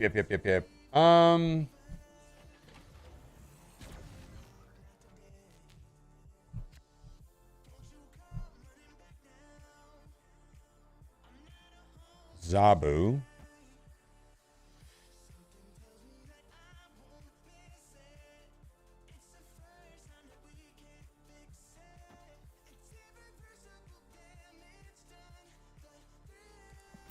I am down a lot.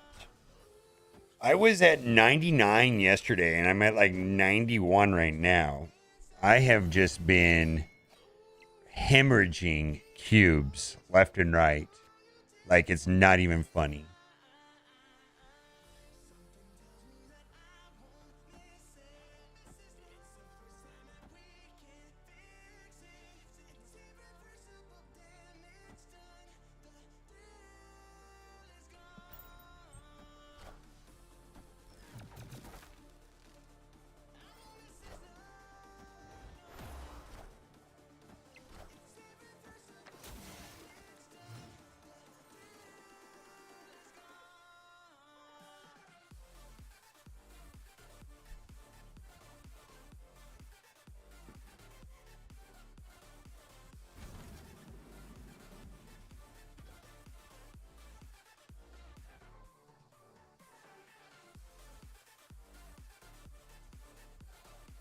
Yeah.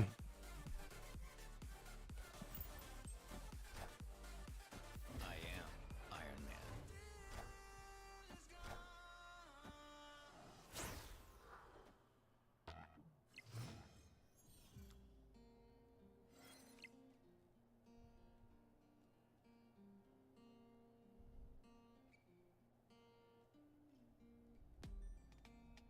So I've come to the conclusion, just a rotten piece of fruit. So I'll end up dying slowly. Friendly neighborhood Spider-Man here. Wind, aid my hand. I am Iron Man.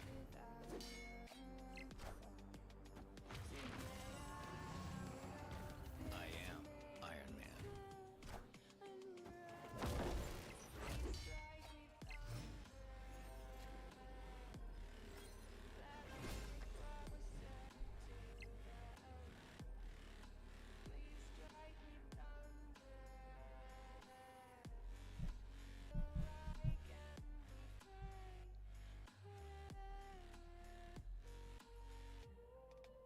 So I've come to the conclusion, 2 points short over here. one man amongst thousands. I mean, that doesn't mean he's not playing like Surfer, but I'm 2 points short.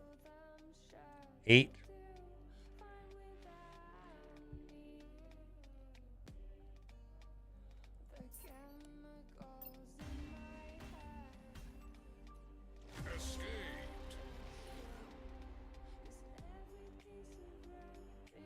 All right. Well, today's been a big disappointment. I can't believe we're at 99.3.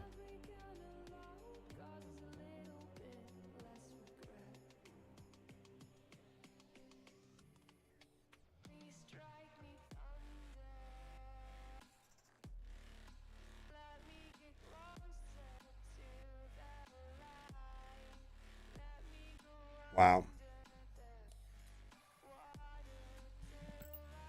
All right. Well, that was fun. I'll be here tomorrow. We'll do some more stuff. We'll make some videos tomorrow. We'll do the same thing. We're gonna end it that the 4 hours of and losing cubes in 4 hours is extremely discouraging. But we'll be back tomorrow. We'll get it done. I'll try to be on around the same time. And then I will be on Marvel Strike Force, let's say a little bit, hour or two. Mr. Negative decks are good. I think they're very temperamental. I think they're very swingy. Like, when they win, they win. But when they lose, they lose. Yeah, dude.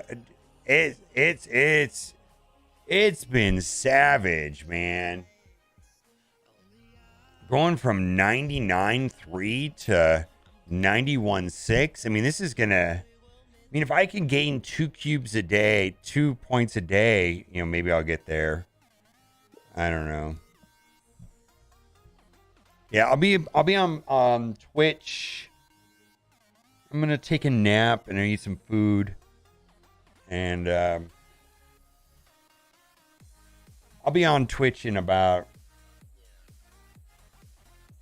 maybe an hour or two. It won't be long. I went from 50 to 90 in 4 days with Mr. Negative Surfer. I think it depends. Like, I mean, I obviously, yeah, you could definitely, there's definitely good decks out there. Yeah, I don't know. I think what happens is I get bored with decks that win, and then I switch it up, and then I switch it up, and then I switch it up. A lot of 8 cube wins. Yeah, Mr. Negative Surfer is great for that. All right. Thank you guys for being here. I had a great time. See you guys tomorrow.